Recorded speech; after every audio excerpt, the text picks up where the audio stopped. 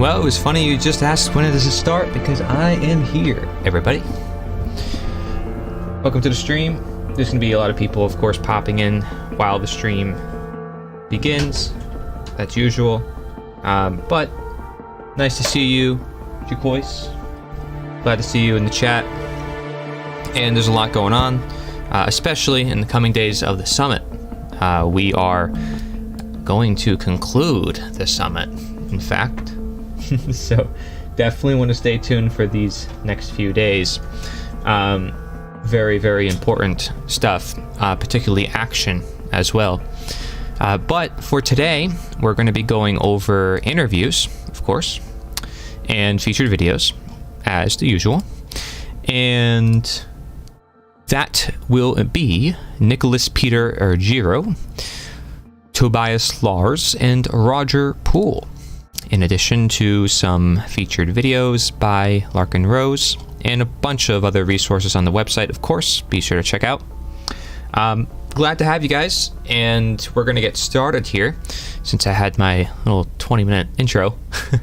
Doing a lot of things behind the scenes as well, and we'll keep you guys posted. Let's begin, shall we?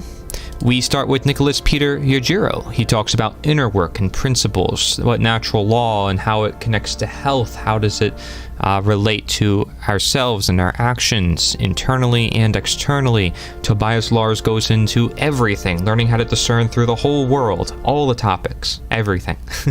And he's somebody who I consider great spiritual wisdom, who just tells it like it is. I mean, you know, he will go off. It's hilarious. It's a very funny interview, I would say, that you guys might enjoy. That will be the second one we play. And then the third one is very complex methodology of teaching this thing we call natural law. He even has a cheat sheet and a website, and he even has meetings weekly where he goes deep into what does it mean to practice this law, connected to ourselves so we understand more about ourselves, to free ourselves and our fellow man. So let's begin. Nicholas Peter Ruggiero, everybody. Using that as a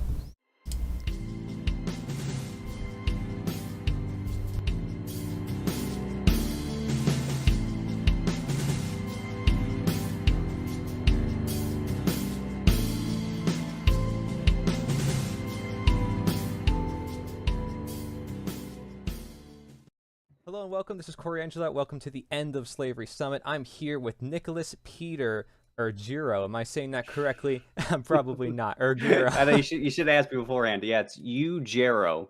Ruggiero. See, he knows better than me because he interviews everybody, and I don't. You know, I'm not as professional as an interviewer as this guy. He's been interviewing everybody over the years too, way more than myself. And we're going to be talking about really important topics like inner work, principles, natural law, health, which affects everybody. All these concepts are things that everybody deals with, perhaps, you know, in their lives at some point in time, and we need to come to understand. We find out these are really important topics. Health. I mean, how much have we been talking about health in the past couple of years? And then natural law. This is a topic so many people are now starting to talk about because we realize how important it is. So how about you introduce a little bit about yourself and what made you get involved with a lot of these topics? Yeah. Well, first off, I just want to say thank you so much for extending an invitation for me to come on here. It's truly an honor, and I definitely appreciate it so much. So from the bottom of my heart, thank you. It's awesome to be able to do this because I'm so used to doing interviews. So being on the other side is also great. But just seeing some of the speakers that are also in this whole summit, it's just really, you know, just really inspiring. And I just want to say thank you once again. And so yeah, just a little bit about me. I am Nicholas Peter Ruggiero. I am 30 years old. I live in Illinois. I have been just, you know, bouncing around from job to job. Right now I'm working for a cleaning company. You know, I'm just a normal kind of guy. I'm not a huge researcher, but I've gotten into, you know, just Zeitgeist, those documentaries, Hidden Secrets of Money. In 2016, I got into that because my brother, thank God. So that helped me out a lot. But then getting into gardening through James Corbett when he had that guerrilla gardening video that he made. So that was early 2017. I got into gardening. So I started doing that, getting more into health, organic stuff, non-GMO, thinking about health a lot more.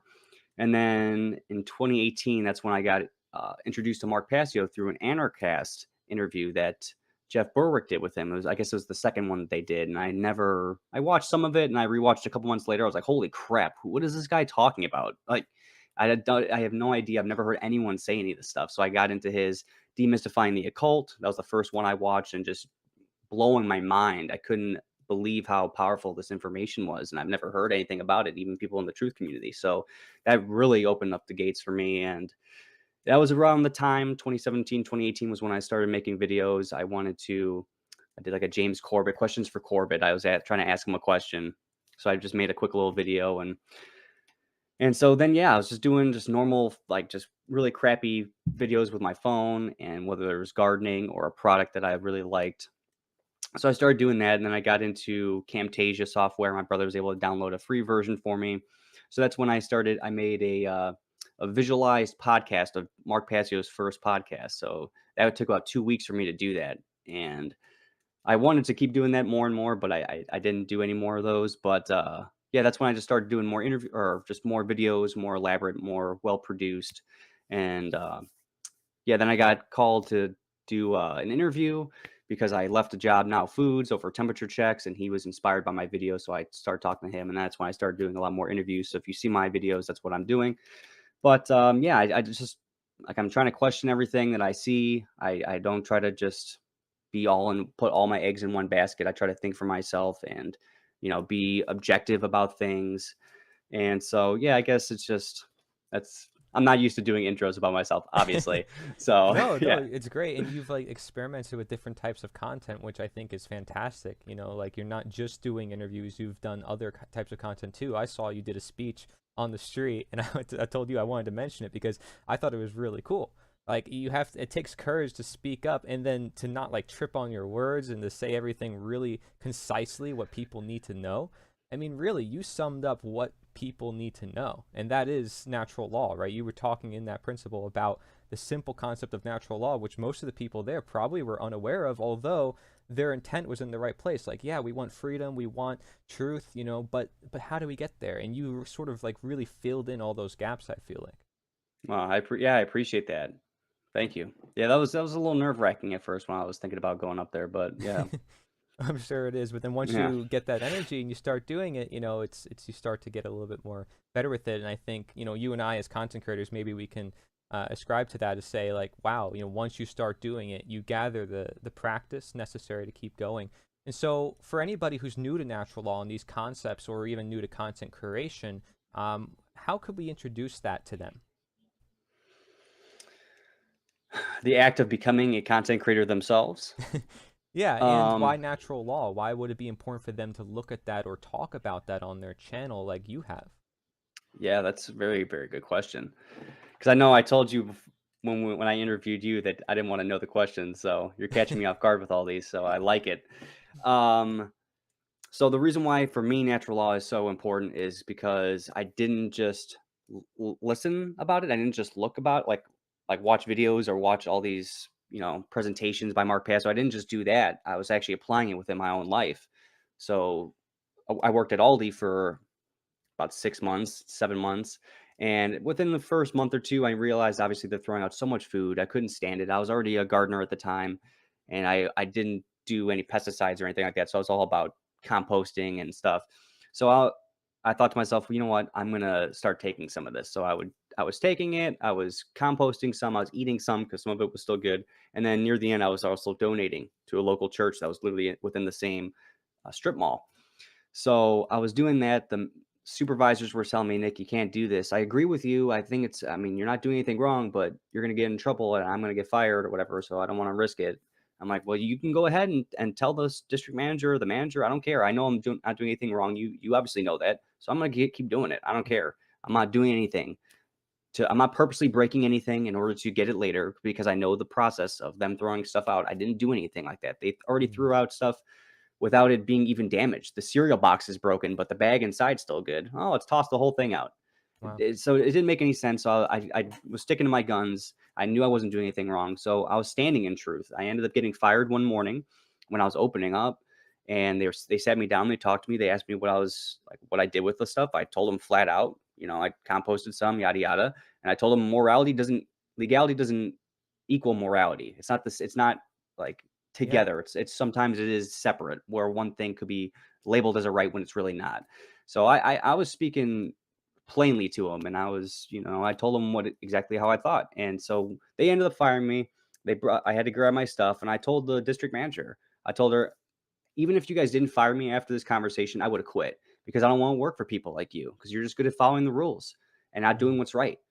And I literally left that job on a Wednesday without any sort of job lined up, because I didn't expect to get fired right away. And within that day, I was able to get my old job back, and I started on Friday. And I was making twice as much. I had a consistent schedule now, and I was making twice as much cash, basically. And if I was doing something wrong for that many months consistently and like unapologetically doing that, then how could I get rewarded in that sense? And it's just like, the reason why natural law is so important is because I've applied it in my own life. That is just one example. There's many other examples. And with this understanding, I've gained enough intuition to really, or I've gained more intuition to be able to kind of pinpoint certain actions I'm taking and certain results I'm getting. So I was recently stealing from Walmart, not like a couple months ago, because I was like, screw them. They're so big. They get slave labor all the time. F them. So I was doing that. I stole a little bit, probably like about around $80 or something like that. And then I was on the road, and I got pulled over for speeding, and I got an $80 citation. The guy let me off easy because I was going way faster than what he labeled it as, but it basically added up or amounted to the same amount. And so I'm thinking to myself, okay, well, I guess it doesn't really matter whether or not it's Walmart or this different company, just because I don't like them. So I'm not doing that anymore. Like, even though I think I'm kind of like Robin Hood in that sense, like, oh, I'll take some of this, and then whatever savings I have, I'll donate it to some people, on like people on the street. But I've seen it enough times in my life to know that this is like, I'm on the right track. And so it's very, very powerful. It's allowed me to have better opportunities in my life, not as much heartache. I'm learning lessons. I'm picking up on those small little things. So, and it's the way to get to freedom, because if we're not learning this stuff, then we are going to fall into those traps of thinking, oh, well, this is all right at this moment because we don't feel like it's good for the whatever, our community or whatever else. Don't blow off fireworks here, yada yada yada. But it's about personal responsibility. We really boil it down. It's personal responsibility. You have to take responsibility for your own life, and that can be scary. And it's scary for me too at times. Sometimes I take the easy way out in some aspects, but it's just still so fundamentally important, because every person I've talked to about this stuff, they completely, for the most part, completely agree. They don't think that we need to get rid of government, but they still understand the principles that I'm laying out, and they understand that, and they think that it makes a lot of sense. So it's in terms of content creation, I think it's very valuable, because it's just, I've just seen like I said, I've seen in my own life. I know that this applies very well in reality, and I know that this is the way to make a difference. So I've been focusing more on that, getting content creators that are on the One Great Work Network and that know about this stuff, and some people that are like in that same ballpark, but they don't know really about it. So I think it's very valuable to do that, because I've already done other content on my channel, and this one's been the most inspiring for me. I feel like it's making the most difference compared to other things that I have created. So if people do want to get started with content creation, I think getting some user-friendly software, Wondershare Filmora is really, really good. It's pretty basic. You can get a good plan for not too much of an expense. And there's plenty of tutorials out there. There's so many tutorials you can just look up. But it's also, you can just fiddle around, screen record yourself a couple minute video, and then just start messing with some things. You see transitions, whatever, you can clip things up and splice it up, add an image. Just being organized in that sense too, like having your files named properly, having them in a certain folder, where to reach it if you need it. So as you know, my Windows on my computer is not activated, so I can't see previews of images. So for me, I have to really be specific on how I'm wording my files. Otherwise, I'm not gonna find it. So yeah, just being really organized in that sense. Especially if you're starting from scratch, that's the best way to do it, because then you can start making a folder and just be organized right from the beginning, instead of having everything be jumbled in a big mess, and then you have to kind of work backwards just to get a good starting point. So Wondershare Filmora is great. Camtasia is also great. That was the first one I used. That's where I did Mark Passio's. I visualized his first podcast. So Camtasia is also excellent. And yeah, it's just about taking time. When I did the editing for that first podcast of Mark Passios, you can see a visual difference of like the quality of my editing from the start to the end. I was getting a lot more in the groove. I was understanding different things. I was adding more information on top of that, different techniques. And so it can be scary. I've used to be such a shy person. I used to always be self-conscious. I didn't like speaking up. I never liked doing that. The only way I would do public talks or like class presentations, I love doing it in the dark. If it was like a slideshow, because you can't see me, I could feel more comfortable, you know. So that's always I've always been a nervous kid. So, and you can see in my first videos that I'm I'm not as confident. You can totally Mm. tell. So it's all Same about here. recording yourself. And like Mark Passio says, it's good to just don't even post it. Just record yourself and watch it back or listen back to it. You don't even have to do video. You can do just audio.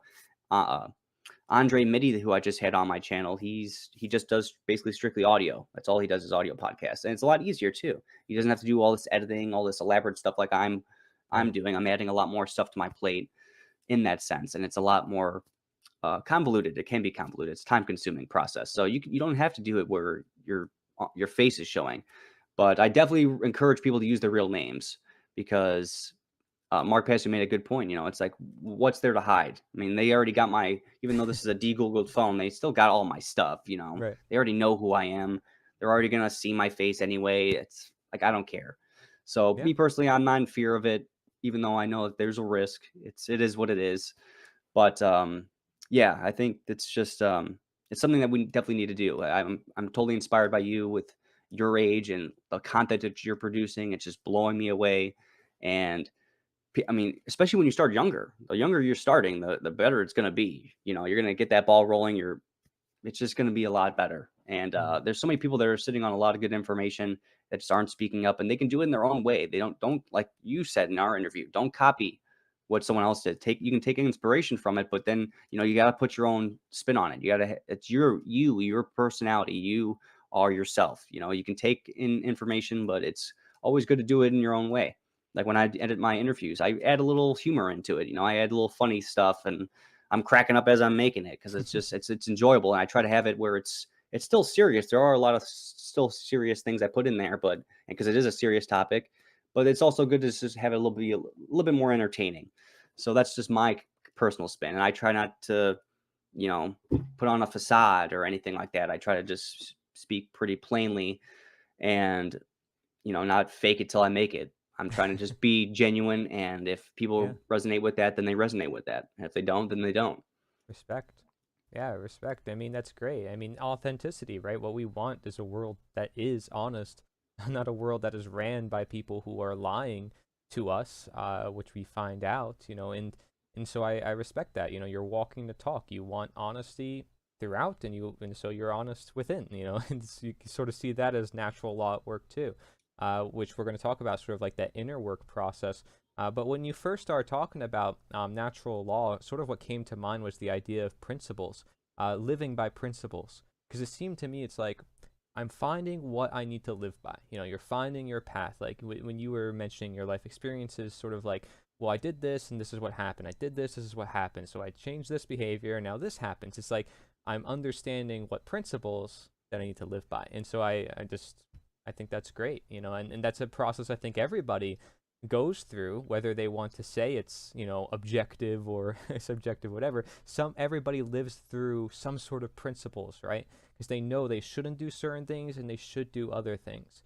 And what we're talking about is behavior, right? Human behavior, and talking about the power systems that be. So what is natural law compared to man's law, then? Like, because if we're saying there's natural law, most people, they hear the word law, they think of systems of power and what's written on a fancy piece of paper.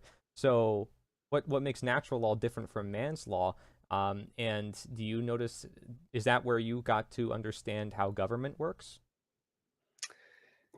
Because you relate Um, to natural law in your own life. So I'm like sort of asking, like, where did you get the tie where it's like, okay, I understand it within my own life. Now I understand what fake law, it doesn't exist in my own life. yeah, I know. I'm trying to think because I know that I was becoming more I mean, I've always been kind of anti-authority. If my dad told me to do something, it didn't make sense to me. I wasn't going to do it. I would Yeah. tell him like, yeah, sure.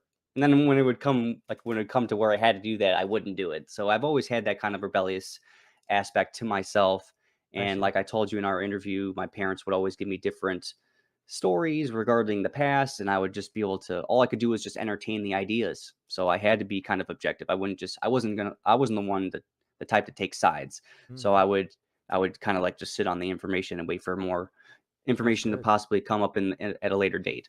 So that helped my truth discovery, but I still fell for a lot of this stuff. You know, I was still a statist. I was so happy Mm, that I was in America because we're the best, land of the free, we're the policemen of the world. But then I got into Fox News once Obama was running, and because my dad was watching Fox News, so I just fell into that trap.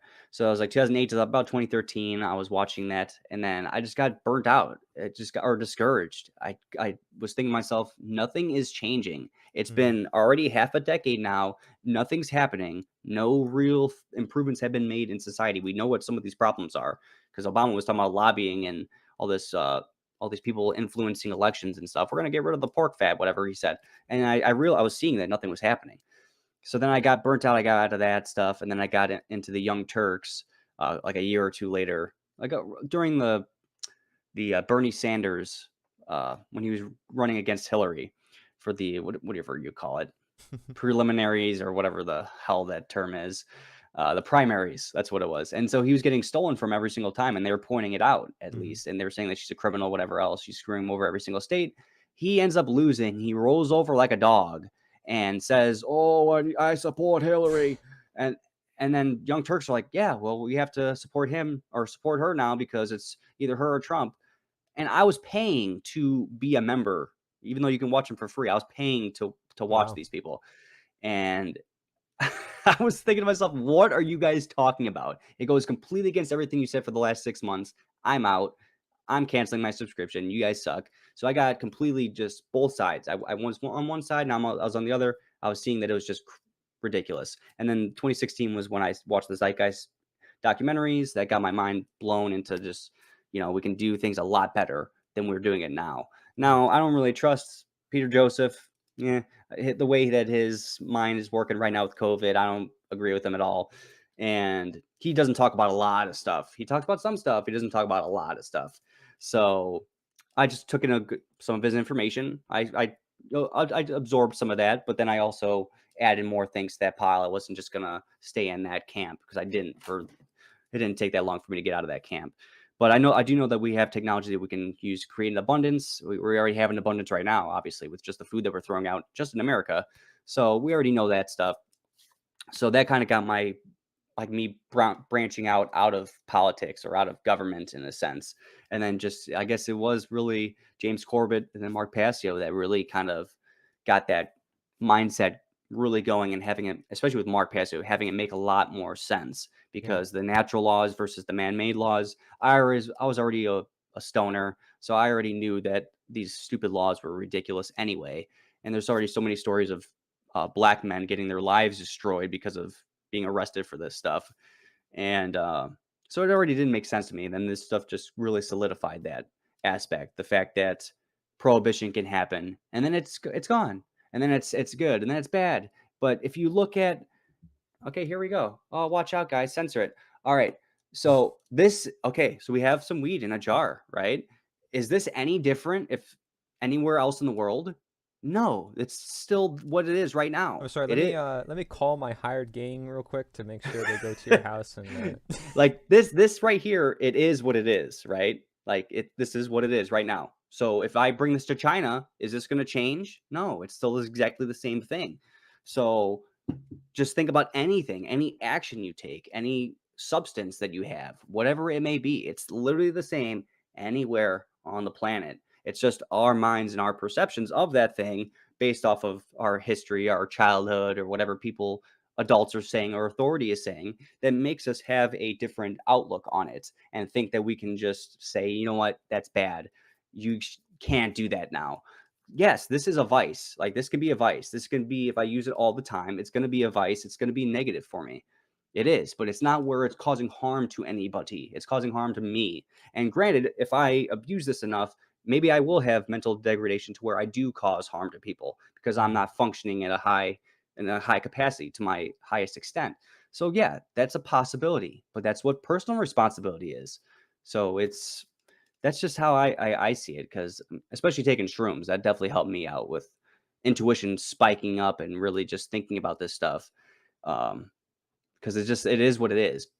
Natural law, it is what it is. It's been here before. It's here now. It's going to be here. Just Yeah.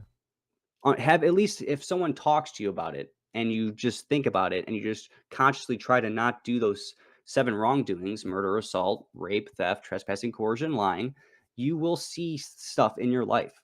Because when I was doing my shadow work, we'll get into this, but when I was doing my shadow work last year, I was seeing 1111 a lot. I was seeing the time 1234 a lot, and those had some.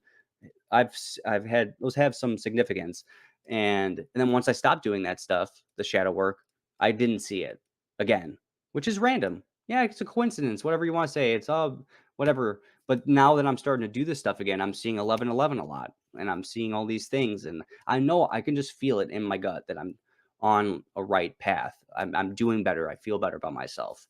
So it's it's just, for me, it seems so simple. And I know that back in the day when I wasn't exposed to this information, I would never have really thought about it. But Yeah. it really is so simple.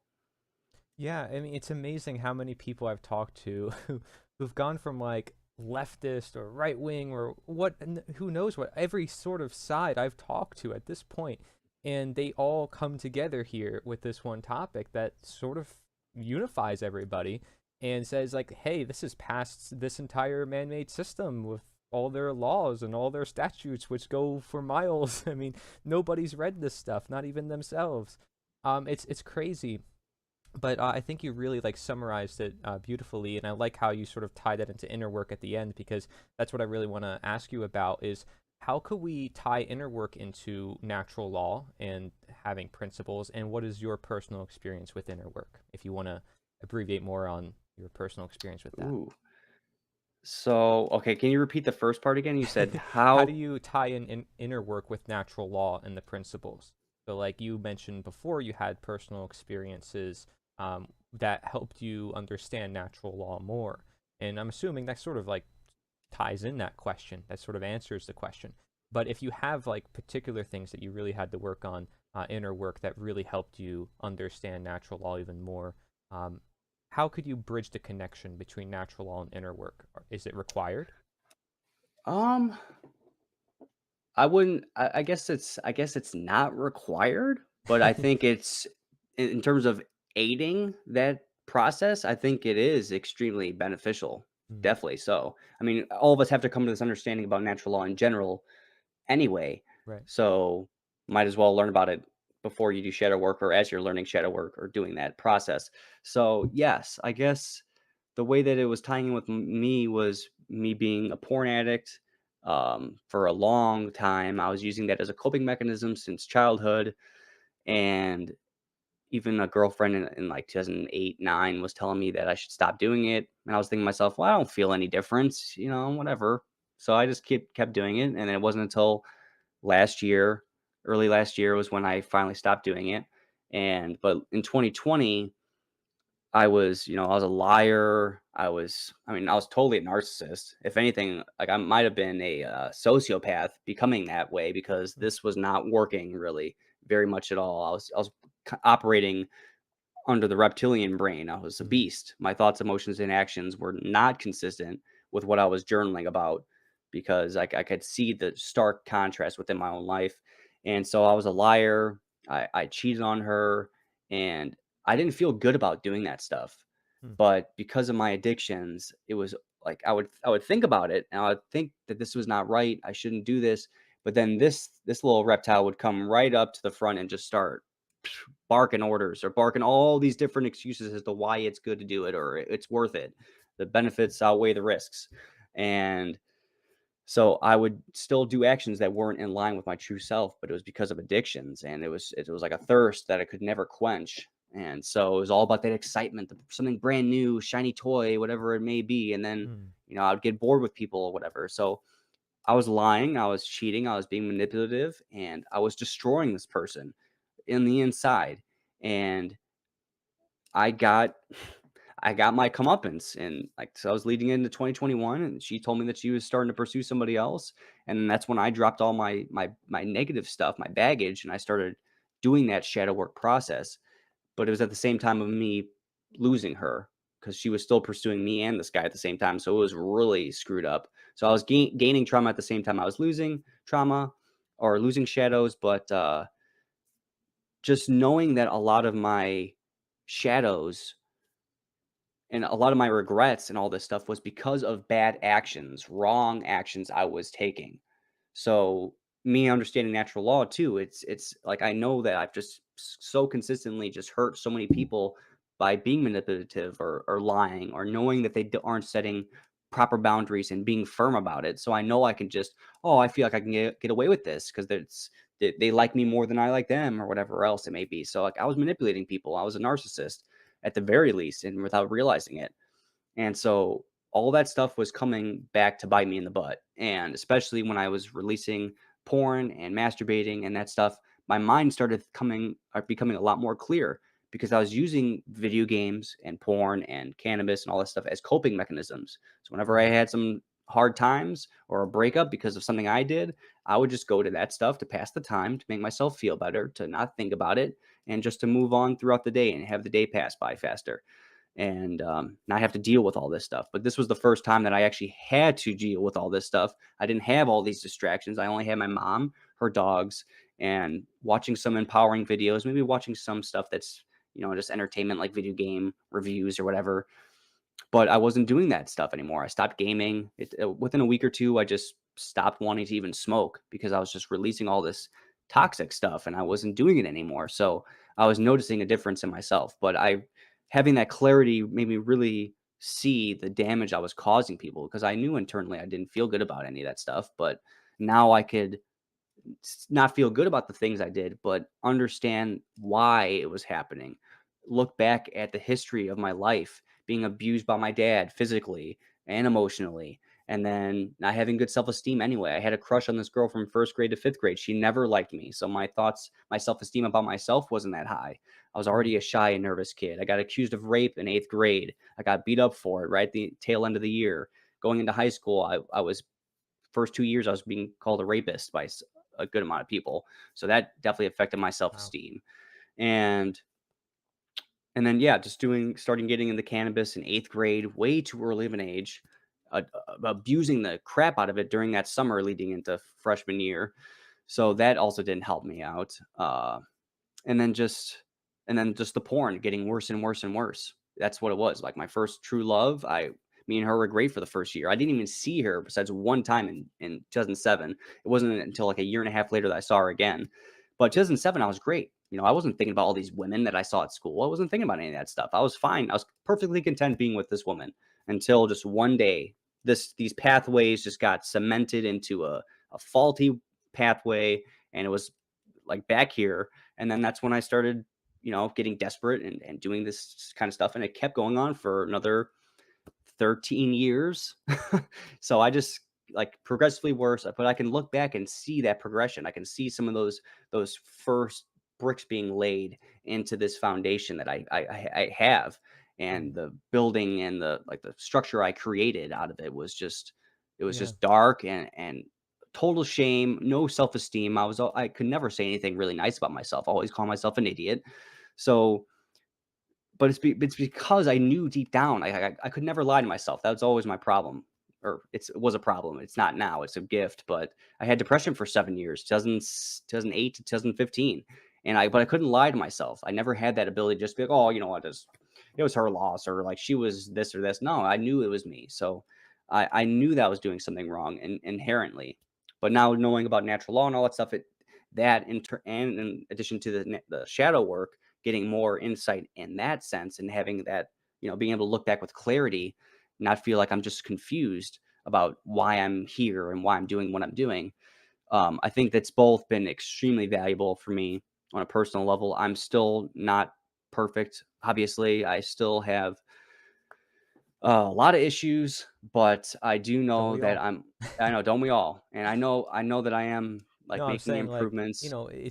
like you said, I mean, it's a curse and a blessing. I mean, you're learning through time, and I'm sure so many people can relate to what you've talked about. But dude, thank you so much. You're so courageous, and to share all this information, and to be open about it, to share all of it. Just thank you so much for that, because I mean, you never know, who this really touches. It could touch anybody. It could touch me in my future. Who knows? It could Yeah. touch people when, like you said, you get wrapped into an illusion over time. You don't realize that you're unconscious, and then you become conscious of it over time when you actually feel the effects of your actions, right? Which is how we learn what is right and wrong. So you really provide a perfect example of these principles at work.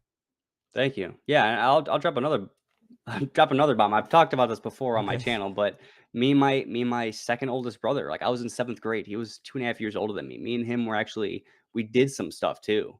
And that was consensual. It wasn't where it was forced or anything like that. But it's because of my faulty mindset and his faulty mindset and just low self-esteem and just desperation and just whatever, just thinking back here, not up Mhm. here. And it wasn't just a one-time thing either. Like I'm not gonna go into details, like but seriously, like I like that talk about confusion. Talk about really implanting confusion in somebody. And like I've been with guys before, like not like it was after that, but like that put so much confusion in me. And Yeah. because especially with the porn and low self-esteem and then not being liked by a lot of women, I would I would do that stuff because of desperation and not because I truly wanted to. Hmm. And I can see that now. And I was thinking, oh, wait, maybe I am bi or whatever. But Yeah. realistically, I'm not. It's just because of these bad paths that I was on for so long and just the desperation that comes from that. And I remember talking with Andre Mitty, like at one point when I was in like my dark depression, like I felt like I was, becoming like I can see how someone could be a psycho.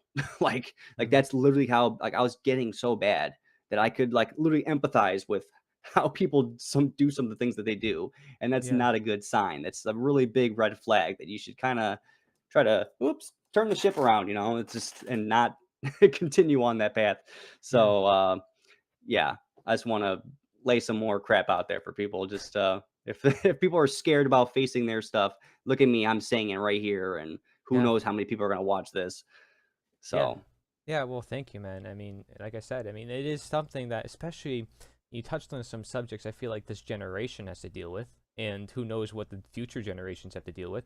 But like I know too, when I was younger, like you mentioned, sort of like the feeling of insecurity, um, or the lack of what is it, like personal like security, as a sense like you lack self-esteem, right? Identity. We're always worried about identity. The younger generation. I mean, I'm not as young as I guess the new generation now, but I feel like a lot of the people that grew up in my generation, they still go through a lot of things you're talking about. Like I went through still not having like friends and a social life, and I still have those problems. So I have to understand like what's a healthy way to cope with that. People can take that to an unhealthy way, and then they get wrapped into illusions, and I feel like that's where they can lose off course, right? And so, and you were talking about like smoking marijuana and doing all these other things, going into the realm of vices. That also correlates with natural law. I mean, looking at vices versus crimes, something that actually harms someone else versus something that potentially harms yourself. But you said it yourself, like you still recognize like even the vices are not that great. It's like we got to work on ourselves, especially if we're going to like tell the whole world, that they got to be acting better, or say these people are the problem, or those people are the problem, and make excuses. But so many people suffer with like the whole social thing. So you're definitely not the only one. I definitely in school did not have many friends. I could definitely relate to you on that part. Like I did not have people that were always friends with me. I'm like I got so used to that mindset. Like I'm more of a lone bee and just doing my own thing. So, but then over time, I actually started getting more social again as I realized like you have to, like you have to socialize. You can't just stay in that echo chamber. So um, let's relate that now to health, right? Like, so this, I'm assuming, out of this process, you became a better human being, and of course, you're still working. All right, everybody. I have an announcement to make. We're doing an impromptu live interview on the channel here with somebody who helped me out a lot in my truth discovery process, and his name is High Impact Flicks. Or Brian, I like to call him by his first name as well. He also has like several channels on different platforms. Brian, how's it going? Good. How you doing, man? It's about time we've been doing this. Huh? It's been like months in the making.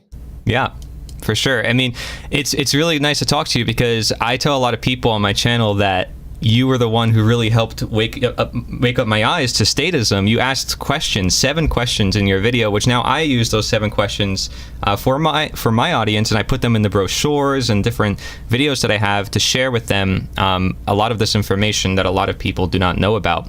And really, it's like you brought me in because I was at the time in 2016 very politically minded. I was very much about Trump. I had his water bottle, I had his T-shirt, I have pictures, I can prove it. I was at his rallies, I went to every single one. I watched all of it, right? And I knew everything about the guy. My dad even claimed to like work for him, and I knew people who were like close to him, and it was like I knew everything about this guy. I was able to defend him against all the media attacks, and I was like, man, the left is just out to get Trump, right? But then once I started watching your videos, and you were bringing everybody in, you were bringing the left and the right in, you were very reasonable. You were just asking questions, and you were asking questions about every side in politics, and you were sharing different ideas that not everybody was talking about. I didn't know that Trump was being funded by Sheldon Adelson. I didn't know there was a lobby behind him and he was still getting money when he claimed on his campaign he wasn't, right? There was all these things. And I learned that through you, and you also did collaborations with No More News, Adam Green, right, at the time as well, around 2016, 2017.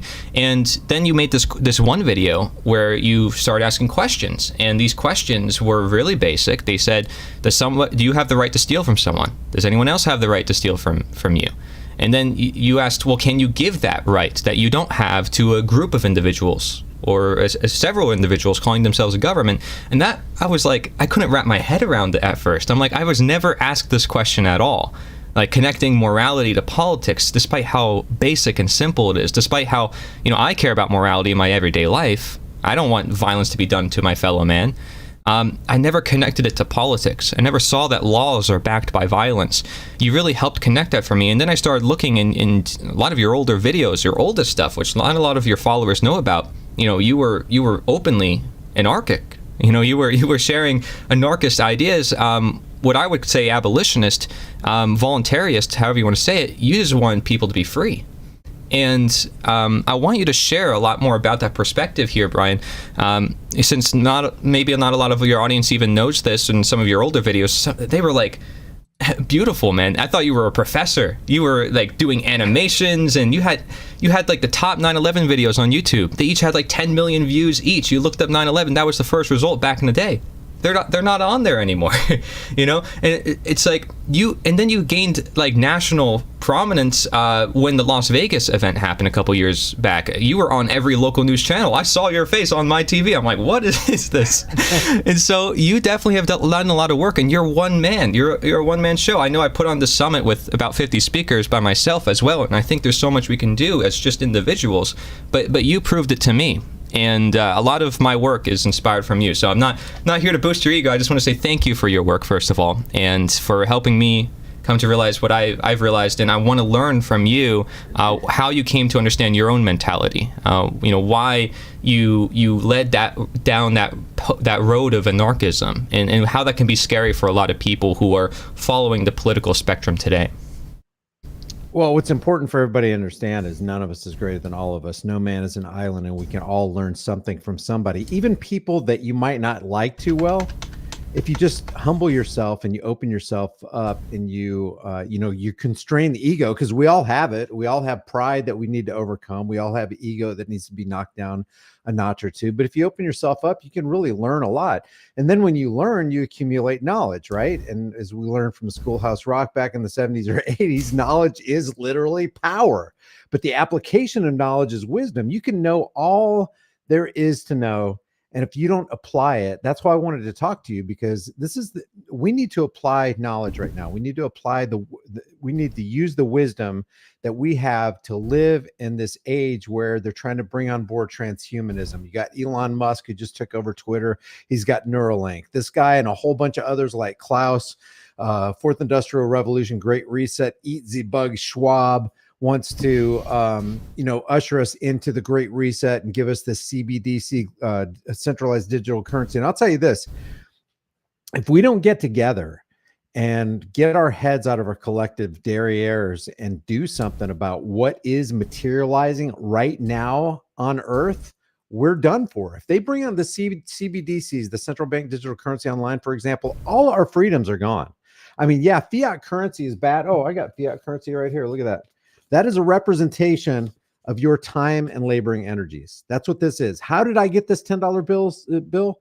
I gave away my time and I gave away my labor so that I could accumulate this. Now, this is fiat currency, and technically it doesn't have any intrinsic value, but it does have value, perceived value in our minds. I can hand $10 to somebody and I can get, maybe 2 gallons of milk or something like that. So obviously they're not going to give this to me unless they perceive that this is valuable. One day this will go to its natural state of zero. This will be like a Zimbabwe note. They'll have to print out $100 trillion notes just so you can get a dozen eggs. That's how bad this thing is. But as bad as fiat currency is, it still represents your time and your labor. And as bad as this is, you can still I can make a transaction with you, Corey, that nobody will ever know about, unless there's some kind of strip in here that's, monitoring our activities. But nonetheless, we can make a private individual transaction. If I have a personal protection device, a Pew Pew, and you've got, if you've got the Pew Pew I want, and I've got these, and you want these more than you want that Pew Pew, and I want that Pew Pew more than you want these, we can make a transaction and nobody will be none the wiser. When CBDCs come online, you won't be able to have a yard sale. You won't be able to stuff that $5 bill and that birthday card for that little 5-year-old. Everything you do will be traced. It will be tracked. It will be monitored. Who are you with at the time of the transaction? What did you buy? How much of what you've got do you have accumulated that we need to go investigate? So that's why I really, really wanted to talk to you, because I know that you're connected with a whole bunch of individuals who understand what's going on and have the knowledge and the wisdom to apply what they know so that we can make this world a better place. Because that's what this live stream is about. That's what my whole social media presence about. This is what you're about is, hey, we just want to be free. We just want to be left alone. That ain't too much to ask. It's like, this is pretty basic stuff. I don't want $1 billion. I just want to be free to use my $10. That's it. Right. Yeah, and among a lot of the questions that you asked that really got me thinking was, do we need politics? Is politics really what's going to help change the world? I put all my faith and all my eggs in that basket in 2016 of, Trump is going to save us. He's going to drain the swamp. He's going to lock up Hillary, and he flip-flopped the minute he got in office. He did all this stuff, attacking Syria and not locking anyone up, and it's interesting. And then people are still today like, oh wait, it's coming, and oh you just gotta wait. And then you have like these messages and these people and these tons of channels where they're like, just have faith in him, as if he's like a religious figure. Like, we need to pray and ask for permission to still be free.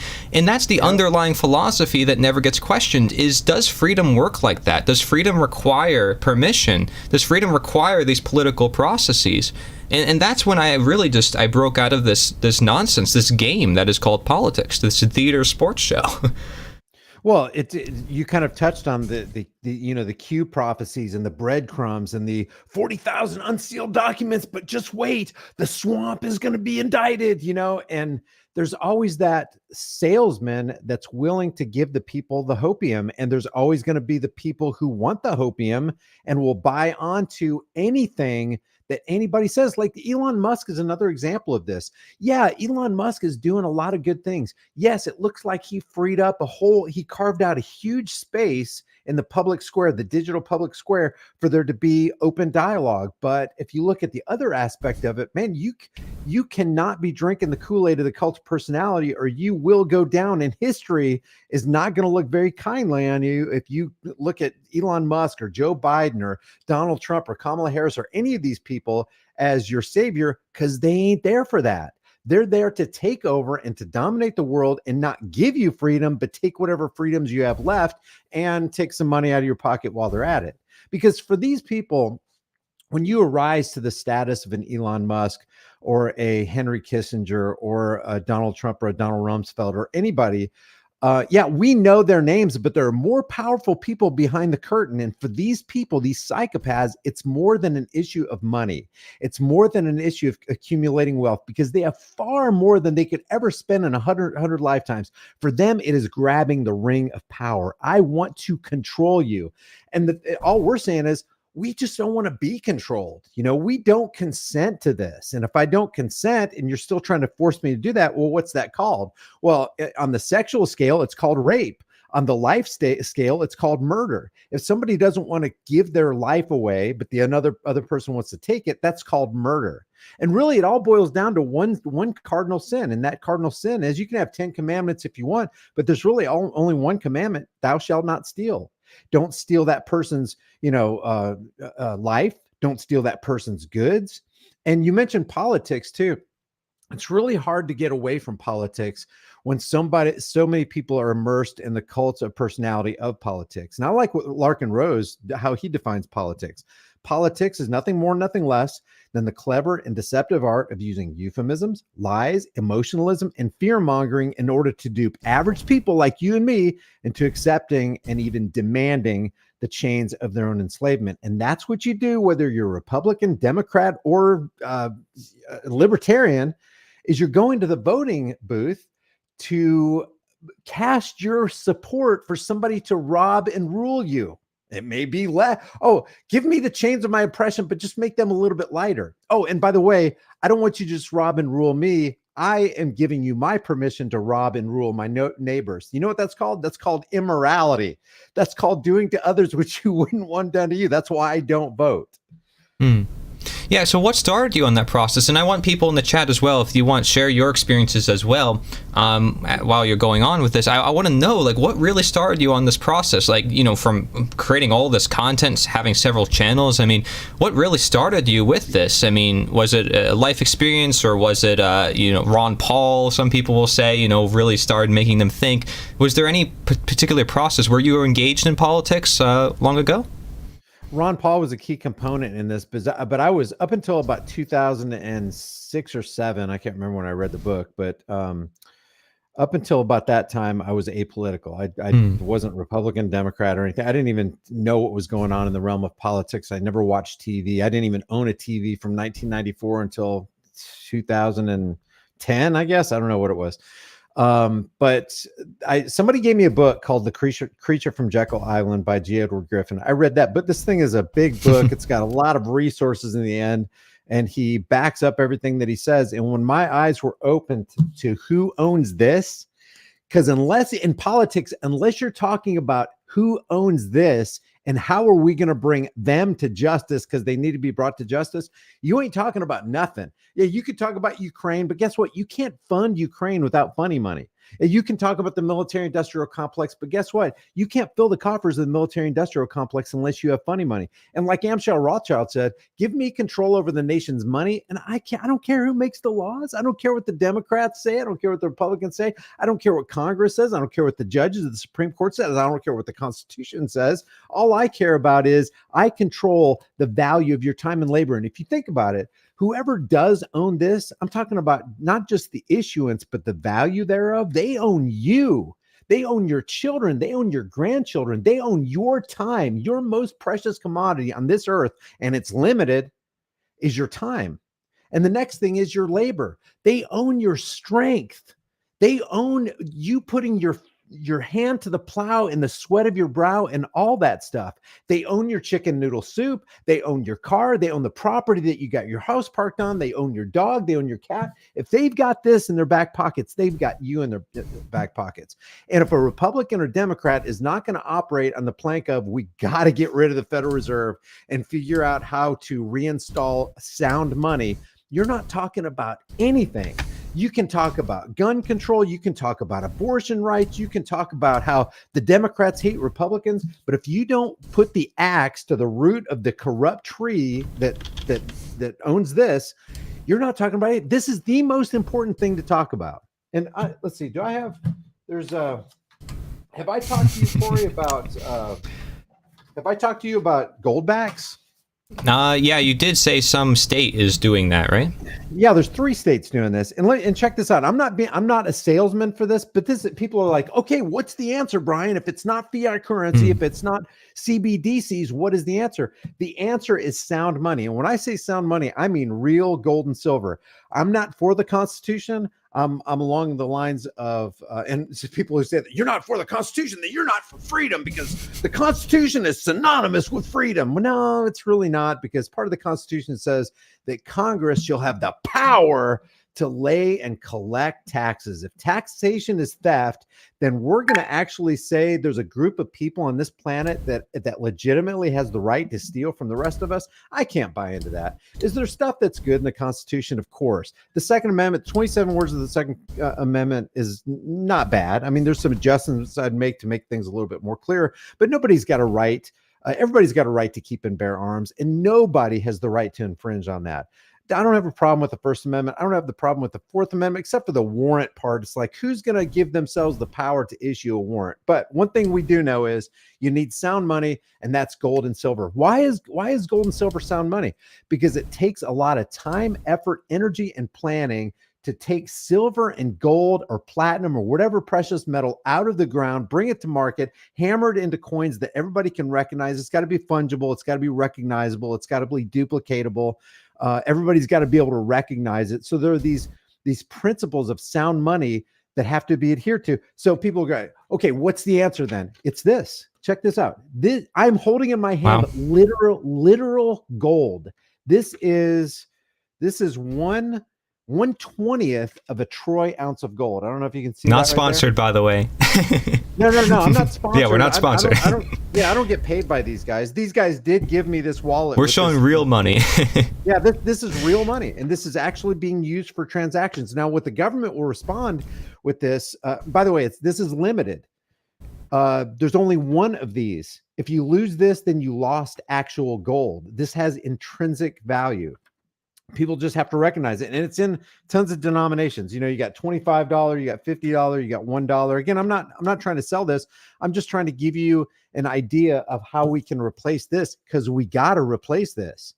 And there ain't no way any of us should agree to the CBDCs, because one thing that we learned about gold on August 16th, 1971, is the gold window was closed by Nixon. He said, I've got with Secretary Connally, and we've decided to stop the transferability of gold into other assets. And why did they do that? So we can stop the speculators. And isn't that how it is? Hey, we're going to protect you Americans from the speculators by detaching gold from fiat currency. Now, here you go. These used to be called gold certificates. They used to be called silver certificates. This actually represented at one time an actual $10 worth of silver or gold parked in the treasury. Now it doesn't, because of what Nixon did.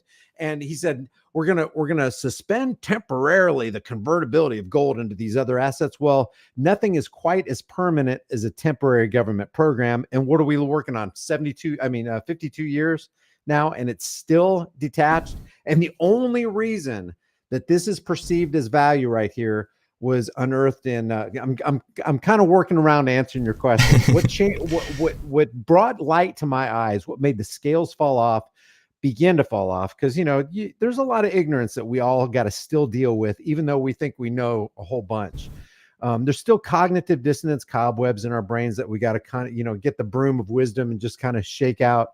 But the one thing that that this thing right here represents, the reason it has perceived value is because it's connected with the petrodollar, recycling scheme, the Ponzi scheme. If we didn't have the military industrial complex and the petrodollar back in this thing, it would be worthless, because still most of the nations on the planet have to convert their resources into dollars so that they can buy energy, i.e. oil from Saudi Arabia and all these other Middle Eastern places. Once that gig is up, and it soon will be, because Russia and China are going, hey, we don't need the dollar anymore. Once all those notes come home, hyperinflation is going to go like crazy. You think you're freaking out about $5, $6, $7 a gallon of gas. How about $50, $75, $100 a gallon for gas? That's where we're headed. So the thing that opened my eyes was G. Edward Griffin, The thing that we need to do is get rid of this and replace it with something like this. It doesn't have to necessarily be this, but this is a system that's already in place. But people are like, you guys don't have answers for anything. You can whine and complain and moan and groan, but I don't hear any answers. Guys, this is a solution. It's working right now. Is it going to be an uphill battle? Because, power concedes nothing. Once governments accumulate power, they don't ever want to give it up. So don't think this is going to be an easy battle, but it'll be easier if people like me and Corey and Mark Passio and Larkin Rose and all of you guys are watching can get on board with doing what is right, period. Yes, and that's all it comes down to, right? I mean, this is the distinction that I had to come to realize as well, is that legality is not morality. They're two separate things. And oftentimes people perceive legality as morality, like, oh, follow the law, just follow the law. But what if the law says that it has to kill some people or bring them to some camps? I mean, it's not the law that makes it right. It's right what makes it right. I mean, this is the goal. And I think what you want and what I want, I mean, we want freedom. So when you're saying here's an alternative to this current system, it's a matter of getting away from that system. And we're saying we want a world of freedom, but a lot of people are going to be scared of that. They say, well, how is this going to be handled? How is that going to be handled? I mean, does this tie into a lot of these solutions that you're offering? Because you're saying we should change from this monetary system to this monetary system, which is, you may say better, more natural. I mean, something has always been used, gold and silver. I mean, gosh, this is something that generations and families kept in their houses until the government said, give it to us. It's unbelievable. But because people follow orders and they believe in these government systems, it continues to grow, and this is the underpinning, is this belief system called statism, which still the vast majority of the world doesn't understand. Larkin Rose, you mentioned, he calls it the most dangerous superstition. Really great book. I mean, and you talk about the Constitution. If somebody here is pro-Constitution, I would recommend looking into Lysander Spooner, The Constitution of No Authority. Look up No Treason. You'll find it right away. No Treason. Read that text because I think it's very mind-blowing. It's one of the resources we offer on the endofslavery.org. And by the way, guys, this is live. We are talking. I see your chats, and thank you guys for joining us in the chat. Thank you for sharing your thoughts. You guys are making some really good points. I just want to mention that, somebody mentioned, that the Bar of England sold us back to the owners. And the Constitution was written by a bunch of lawyers from the bar. Well, yeah, I mean, you can say, well, these people are controlled and this group is controlling this and that, but they're just 1%. They're just few people. Who are the people who gives them the power? It's all of us. We say it's we the people. We say we're the government. Yeah, because the responsibility is on us. But did I consent to this government? Do I have to pay every tax because they tell me to? Or would I rather voluntarily put my money into things I want to support? So what do you think, Brian, to the people who are fearful of this message and they say, well, you want a free world without government? Well, that's scary. And how would that work? I mean, because you're not just saying to replace these old systems. You're saying we should get rid of these systems. Am I correct? Yeah, exactly. It has to be, and it probably has to be done incrementally, because if you, it's kind of, have you ever gardened, Corey? Yeah, I've gardened before. It's kind of like got to do more. It's kind of like a garden. A garden just doesn't automatically, you just plant the seeds and you water it day 1. And on the 59th day, oh my gosh, I have tomatoes, I have cauliflower, I have cucumber. It's a constant tilling of the soil and a removing of the weeds. Well, if you let the weeds grow to some extent, the roots of those weeds will start wrapping around the plants. And if you pull out the weed, you're going to pull out the plant that's supposed to feed you and put food on your table. So there has to be some kind of incremental way where we phase out. It's a phasing out process of this before we can get this. And one of those, you hit the nail on the head, because in the Constitution of No Authority, one of my favorite quotes in that from Lysander Spooner is, whether the Constitution be one thing or the other, this much is certain: it's either authorized such a tyrannical government as we have, or it's been powerless to stop it. In either case, it is unfit to exist. And what he's saying there is, and how we've got to this point is, there is this mental block that everybody has, because we've all been born into, and in a sense immersed in, absolute deception. I mean, one would almost have to stand back and question, is anything I've learned in my 15,000-hour public school indoctrination program funded by the American tax cattle, is anything true?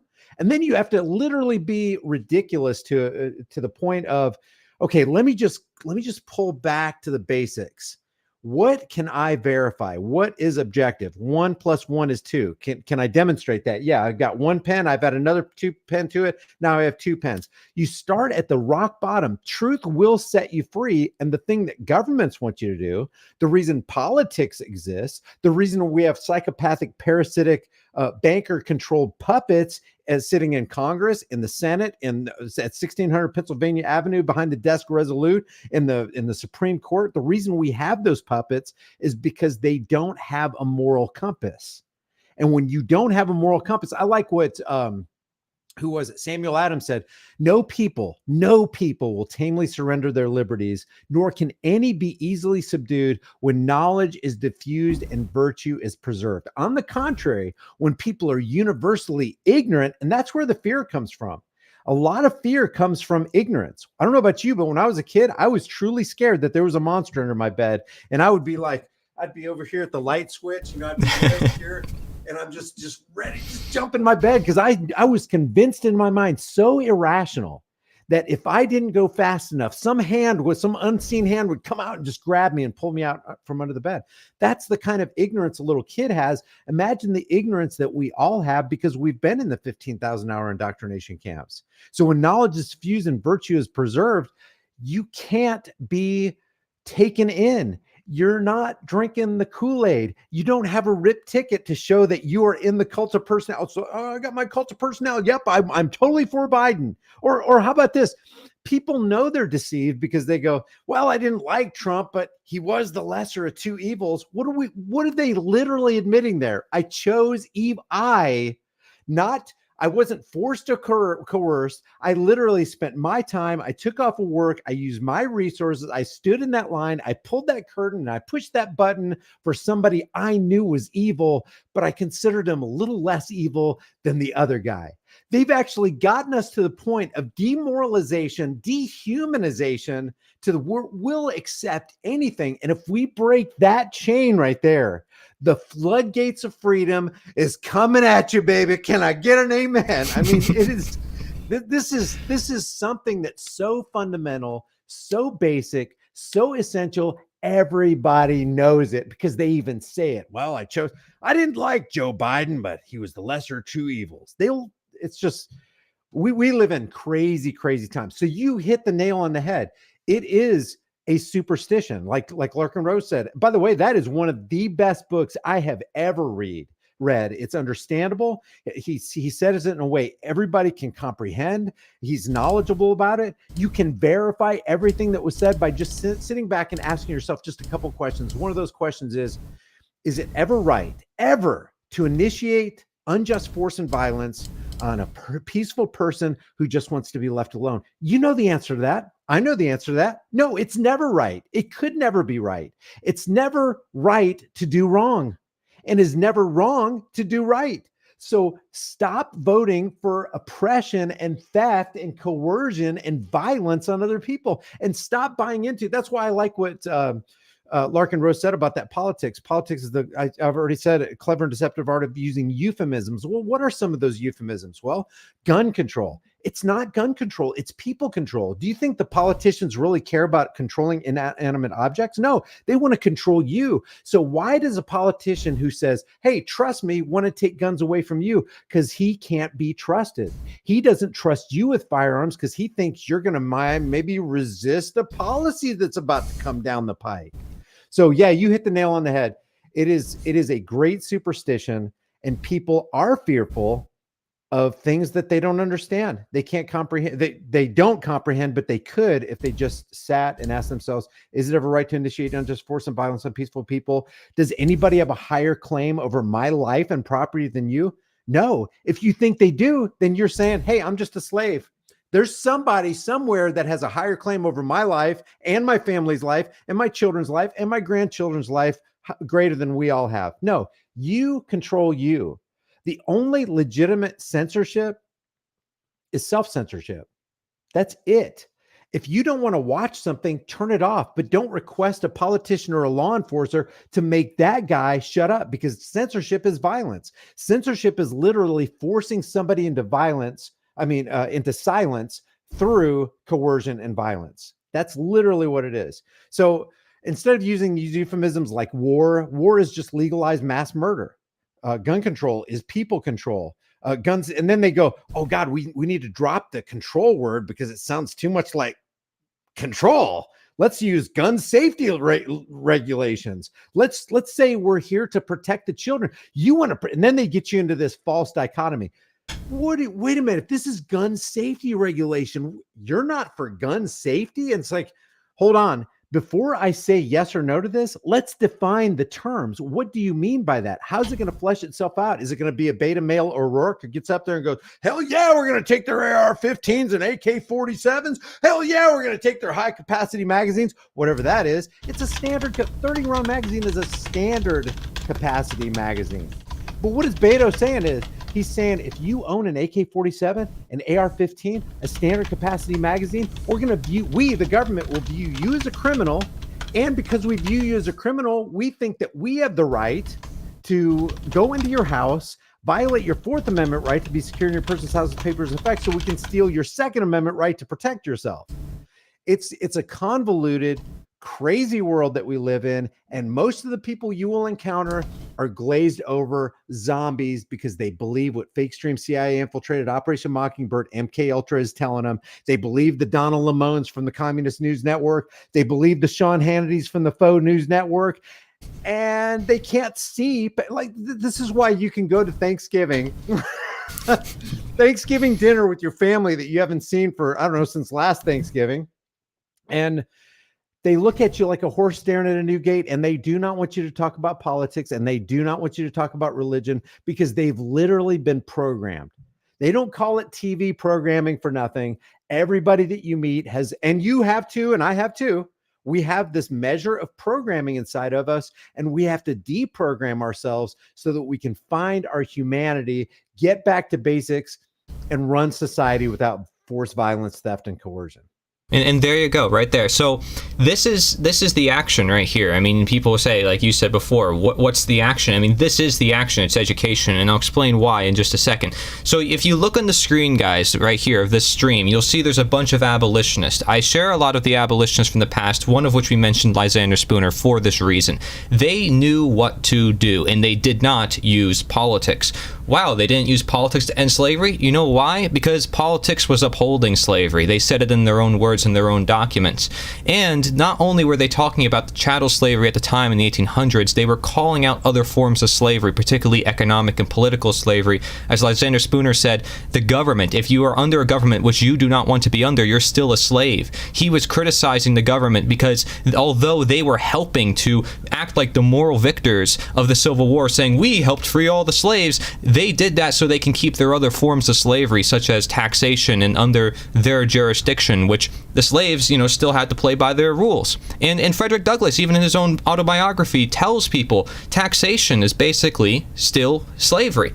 And you can read this. He actually thought it was nice of his master to whip him less and to give him benefits on the plantation, but he realized that's actually more dangerous of a form of slavery than overt physically just telling him that he's a slave, because he actually wanted to be a slave in that circumstance. If there's benefits that comes with it, if he grows comfortable in his slavery, he will remain a slave. So he actually saw democracy, essentially republics or these smaller forms of government, as being more dangerous than communism or some of these really overt governments that people like to say, oh, these are the enemies, because it's a sophisticated form of slavery.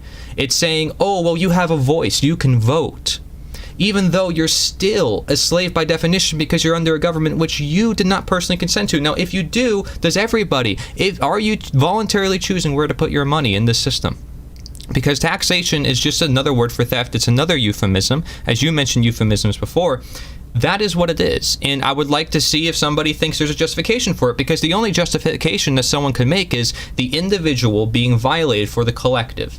And that is the same exact justification that was used in World War II over and over again, from Hitler to Stalin to every single world leader at the time, saying, well, because of this problem, we need to violate the individual's rights, steal from this person so we can provide for everybody, the greater good, the collective. What greater good? What collective? It's a social contract that you never signed. And so these are the type of things that the abolitionists understood, and they did not participate in politics. They were educating people. Do you think them converting people over 4,000 years, 5,000, 6,000 years of slavery, chattel slavery, do you think it would be easy for them to say it's immoral, stop it, end it now?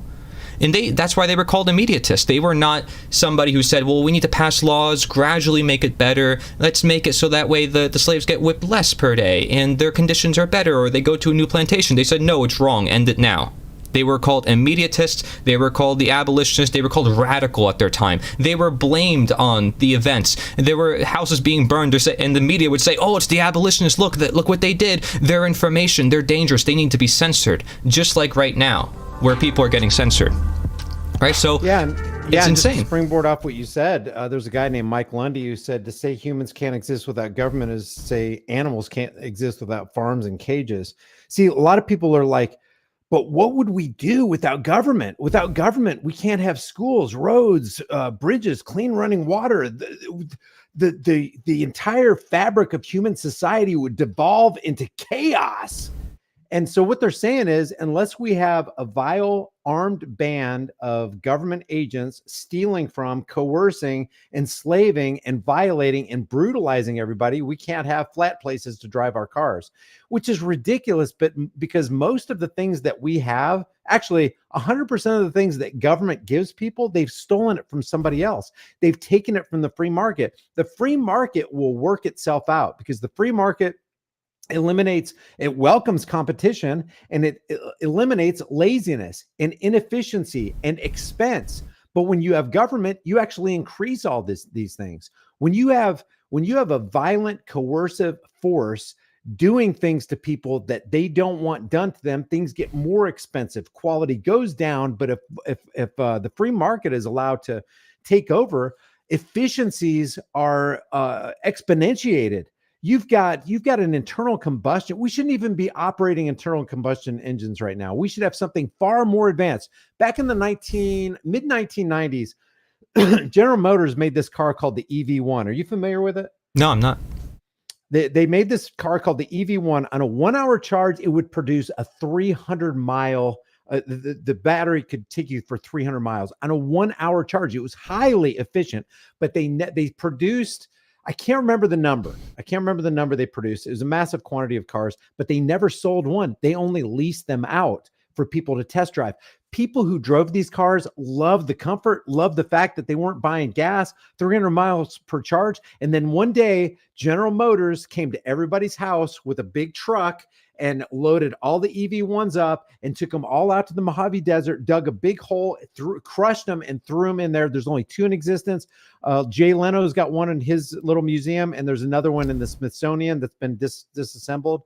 But that right there shows you we had the technology back in the mid-90s. We had a hydro-powered car. What was his name? Stanley Meyer. Stanley Meyer had a hydro-powered car that could go, it's just a crazy amount of miles on some water machine that he had. This guy was killed in a golden, not a Golden Corral, but a Cracker Barrel restaurant. He mysteriously died in front of his brother, and all of his plans dissipated. Nikola Tesla had all of this stuff where his goal is to offer free power to everybody in the world. We could offer free power. We could have cars that don't operate on an internal combustion engine and aren't dependent on Middle East oil. We could have all this technology, but it is squashed by government. It wouldn't be squashed by the free market. The free market wants people to be free, wants people to have conveniences, wants people to excel in life. That's not what the government is. The 9 most terrifying words in the English language are still, I'm from the government and I'm here to help. Yeah, they're here to help themselves to our stuff. And to continue on with that Samuel Adams quote, he said, on the contrary, when people are universally ignorant and debauched in their manners, they will sink under their own weight without the aid of foreign invaders. Psychological operators and social engineers who try to wire the minds of the masses through Hollywood, through television shows, through mainstream, fake stream media, They know how to operate you. They know how to get into the gearbox of your mind, the control panel of your mind, and start pushing buttons and pulling levers. Back in the 1920s and 30s, there was this guy. He was the nephew of Sigmund Freud. You might have heard of him. His name was Edward Bernays. He wrote this book called Propaganda. Well, the tobacco industry came up to Bernays and said, "Hey, we got a serious problem. Our sales are kind of down.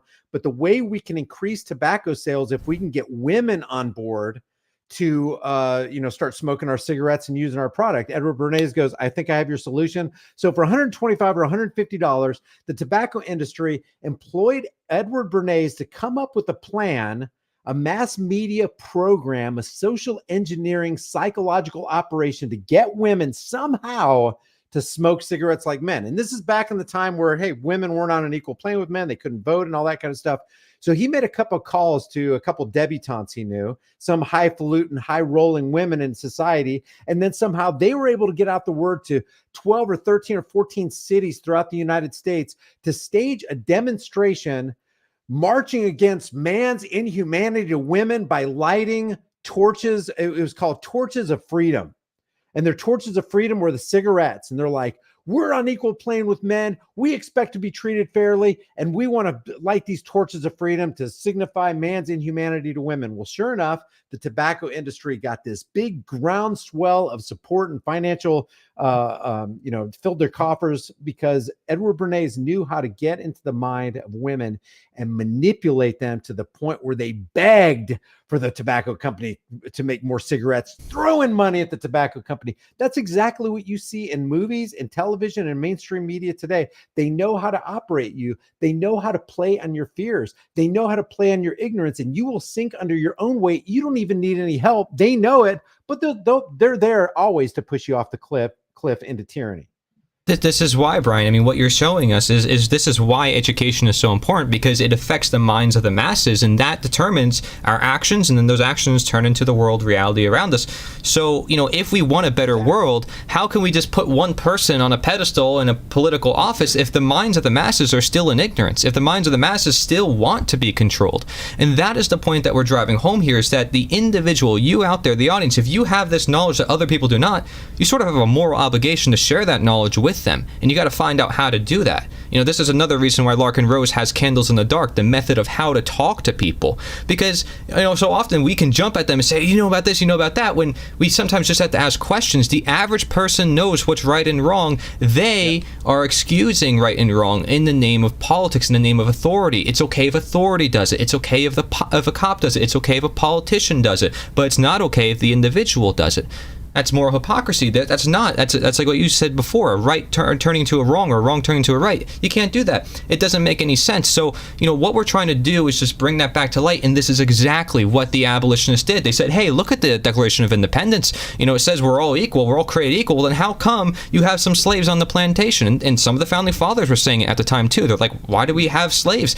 And this was an idea that couldn't get out of their minds, because they knew it was destined for humankind. They knew they had to be free, and we want to be free as a human species, everybody. And what we can do is create freedom, especially here in America while we can, because we have guns to defend ourselves. I mean, this is really important, the fact that we have the ability to self-defense. So this is part of the process of education. But a lot of you guys in the chat, you're saying, we need to unite, we need to come together, we need to build towns. I agree with you, but that will come naturally when we educate enough people, and people start to come together and realize and build like-minded relationships. Because we wouldn't have to be talking about it, saying, well, let's build this town, let's build that town, if we weren't looking for it. And we wouldn't be looking for it if we were actively creating it ourselves with our own questions and meeting people in person. And this is what the abolitionists did. They had local meetings, local areas everywhere. They had their own newspapers where they were educating people, saying, hey, this is moral to treat your fellow man with respect. And they did it on religious grounds, they did it on non-religious grounds, they did it through many different means. But they all came together to say violence is wrong, slavery is wrong. So some people out there might like communism, some people out there might like socialism or capitalism or whatever, and you might have different views on economics. The point is that we don't want violence being added to the equation. We want to look at morality, because that determines the rest of what we're talking about. Yeah, and that's actually the foundation of like people are like, okay, tell me what the difference is between socialism socialism, Marxism, and communism. It's like you don't really need to show the differences, just show the similarities. If you have Marxism, communism, and socialism, they are all predicated on wealth redistribution. Wealth redistribution is just another euphemism for stealing money, and stealing money at the barrel of a government gun. So what you have, the foundation of socialism, Marxism, and communism, doesn't matter about the differences. The bottom line is there's a hierarchical structure. Oh no, there's not. In communism, it's like community owned. No. There's an oligarchy at the top. Believe me, just look at it. Look who the communists were. Look who the socialists were. There's always that lead. But the problem, the bottom line is the vile root that bears the evil fruit is wealth redistribution. It's theft. More specifically, it's theft at the barrel of a government gun, which turns it into extortion. So they're shaking down the people, saying we're making everybody equal, and the whole time they're doing it from an immoral point. So what Corey and I are trying to say is we need to get back to center, and center is morality. I don't have a higher claim over your life and property than you. You don't have a higher claim over my life and than me. And if I do to others what I wouldn't want done to me, I'm a freaking liar and a hypocrite, and I'm a blight on society. So the golden rule is not a truism because it's in a holy book somewhere, because I don't believe you need a holy book. I don't believe you need a constitution. I just believe that you need to be honest with your own heart and ask yourself this question: would I want somebody harming me? Do I want somebody come into my house at 3:00 in the morning while I'm with my whole family's tucked away in bed, feeling nice and safe and secure? Do I want SEAL Team 6 breaking through all the windows and putting us at gunpoint? No, I wouldn't. Then I wouldn't do that to somebody else. Do I want to be walking through the subway in New York and have a guy grab my, put me in a headlock, and another guy reach his hand into my pocket and steal my money? No, I wouldn't. So I wouldn't do that to somebody else. Would I want somebody to contract somebody else to make a policy or a law to steal my money in a nice, fashionable, clean, white collar sort of way? No, I wouldn't. And so I wouldn't do that to somebody else. So anybody who's enacting that tyranny on you, that's where you got to say, wait a second, I wouldn't do that to somebody. And I know I'm not crazy, and you can't make me think I am crazy, because I know right from right and wrong from wrong. And that is wrong. I'm not voting for it, and I'm not going to participate in that system. I know we can do better. Yeah, and we can. I mean, we see that there's voluntary interaction through a lot of our interactions in the world. How can we create an exception when it comes to politics? We say, well, for this healthcare benefit, for this big program, we need to, again, steal from the individual, this group of individuals for everybody else. Yep. It's like, would that person steal from their neighbors on their own? No, and they're going to use some third party that they call government that seems legitimate to everybody, that seems moral, for committing an immoral action that they wouldn't do themselves. I mean, what hypocrisy. So this happens in the minds of the masses, guys. I mean, this is not something where has anything to do with politics or politicians. If we say, okay, we want lower taxes, okay, that sounds better, right? We're getting less of our money stolen. Guess what? You're still getting your money stolen. Now it's actually worse, as Frederick Douglass would say, because now you are actually making people comfortable with their slavery, with their money being stolen from them. So this is the problem with limited government or limited slavery. This is why the abolitionists said end slavery now. They didn't say limit slavery, reduce it, because if you allow any of slavery, any wrongdoing, it will continue to grow. That's how it works, if you legitimize it at all. But if you teach people of the world and you say, no, it's wrong all the time, this is why people don't even try chattel slavery nowadays. They don't even attempt. The average public, they generally see it as wrong, is because they have a conscience built, and it's very natural for us to just leave people alone, let people live their own lives. But the invisible violence by government that happens on a day-to-day basis, people don't see, because it's happening in certain areas, and it's still being carried out by order followers. All that's being carried out by order followers. It's just 1% of people giving out the order. There's people out there that say it's the Democrats, it's the Republicans, it's this group of people, like I said before. But it's like they're the ones giving the orders. Who's actually responsible? The people carrying out the orders or the people giving the orders? It's That's the a good person. point. Yeah, and you can answer this yourself, guys. I mean, it's the people carrying it out. They're the ones responsible for their own actions. I could tell Brian, hey, jump off a cliff. You're not going to jump off a cliff because you recognize that's wrong. It's not something you should do. It's unhealthy. It's not right. You know, it's. But if we all hold hands and jump off the cliff together, I'm all for that. And we saw that psychological operation play out in the last 2.5 years. Corey, did you ever think that you would walk into a bank and it would be okay? No, required, mandatory to put something over your face. I never thought I would see that, man. This is just ridiculous. Yeah, and the fact that so many people are willing to comply with it shows you that whatever is put on the TV is what is going to be done. And, you know, some people are going to have fears at first because it's being told to them so many different times by so many different people, but do they actually know themselves? And so, I mean, this just shows you the power of propaganda and what goes on in our minds, which is why we as individuals have to educate our fellow man and be willing to reach out. We might want to hermit and isolate ourselves and go off the grid because we feel like the world is never going to listen to us and nobody's ever going to care about this message. I know there's a lot of people in this community who care about freedom and they think the slaves are going to remain slaves, or the people who want to be controlled are going to stay controlled. But we cannot have that mentality. If we care for our fellow man, we care about freedom, we care about everyone's freedom. We don't just care about our own, and we don't just isolate ourselves. We have to bring it to the world. That's the only way we get out of this mess. And we don't get there gradually through time, through reducing taxes and putting new politicians in place. No, we create the change by talking to people, by asking questions, by building the communities. You guys say, oh, we need to build communities. You build it. Don't wait on us or the content creators or the people with the influence. We want you to be the influence. At least I want other people to be teachers. I don't want to be the only one doing this, right? Like Brian, you inspired me to create content because I see I have to be doing something. I see I have to be speaking up. The whole summit that I'm creating here, all these speakers, what we're saying is you get involved. We don't wait for our latest content. Don't wait for our latest video. Don't start becoming a consumer and just taking us as the new media. Start being the media yourself. Encourage the people who are in the dark, who don't have any access to this knowledge. They don't even know this event is going on. They don't even see this perspective, let alone the fact that it's a possibility they can live free without violence or coercion. They don't even think that's possible. Just as a suggestion, one of the practical ways you can put the boots on the ground and play this out in your daily life, and it does take courage. It does take you stepping out of your comfort zone and making a difference for people in your zone of influence, is if you're driving down the road and you see a cop pulling somebody over, and this can be very dangerous. So I'm offering this up as an example. That's why I have my police accountability channel called Here's the Deal, because Corey, you hit the nail on the head again. When you said order followers, one of the worst things, one of the conduits, let's put it this way, the tunnels through which most evil enters the world is through conformists. It doesn't come through moralists.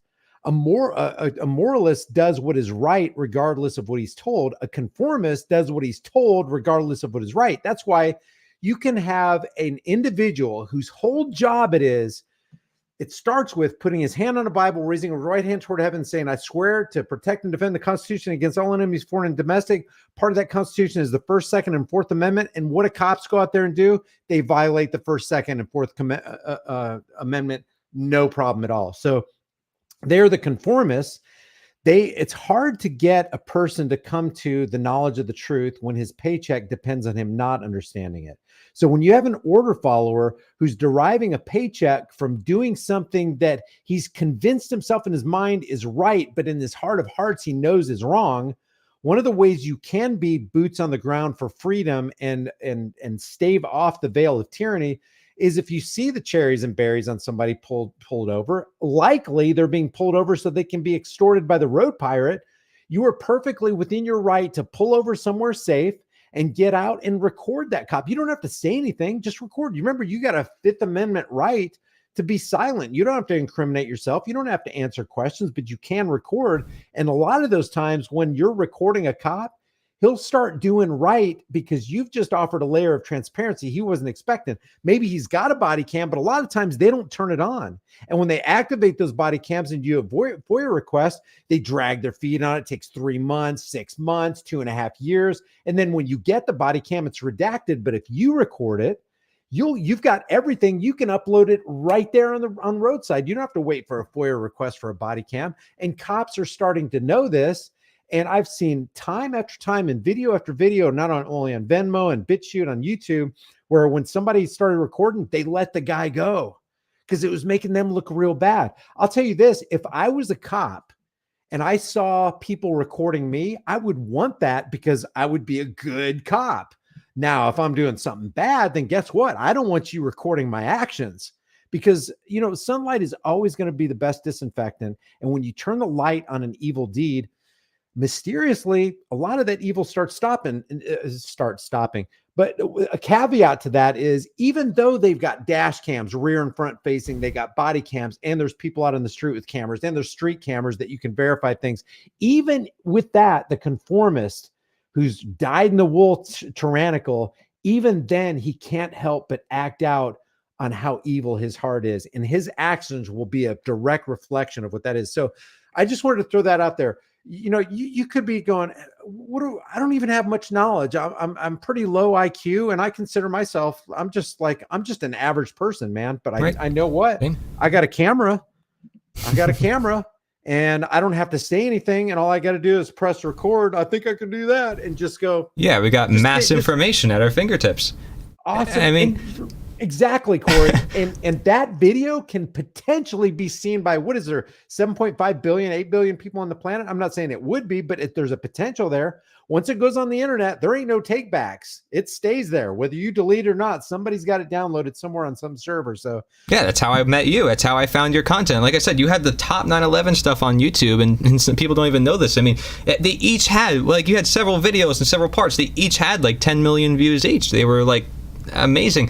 And that was for one event, where we can prevent events like that if we get rid of these systems that allow so much of this cover up to occur. People want to say, well, I want to see the documents on the aliens. I want to see the documents on this, on that. It's like, well, if you start with getting rid of the government, you might be able to find out everything you need to know, because whistleblowers will come out and support.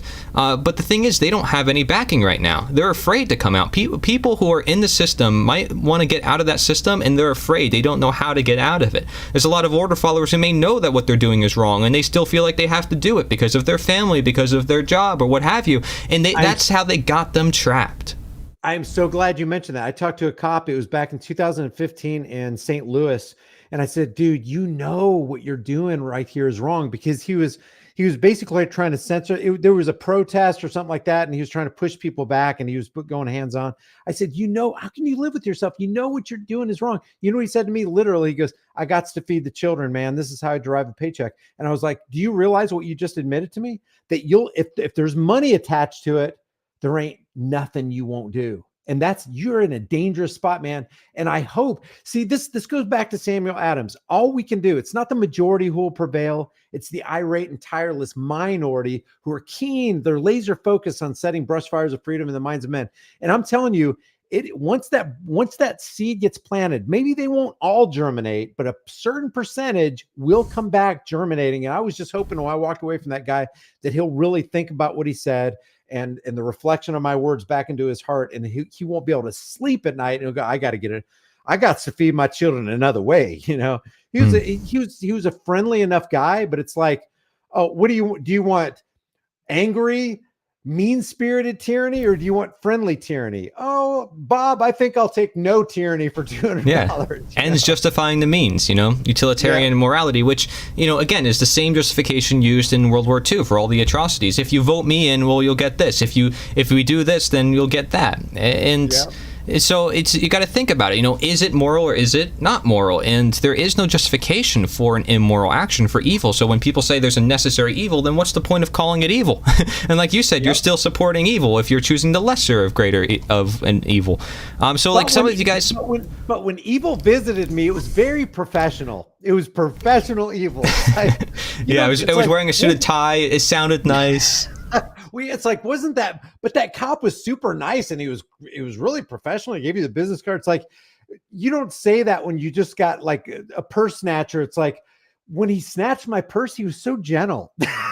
He was so professional. Yeah. He was well mannered. He had a business suit on. It was great. It was a great experience. This is akin to, like, again, a nice slave master, a nice slave driver, as I would call them, is somebody who's just there. It's like, it doesn't matter. They're still there, not in a position they should be in. So you have to ask yourself, are these people in positions that they should be in? Like, we say we have equal rights, we have natural rights, but yet we could put these politicians in places where they have rights. They have the right to commit actions which you don't have the right to do. So how does that equality? How does that in any way make us equal by the Creator? And so I ask people who are, religious, I say, well, where's God's authority here? This is where the abolitionists were really hitting home at the time in the 1800s, and this is why they were so effective. So you talked about unity. The chat was talking about unity. Just look through the chat here, right? We have people talking about Romans. We got people talking about the British Bar. We got people talking about Albert Pike, the New World Order, all this stuff. So the problem with this, and I'm just very honest with you, Brian, because I told you I want to really make this action-oriented, especially for independent media as we move forward in the future.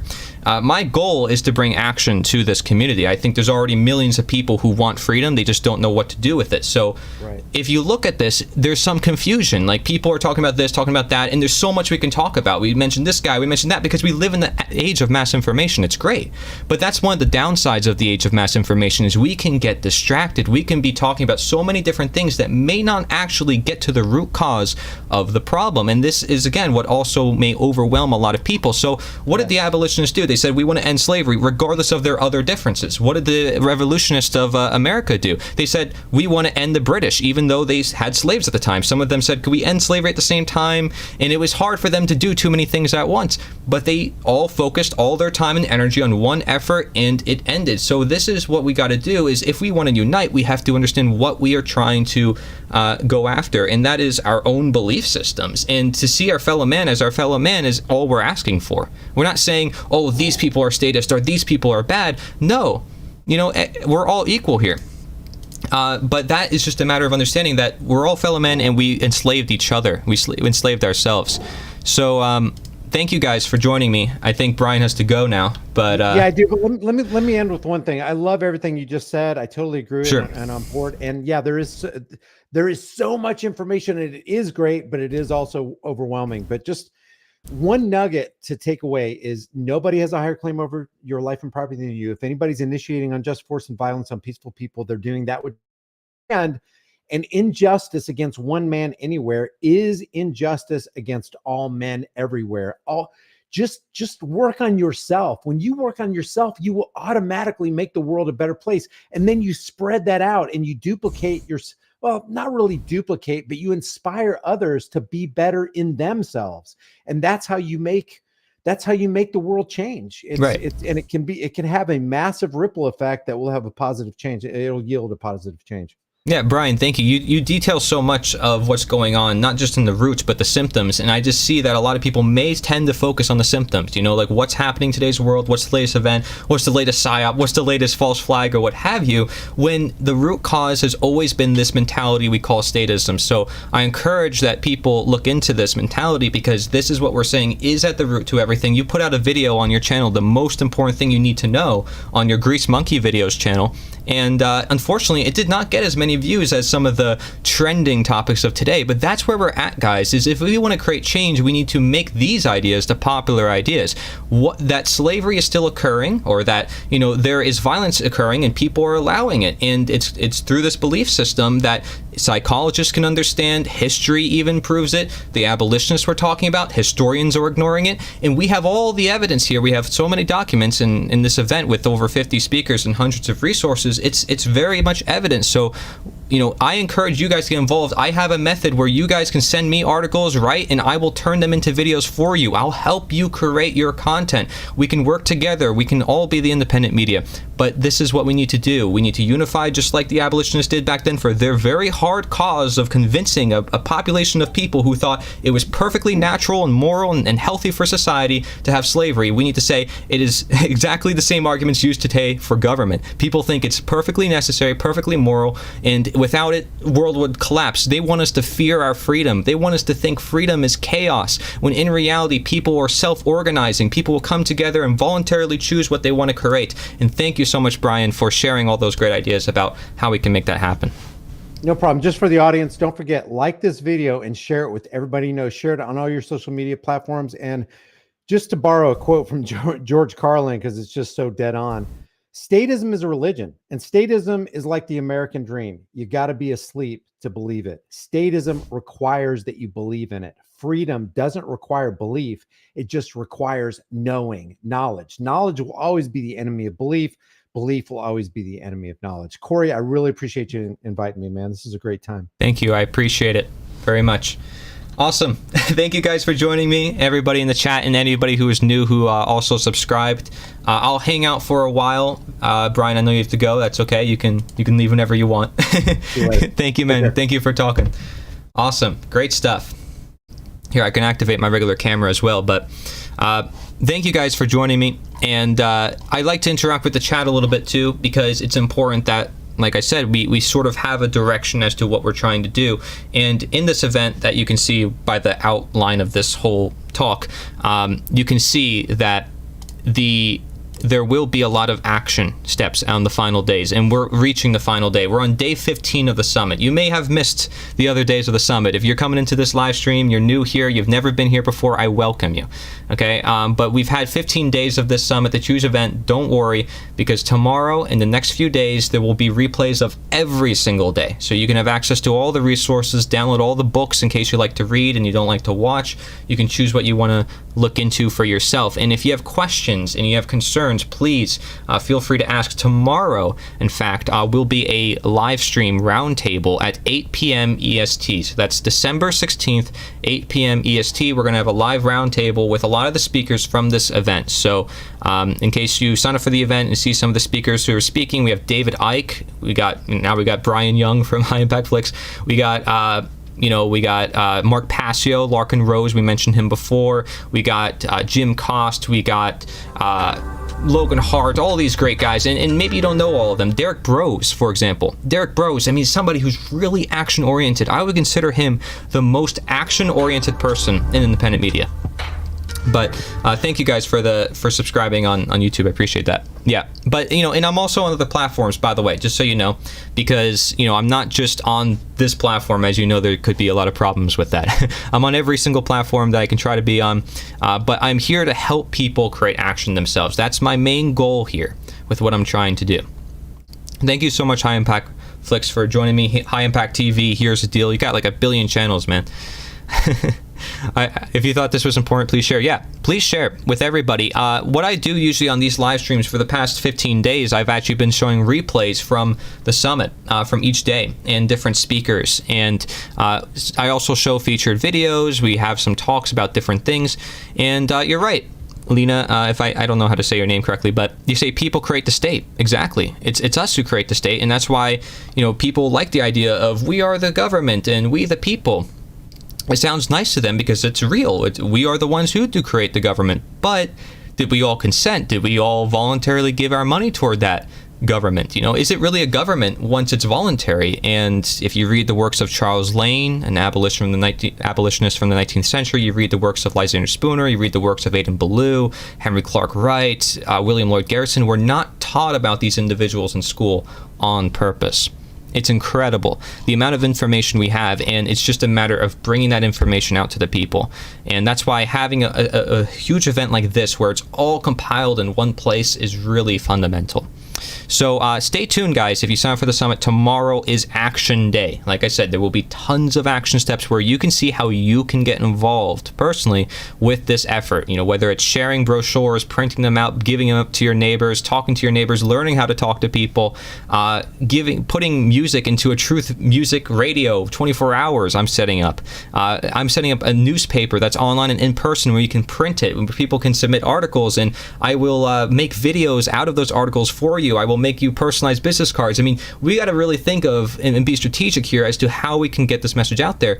Back then in the 1800s, I mean, you had to write down your thoughts on parchment. I mean, goodness sake, like, what if you lost that piece of parchment? It's like, now we have the age of mass information. There's so much we can do. Are we using those resources? Unfortunately, and I think I'm like one of you guys, I didn't see I can do all this stuff until I started getting involved. I was afraid of speaking in front of camera, especially. I was afraid of speaking to different people, and once I started getting courage, I felt like I was scaring them off because I was overwhelming them. But it's a practice. It's a practice of learning how to talk to people in this world of people who want to remain ignorant, who want to remain in fear. And it's sad, we don't want to see our fellow man suffer, so this is a moral obligation. I appreciate you guys. If you're new to my content and you really want a good summary video that helps you encapsulate all the ideas we talked about, I would recommend my video titled Political Slavery, the form you were never told. Okay, this is a video that asks you about 16 or so questions that you can ask yourself and really reflect on your own conscience to say, is this right? Is this wrong? And you'll start to see there is a hypocrisy, there's a contradiction going on in our own heads that we were trained into believing since our very childhood. Some people want to say, well, our obedience to authority is innate. We're always going to obey some sort of authority. Well, if that authority is voluntary, it's not really authority. You're not looking at it as authority. You're doing something because you're doing it out of your own heart. But the difference is, and you can look at the Stanley Milgram experiments, you can look at the Stanford prison experiments, where these are banned psychological experiments proving the fact that people will follow orders no matter the circumstance. Even though people have this programming inside of them that wants to follow orders, that is something that was trained in them from a very young age in the school system. It literally was designed to do so. Look up the works of John Taylor Gatto, and he exposes the whole school system as a former school teacher himself. And a lot of people took a lot of his works and brought it into a lot of other works as well, such as David Rodriguez, one of our speakers for the summit, and Dana Martin, someone who invented the term unschooling. Just look up the word unschooling. I mean, she made this popular. She even went on many of the mainstream media networks and shared this idea, and it's becoming very popular. People taking their kids out of the school system and showing them what real schooling looks like, which is by the parents, which is, doing what you actually like and not doing what you don't want to do. I mean, it's bizarre that we learn things we don't want to learn, we do things we don't want to do, and then we wonder why the world is the way it is. It's really basic, and then you wonder why there's a bunch of people who are out there doing yoga and meditation in the New Age crowd over there saying, well, we just got to do nothing and love everybody, but don't look at any of the problems going on. But goodness sake, we can go on forever, right? We can talk about this subject and that subject and this subject, and it doesn't end. I'll look at InfoWars and I'll say, oh my gosh, they're talking about so many different ideas, but they're never ever getting to the heart of the matter, which is people's mentality that contributes to these politicians being in power in the first place. They don't get to power on their own. People want to blame Hitler, they want to blame one figure in history. Just because they had bad intent, just because they gave the order, does not make them the problem. It's the masses who follow them, the masses that believe in them, who worship them as saviors, as if they're religious figures, who take their documents as if it's the Holy Grail. And then you wonder then why the abolitionists said, hey, there's no authority above God's government. This is why we need to end slavery, because it's human proclaiming to be the authority over their fellow man. And then you see people, the dialectics are almost predictable between the atheists and the Christians and the Republicans and the Democrats and the communists and the capitalists, and none of it is there to really hit at the root cause, which is this underlying belief system. So we can get trapped in these talks, and beware, flat earth, globe earth, right? Another one. What happened in World War II? Ooh, 9/11. And it's not that it's not important to talk about these things. They may be really important to you and your life and what happened to you and what helped you see a lot of what's going on. But it's a matter of looking deeper into realizing why those things happened in the very first place. What makes it dangerous? Oh, so you don't think the Earth is a globe and you're afraid of what NASA is doing. Well, guess what? They're taking money from your tax-paying money. They're getting billions of dollars because they're convincing people of some narrative, but they're also just taking that money, which that itself is an immoral action, regardless of what you actually believe about the issue, right? So just look at the actions being committed and look at it through the lens of morality. It's something a lot of independent media won't do because that will not generate them the clicks. It will not give them, the monetary gain that they want and the viewership. You know, it was easy for InfoWars to gain a huge viewer base after they supported Trump for office. After they said, hey, we can promote a candidate, even though all the previous years they were saying, oh, don't play into the two-party system, and, you know, it's a joke, and it's all a game, right? But then all of a sudden, you know, here's Trump, the savior, and he's going to save us, and just keep believing, guys, keep having faith. He's going to save us. And people still have this mentality, but they never question, should we have our faith on one person to change the world? Why the Jews that went out to the extremists never said it? Yeah, I mean, there's questions to be said about everything, right? But you can get lost in the details, and nobody really knows unless they were there at the time, which at this point, it's like really hard. You know, I like to look at the writings from the abolitionists, but it's something that we can look at their writings and judge the writings for what they are. Like, I can agree with George Washington when he says government is like fire. It's a force. It's a dangerous master and a fearful servant. Well, fearful master and dangerous servant. You know, like, I can agree with the quote. I may not agree with his actions and what he actually did, right? So we'll look at it that way too. What's the video title that you want new followers to watch? Yeah, I can always change the video title. But guys, what I'm going to do is I'm going to continue this live stream. So if you're still watching, feel free to keep watching. But I would recommend you go to the site if you're totally new to the summit, or watch my political slavery video. I'll link it for you guys as well. And it's a good video to start off with on my channel to summarize everything, including the action. And of course, I have a lot of different types of videos. I experiment with a bunch of different things. Tonight I'll be showing a very unique video too, to bring in different audiences and different types of people, which is very, very important. But that's a good video to start off with. Otherwise, head toward the summit, sign up. I'll give you the link to that as well, and you'll get a bunch of free resources. It's totally free. I don't make a dime off of any of things that I do. It's all purely educational. That's it. Okay. I don't even have my channel monetized, none of that. It's all about the message, and I encourage that you share that message as well. Like I said, I'm willing to help anyone else with that message as well. We're going to continue the live stream. Right now what's playing is Tobias Lars, as you can see. He's somebody who definitely speaks his mind on a lot of the issues going on in today's world. You guys might get a kick out of this, but he talks about, you know, the dialectics in today's world. But then there's also Nicholas Peter Yergiro. Is another interview, which we're going to watch as well here.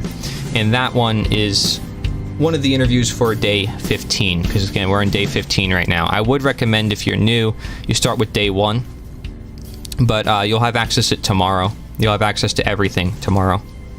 So stay tuned. Thank you, guys. Hello and welcome. This is Corey Angela. Welcome to the end. One final thing is I will post High Impact Flix's interview, that the one we just did just now, sort of impromptu. I'll post it on my channel later. But thank you guys. I'm going to continue this live stream. Feel free to hop on out or just stay around chilling. It's up to you. But this is a guy who does many interviews, a lot of great work on his channel too. You're going to be introduced to a bunch of people maybe you've never heard of before, but who are trying to do this work and sharing this idea.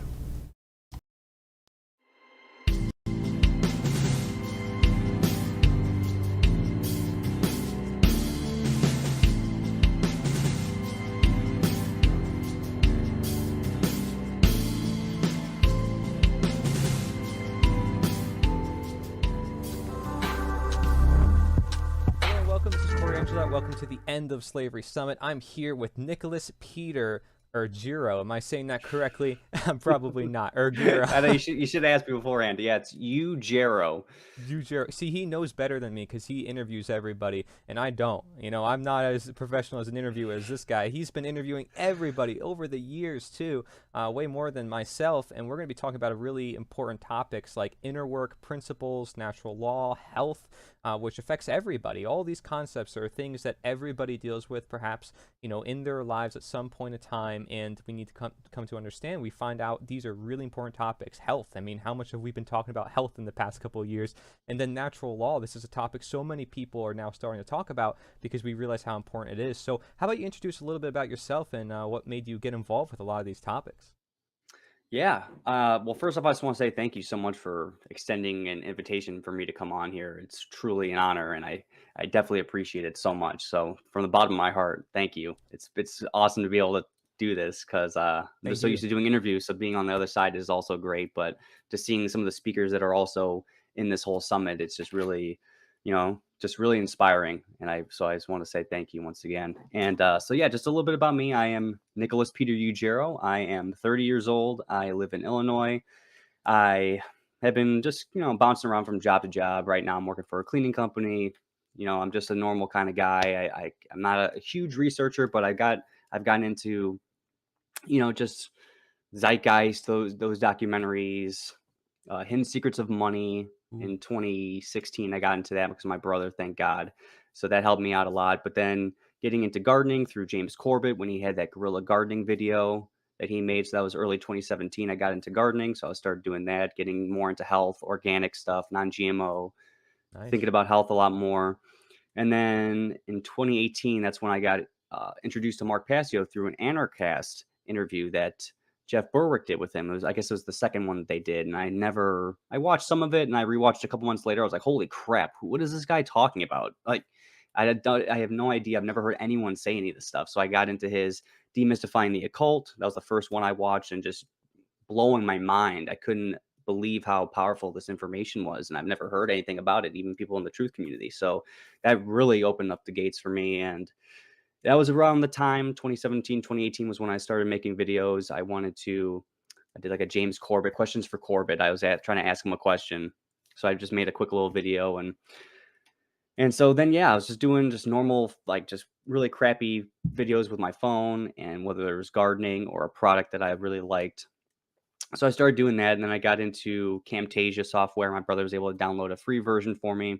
So that's when I made a visualized podcast of Mark Passio's first podcast. So that took about 2 weeks for me to do that. And I wanted to keep doing that more and more, but I didn't do any more of those. But yeah, that's when I just started doing more interview, or just more videos, more elaborate, more well produced. And yeah, then I got called to do an interview because I left a job, Now Foods, over temperature checks, and he was inspired by my videos. So I started talking to him, and that's when I started doing a lot more interviews. So if you see my videos, that's what I'm doing.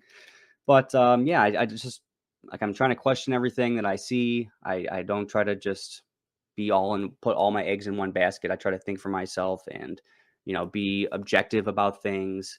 And so, yeah, I guess I'm not used to doing intros about myself, obviously. So No, yeah. it's great. And you've like experimented with different types of content, which I think is fantastic. Like you're not just doing interviews, you've done other types of content too. I saw you did a speech on the street, and I told you I wanted to mention it because I thought it was really cool. Like it takes courage to speak up and then to not like trip on your words and to say everything really concisely what people need to know. I mean, really, you summed up what people need to know, and that is natural law, right? You were talking in that principle about the simple concept of natural law, which most of the people there probably were unaware of, although their intent was in the right place. Like, yeah, we want freedom, we want truth, but how do we get there? And you sort of like really filled in all those gaps, I feel like. Well, I appreciate that. Thank you. Yeah, that was a little nerve wracking at first when I was thinking about going up there, but yeah. I'm sure it is, but then once Yeah. you get that energy and you start doing it, it's you start to get a little bit more better with it. And I think you and I as content creators, maybe we can ascribe to that to say like, wow, once you start doing it, you gather the practice necessary to keep going.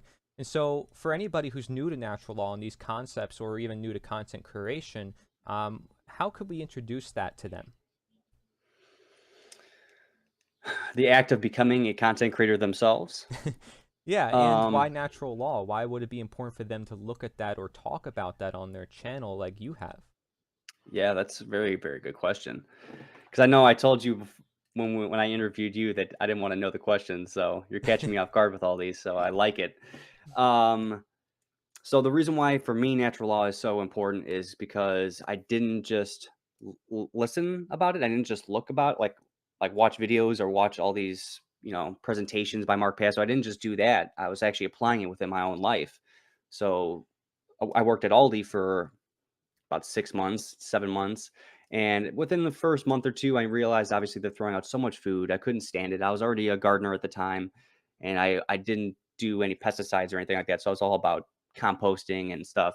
So I thought to myself, well, you know what? I'm gonna start taking some of this. So I was taking it. I was composting some. I was eating some because some of it was still good. And then near the end, I was also donating to a local church that was literally within the same strip mall. So I was doing that. supervisors were telling me, Nick, you can't do this. I agree with you. I mean, you're not doing anything wrong, but you're going to get in trouble and I'm going to get fired or whatever. So I don't want to risk it. I'm like, well, you can go ahead and tell the district manager or the manager. I don't care. I know not doing anything wrong. You obviously know that. So I'm going to keep doing it. I don't care. I'm not doing anything. I'm not purposely breaking anything in order to get it later because I know the process of them throwing stuff out. I didn't do anything like that. They already threw out stuff without it being even damaged. The cereal box is broken, but the bag inside's still good. Oh, let's toss the whole thing out.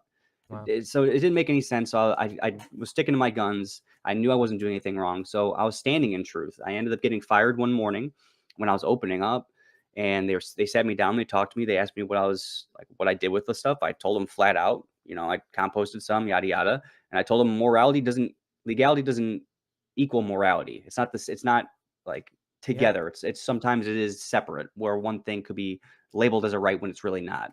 So I was speaking plainly to them, and I told them exactly how I thought. And so they ended up firing me.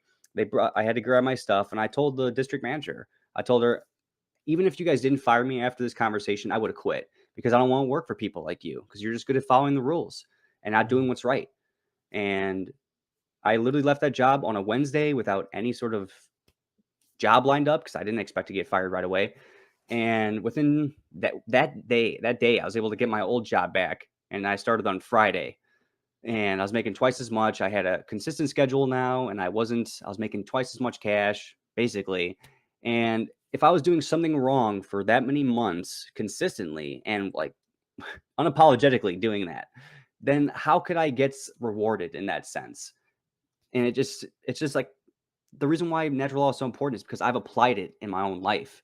That is just one example. There's many other examples. And with this understanding, I've gained enough intuition I've gained more intuition to be able to kind of pinpoint certain actions I'm taking and certain results I'm getting. So I was recently stealing from Walmart, not like a couple months ago, because I was like, screw them. They're so big. They get slave labor all the time. F them. So I was doing that. I stole a little bit, probably like about around $80 or something like that. And then I was on the road and I got pulled over for speeding, and I got an $80 citation. The guy let me off easy because I was going way faster than what he labeled it as, but it basically added up or amounted to the same amount. And so I'm thinking to myself, okay, well, I guess it doesn't really matter whether or not it's Walmart or this different company just because I don't like them. So I'm not doing that anymore. Like, even though I think I'm kind of like Robin Hood in that sense, like, oh, I'll take some of this and then whatever savings I have, I'll donate it to some people, on like people on the street. But I've seen it enough times in my life to know that this is like I'm on the right track. And so it's very, very powerful. It's allowed me to have better opportunities in my life, not as much heartache. I'm learning lessons. I'm picking up on those small little things. So, and it's the way to get to freedom, because if we're not learning this stuff, then we are going to fall into those traps of thinking, oh, well, this is a right at this moment because we don't feel like it's good for the whatever, our community or whatever else. Don't blow off fireworks here, yada, yada, yada. But it's about personal responsibility. We really boil it down. It's personal responsibility. You have to take responsibility for your own life, and that can be scary. And it's scary for me too at times. Sometimes I take the easy way out in some aspects, but it's just still so fundamentally important because every person I've talked to about this stuff, they completely, for the most part, completely agree. They don't think that we need to get rid of government, but they still understand the principles that I'm laying out, and they understand that, and they think that it makes a lot of sense. So it's in terms of content creation, I think it's very valuable because it's just I've just seen like I said, I've seen in my own life. I know that this applies very well in reality, and I know that this is the way to make a difference. So I've been focusing more on that, getting content creators that are on the One Great Work Network and that know about this stuff, and some people that are like in that same ballpark, but they don't know really about it.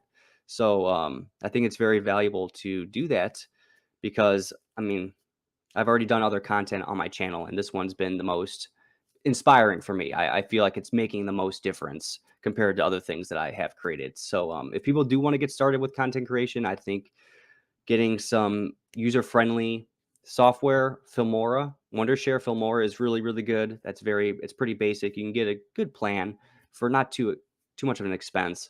And there's plenty of tutorials out there. There's so many tutorials you can just look up. but it's also, you can just fiddle around, screen record yourself a couple minute video and then just start messing with some things. You see transitions, whatever, you can clip things up and splice it up, add an image. Just being organized in that sense too, like having your files named properly, having them in a certain folder, where to reach it if you need it. So as you know, my Windows on my computer is not activated, so I can't see previews of images. So for me, I have to really be specific on how I'm wording my files. Otherwise, I'm not gonna I'm not gonna find it. So yeah, just being really organized in that sense. Especially if you're starting from scratch, that's the best way to do it, because then you can start making a folder and just be organized right from the beginning, instead of having everything be jumbled in a big mess, and then you have to kind of work backwards just to get a good starting point. So Wondershare Filmora is great. Camtasia is also great. That was the first one I used. That's where I did Mark Passio's. I visualized his first podcast. So Camtasia is also excellent.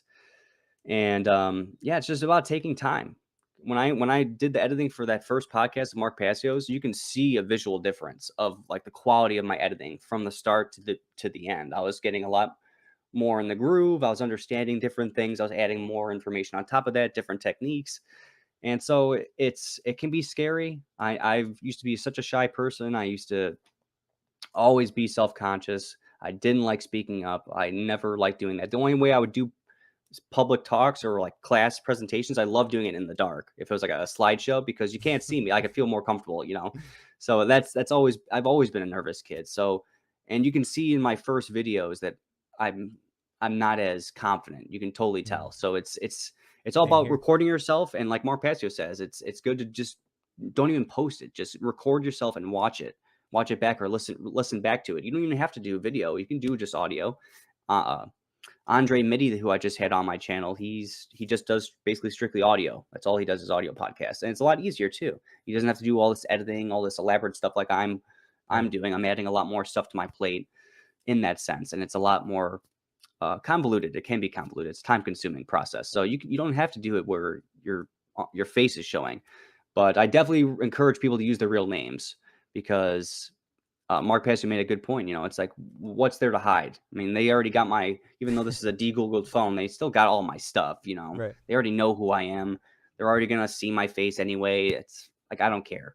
So me personally, I'm not in fear of it, even though I know that there's a risk. It is what it is. But yeah, I think it's just it's something that we definitely need to do. I'm totally inspired by you with your age and the content that you're producing. It's just blowing me away. And I mean, especially when you start younger, the younger you're starting, the better it's going to be. You're going to get that ball rolling. It's just going to be a lot better. And there's so many people that are sitting on a lot of good information that just aren't speaking up, and they can do it in their own way. They don't like you said in our interview, don't copy what someone else did. You can take inspiration from it, but then, you got to put your own spin on it. It's your personality. You are yourself. You can take in information, but it's always good to do it in your own way. Like when I edit my interviews, I add a little humor into it. I add a little funny stuff, and I'm cracking up as I'm making it, because it's just it's enjoyable. And I try to have it where it's still serious. There are a lot of still serious things I put in there, but because it is a serious topic, but it's also good to just have it a little bit more entertaining. So that's just my personal spin, and I try not to, put on a facade or anything like that. I try to just speak pretty plainly, and not fake it till I make it. I'm trying to just be genuine, and if people resonate with that, then they resonate with that. And if they don't, then they don't. Respect.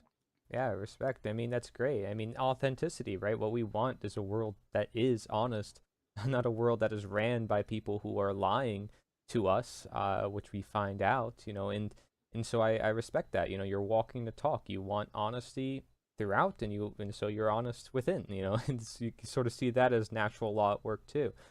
Which we're going to talk about, sort of like that inner work process.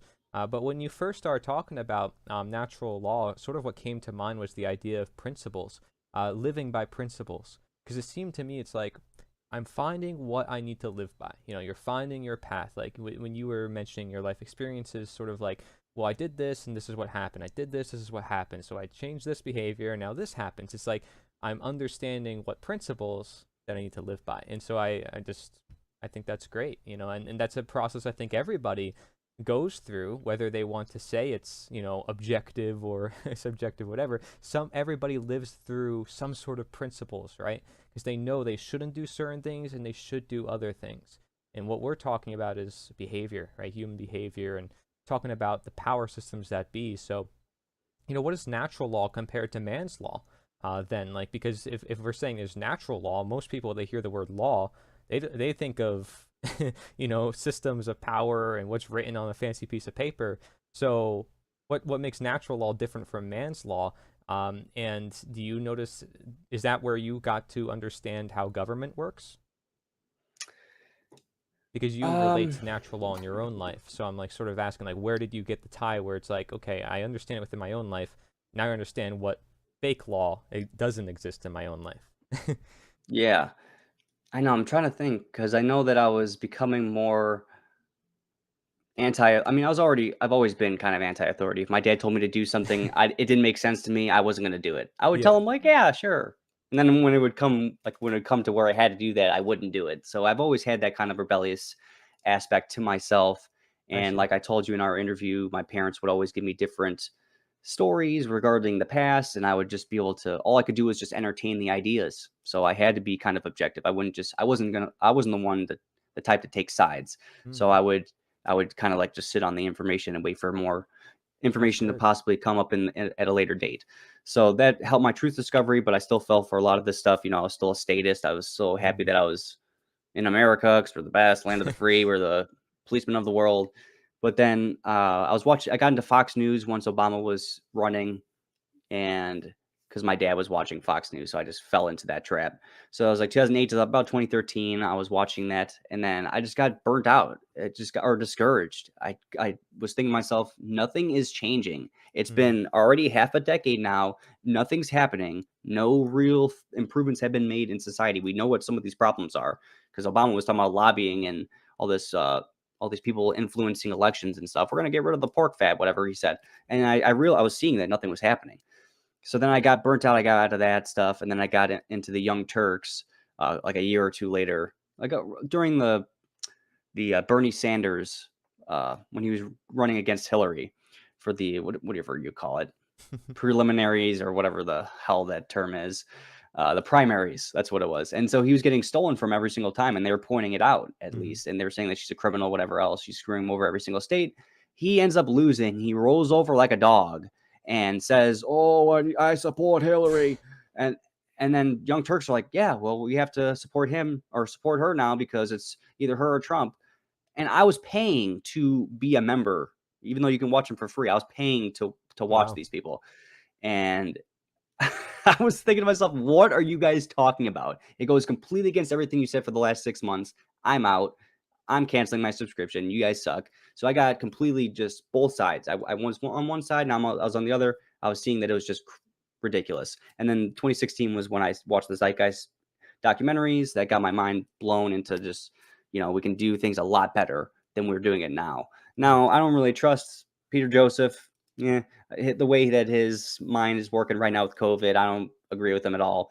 And he doesn't talk about a lot of stuff. He talks about some stuff. He doesn't talk about a lot of stuff. So I just took in some of his information. I absorbed some of that, but then I also added more things to that pile. I wasn't just gonna stay in that camp because it didn't take that long for me to get out of that camp. But I do know that we have technology that we can use to create an abundance. We already have an abundance right now, obviously, with just the food that we're throwing out just in America. So we already know that stuff. So that kind of got me branching out of politics or out of government in a sense.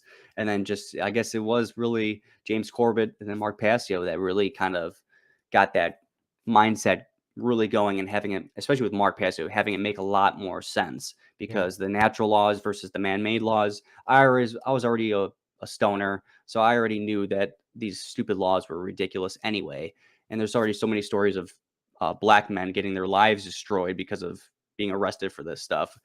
And so it already didn't make sense to me. And then this stuff just really solidified that aspect, the fact that prohibition can happen and then it's gone. And then it's good and then it's bad. But if you look at, okay, here we go. Oh, watch out, guys, censor it. All right. So we have some weed in a jar, right? Is this any different if anywhere else in the world? No, it's still what it is right now. Oh, sorry. It is Let me call my hired gang real quick to make sure they go to your house and. like this right here, it is what it is, right? Like this is what it is right now. So if I bring this to China, is this going to change? No, it's still exactly the same thing. So just think about anything, any action you take, any substance that you have, whatever it may be. It's literally the same anywhere on the planet. It's just our minds and our perceptions of that thing based off of our history, our childhood, or whatever people, adults are saying or authority is saying, that makes us have a different outlook on it and think that we can just say, you know what, that's bad. You can't do that now.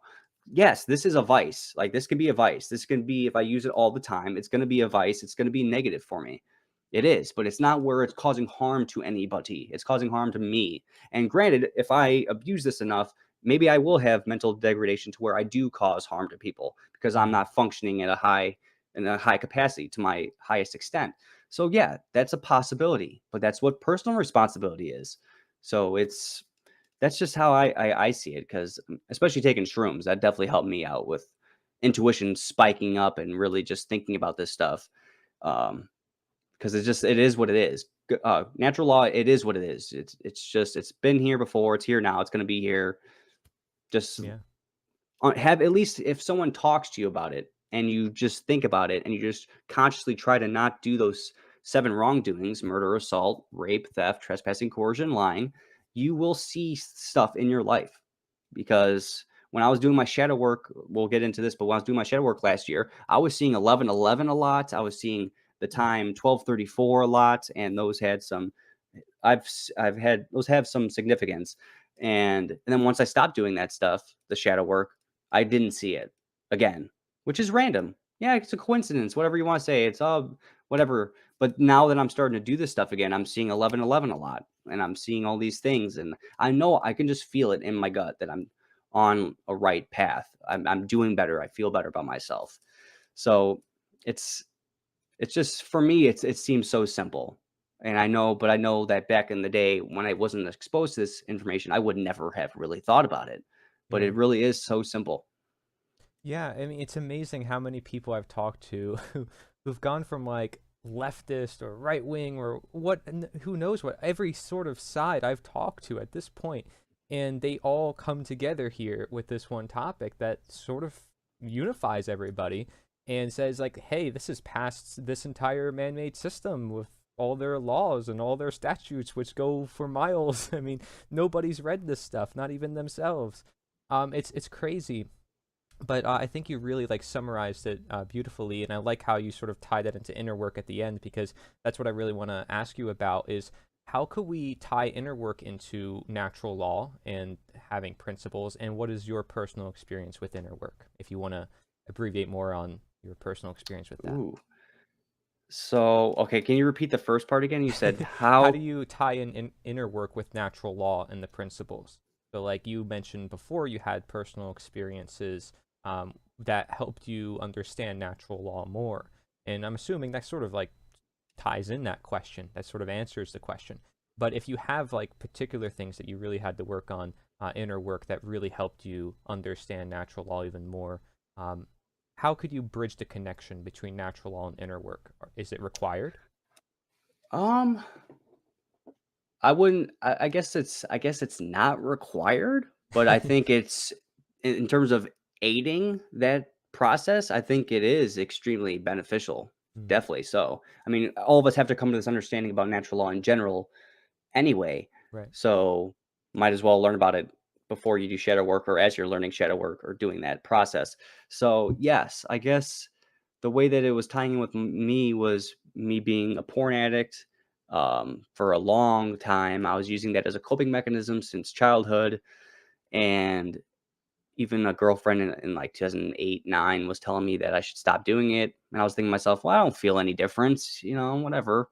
So I just kept doing it. And then it wasn't until last year, early last year, was when I finally stopped doing it. But in 2020, I was a liar. I was totally a narcissist. If anything, like I might have been a sociopath becoming that way, because this was not working really very much at all. I was operating under the reptilian brain. I was a beast. My thoughts, emotions, and actions were not consistent with what I was journaling about, because I could see the stark contrast within my own life. And so I was a liar. I cheated on her, and I didn't feel good about doing that stuff. Hmm. But because of my addictions, it was like I would think about it, and I would think that this was not right. I shouldn't do this. But then this little reptile would come right up to the front and just start barking orders or barking all these different excuses as to why it's good to do it or it's worth it. The benefits outweigh the risks. And so I would still do actions that weren't in line with my true self, but it was because of addictions, and it was like a thirst that I could never quench. And so it was all about that excitement, something brand new, shiny toy, whatever it may be. And then, I would get bored with people or whatever. So I was lying, I was cheating, I was being manipulative, and I was destroying this person in the inside. And I got my comeuppance, and so I was leading into 2021, and she told me that she was starting to pursue somebody else, and that's when I dropped all my negative stuff, my baggage, and I started doing that shadow work process. But it was at the same time of me losing her, because she was still pursuing me and this guy at the same time, so it was really screwed up. So I was gaining trauma at the same time I was losing trauma or losing shadows, but just knowing that a lot of my shadows and a lot of my regrets and all this stuff was because of bad actions, wrong actions I was taking. So me understanding natural law too, it's like I know that I've just so consistently just hurt so many people by being manipulative or lying or knowing that they aren't setting proper boundaries and being firm about it. So I know I can just, oh, I feel like I can get away with this because they like me more than I like them or whatever else it may be. So like I was manipulating people. I was a narcissist at the very least, and without realizing it.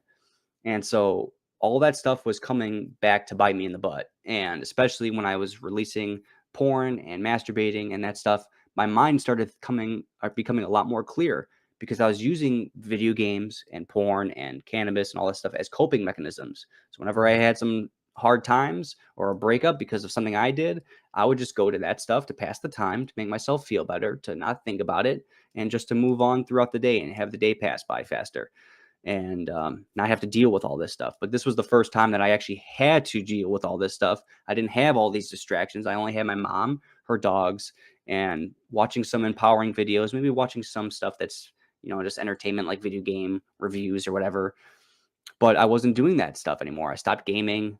Within a week or two, I just stopped wanting to even smoke, because I was just releasing all this toxic stuff and I wasn't doing it anymore. So I was noticing a difference in myself. But having that clarity made me really see the damage I was causing people, because I knew internally I didn't feel good about any of that stuff. But now I could not feel good about the things I did, but understand why it was happening.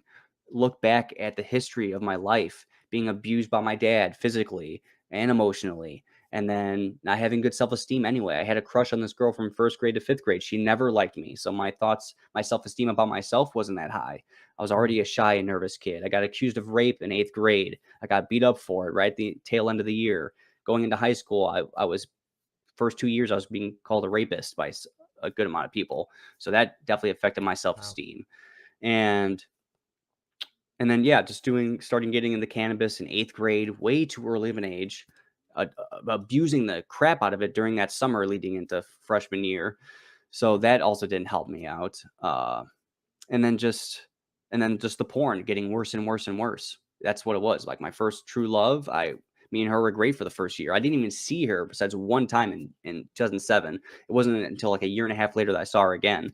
But 2007, I was great. I wasn't thinking about all these women that I saw at school. I wasn't thinking about any of that stuff. I was fine. I was perfectly content being with this woman until just one day, these pathways just got cemented into a faulty pathway. And it was like back here. And then that's when I started, getting desperate and doing this kind of stuff. And it kept going on for another 13 years.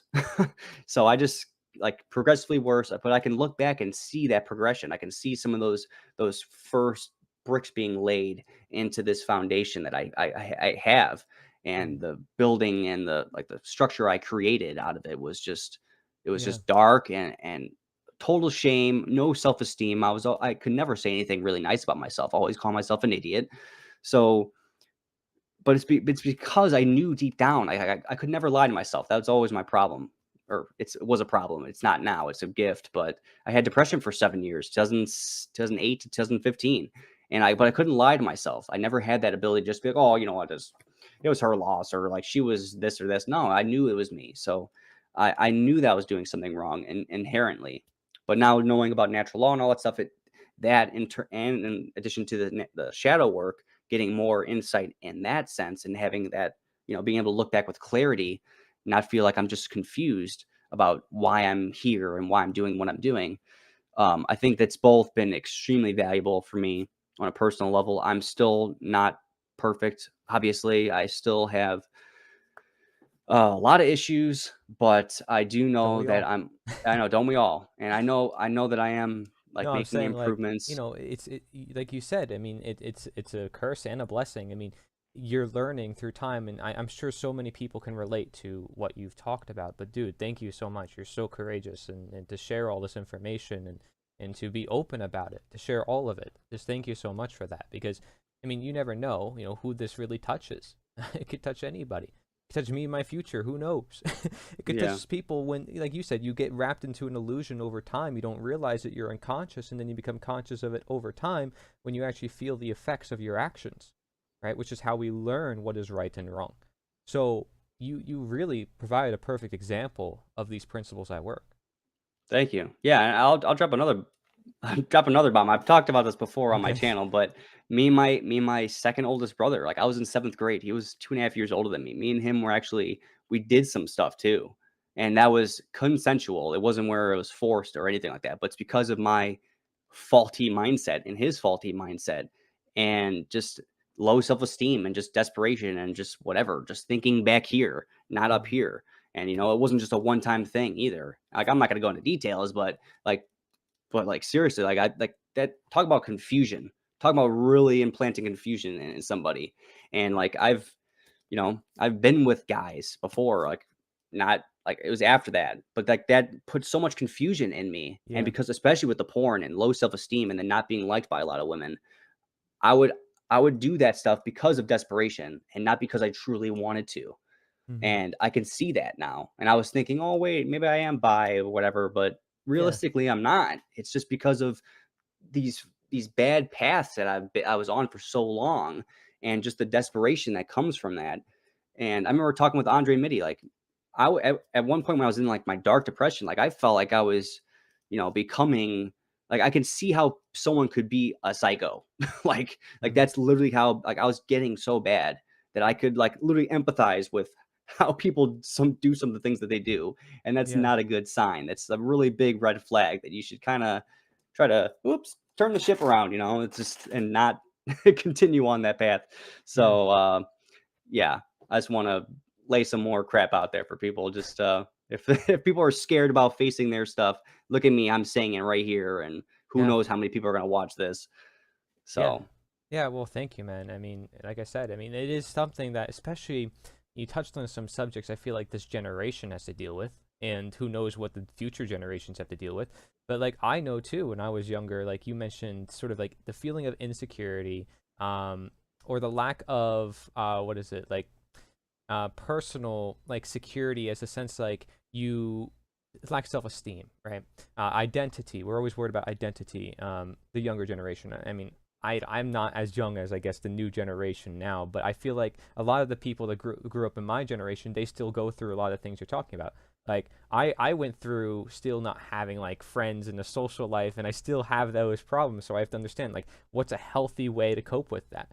People can take that to an unhealthy way, and then they get wrapped into illusions, and I feel like that's where they can lose off course, right?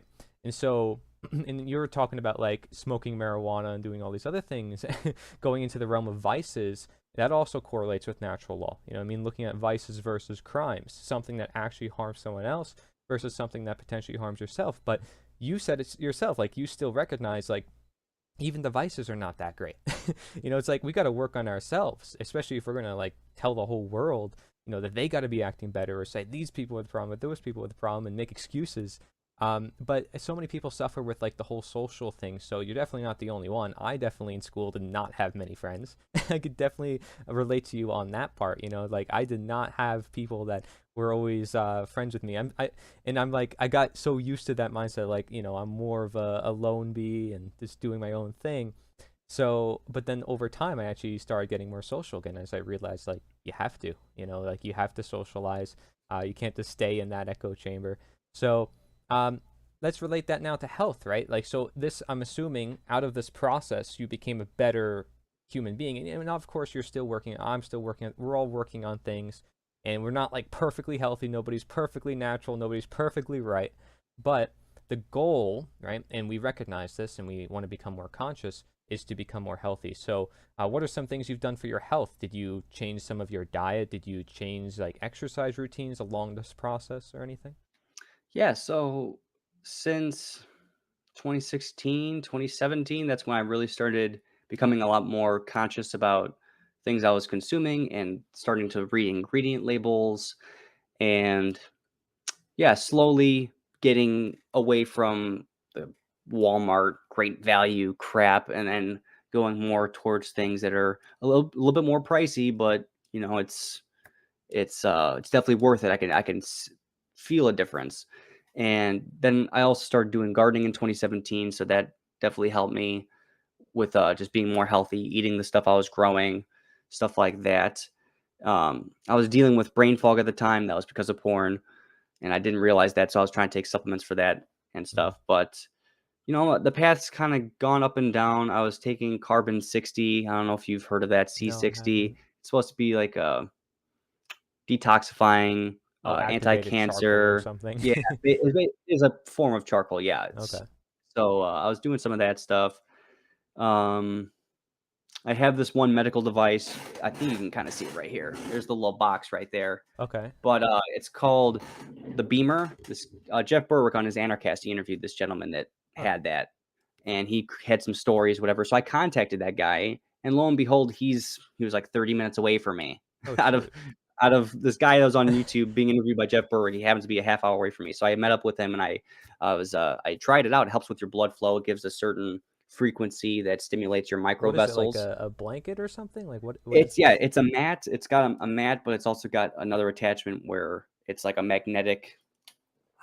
It's somewhere around here, but it's like a magnetic little attachment. So one's like a red light therapy, and Okay, then wow. one's called a B spot, which is for focused areas. Yeah. And then, but the red light therapy, I've definitely noticed a difference with like my skin or my hair, stuff like that. But yeah, it helps out with your blood flow. And I was dealing with bad uh, numbness in my arms from bad posture. So I noticed a huge difference with this thing. So it's also good for recovery and just stamina, blood flow, like I was saying. But I've been using that I got this last year, so I've been using it since then. Also the Shilajit. This is an older container, but it's Black Lotus Shilajit. I interviewed the gentleman from this company, very genuine. Lab test this stuff. I've been using it for about 6 months or so consistently, and I've noticed my hair thicker. Stamina in the gym is way better. I don't get depleted when I'm sweating my butt off. Normally, I would be that way. I would get so depleted, Hmm. but that's definitely helped me with that muscle gain, brain function. This helps detoxify, get heavy metals out of your brain. It helps basically all your organs. Helps with people that have diabetes. Basically, you name it. People that have a hard time with getting erections, it helps with that too. What do you know? So this stuff has been a gold, like gold for me. I've been definitely stocking up on this a lot. I was doing a lot of supplements. I'm not really doing that anymore, but I'm taking that. I'm taking what is it? Magnesium. I'm taking magnesium. It's Okay. magnesium citrate. Yeah. Citrate. Yeah. Yeah, it's or Very or helpful for maybe a I lot of think that's what people. you said, but magnesium bicarbonate. Sorry, Okay. magnesium bicarbonate. So I have like a soda stream that I bought, and so I carbonate some water. It's cooled water, and then I put a couple teaspoons in there, shake it up, whatever, put it in the Nice. fridge. But that helps with your ATP production, which is for your cells, your cell energy production. Helps with, I guess, anti-aging and Tons of all this other things. stuff. Yeah, it helps with a lot of stuff, and we're all basically deficient in magnesium. Yes. So this is supposed to be a really good bioavailable form of it. So I've been taking that recently. And I also have this thing called an ozone generator. And for Nice. people that are kind of like around my age or older, they probably have heard of the Ionic Breeze that they used to have. It was like this small tower that you would have at your home, and you'd plug it in, and it would the smell of that. If anyone knows what that is, that's ozone. So they actually got rid of that stuff because I guess ozone's bad. Don't breathe it in. But I have an ozone generator, so I get a glass of water in the morning. I put that little air stone and air tube in there, and I let that sit for like 10 seconds. I drink it. It helps with constipation. It helps with oxidizing your body. Helps remove toxins from your brain. It helps with your immune system. Helps if you look up the benefits of ozone. There's a lot of benefits, but it's also good for purifying your vegetables, getting rid of the pesticides, bacteria. So for people that get a lot of vegetables, fruits and vegetables, you don't have to spray it with some fruit veggie spray. You just soak it in this ozone water for 20 minutes or so. So that's been really good for me and my health. Yeah, and just I mean, the best thing for my health was just cutting out porn and masturbating because I was getting Mm. so much brain fog for years and I was trying so many things to try to get rid of it without realizing that that's what it was. And that's why I felt so weak too, because Mm. your testes create testosterone, which I didn't put two and two together. And that's why I was so weak. And I, within a week of not doing any of that stuff, I was so much stronger and I felt so much better. I was able to do like pull ups when I wasn't really able to do them before without even working out before that. Mm. So just that in itself has helped me out tremendously. I can't really think of anything besides those few things now that I'm doing, but I was doing supplementation before that as well. But yeah, exercising. It's definitely been helping me out. Just biking, low impact. You can get a lot of fresh air, get a nice breeze. You can coast if you need to, but just doing that, a little bit of gym stuff. I really like that. You gave a ton of tips. So now to sort of connect this, because of course we have to involve the individual. Like the individual is necessary for this process. If, like I said, we're going to go out there being like, you need to do this, you need to do that. We don't want to be necessarily imposing our will, being like, everybody's wrong. Although we are recognizing that slavery still exists. And so going along that premise of understanding what slavery is and how it exists through these systems we call government and authority and man-made law, in relation to natural law and how this is sort of the solution, versus the problem. Do you see in independent media, because you've interviewed so many people in independent media, like you've interviewed a lot of the people that I've followed over the years. We Are Changed, Dan Dix. You mentioned some other guys too that I'm familiar with, but I mean, all these guys, I can't even get in touch with them, first of all, but you've talked to a lot of these guys, and a lot of them, some of them go into action, some of them are very news-based. What are your personal thoughts about this? Being an interviewer, do you feel like independent media needs to take more action, or they're not talking enough about action, they're not talking about natural law, or really exploring what these concepts are about, and do they want to? Does it provide the market for their audience? Yeah. Yeah, because I used to watch We Are Change. I don't basically anymore. I used to Mhm. watch Dan Dix. I haven't really watched him recently. I still like his content. I just haven't watched him recently. World Alternative Media. I haven't really watched him too much either. And so I used to be really big into them. On all this porn stuff is like recently, like the past couple of years, really made it to where dopamine was just top priority. So like I Mm, used to do a lot more learning before 2018, 2019. But so like I still gotta slowly work myself up to right. be able to handle that stuff again because I sometimes I just get so bored so easily when I used to not be that way. So I Mm, haven't really been watching too much independent media. The main person I'm really watching is or listening to is Ryan Christian of The Last American Vagabond, and he does like these daily wrap up long form videos where he's basically going on for 4 hours just going through links and all this stuff, but he's super objective. He talks a lot about he just tries to be as objective as he can, but he has the source material himself, and he does what James Corbett does. He links everything great. together in chronological order too. So for me, even though I'm just listening to him and I can't see exactly what he's talking about, I know that what he's citing is something that's actually there. He's not just talking out of his ass, and he's like, "Oh, just believe what I'm saying." He's like, "No, he's doing the same thing as James Corbett. Just take this information, run Right. with it. Do some research for yourself. They're Personal exceptional at it. responsibility." Yeah, and so I've mostly been watching him, um, and I know that he isn't fond of government. He doesn't think we need it either, but he doesn't at least in that form of video that he does. He doesn't really talk about it. But yes, I do think that in general that this is missing because I do know Dan Dix and all these other people. So I know like a lot of the content that they produce, and they don't really talk about any of this stuff. Even someone like Derek Bros. I know Derek Bros. He's like he knows Mark. He talks about shadow work. He's talked about natural law a little bit, but things like the greater reset. I don't, unless I'm mistaken, I don't remember anyone really mentioning that, like natural law or anything like that. So, I mean, I still think that it needs to be talked about more. Yeah. Absolutely. So, besides Mark Passio and the people that are on the One Great Work Network and maybe a few others, I don't know really anyone that's talking about this and making and kind of like talking about what's going on in the world, but then still linking it back to that Right. foundation, just as a reminder for people. Yeah. Not just talking about it once in a video and then that's it. Just, but also just having that be part of the because it's principles. It's first things first. So that should be the foundational stuff of how we're conducting ourselves, even in my view, our content creation. But I can only really speak for myself and how I do it. That's why I try to mention this stuff fairly often. I try to have I've been having so many people from the Great Work Network, about 8 people now, 9 people. So yeah, that's where I've been gravitating towards because it really is so fundamentally important. And it's the more time has passed, the more I've just seen how accurate what these people are saying is because I've applied it in my own life.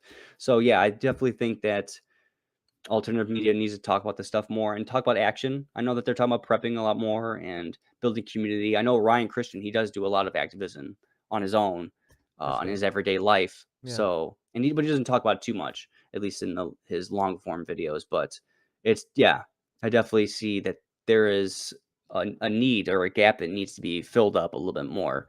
That's why I like seeing someone as young as you are, just seeing you creating content and at the caliber that you're making it, holy cow, and the people that you've had on too, just having Mark Passio, that's the one person I want to get on. Like if I can get one more person on my show, I want to get it on my channel. I want it to be him. So like you beat me to it, but you had a great interview. I loved it. So you beat me to all the rest, so it doesn't matter anyway. Yeah. But yes, I think like when I interview people, I try to have them explain their process of how they got to be content creators, because there has to be still so many people that have a lot of information and they haven't been activated yet. So yes, all these people, encourage you. And we encourage you, please do so. Cause like we were saying, We Are Change and all these other people, they talk about some action and all this stuff, but they're not really talking about natural law at all, basically. And so many people that are going to watch this know this information. We can talk to them. We can try to yell at them all day to start talking about this stuff. But at the end of the day, it's their channel. It's their business, basically. So you step up, you do it yourself, because you can do a hell of a job. I'm sure of it. The first ones are going to be, I'm sure, rocky. Just like you said, when your first videos, you're like, I don't really want to watch them too much because they're like, I don't want to delete them either, because it is good to see that transition or that process. But yeah, it's going to be a little rocky at first. You're going to be nervous. You're going to have all this stuff. I used to take Kratom all the time before my interviews just to calm down a little bit, not have all those butterflies, be all anxious. So it's not like where I'm just so calm and cool and collected just naturally. No, I'm nervous when I'm doing live streams. I know it's live and I can't make a mistake. Or I can't make a mistake. I just don't want to make a mistake. I don't want to look like a fool. But yeah, there's so many people that aren't activated. I think that's the key. Like because I did answer your question based on like people that are making content now, but the answer would be for people not to yell at them to do it, but for them just to do it themselves, because I'm sure so many people know a lot more than I do. And I'm still doing this. That's a great answer. It's like encouraging other people to be the philosophers, not just be dependent on the previous philosophers, or encourage people to be new content creators, not just be dependent on the old ones. I mean, hey, they're great. They inspire us to be better, and that's why we're outsiders. That's why we're unique, and we are in this new time and age, and we have to evolve as humanity, because we have to take what was previously there and say, well, here's something else. It's like, here we ended one form of slavery, now let's end the next, and this is the process of evolution. You did that too with your inner work, did you not? It's from an individual to a collective stage. This is what we're doing as humanity. And so I thank you so much for sharing all this great perspective. Is there anything that you want to mention to sort of tie in a lot of the concepts we talked about you feel like is really important that people need to know?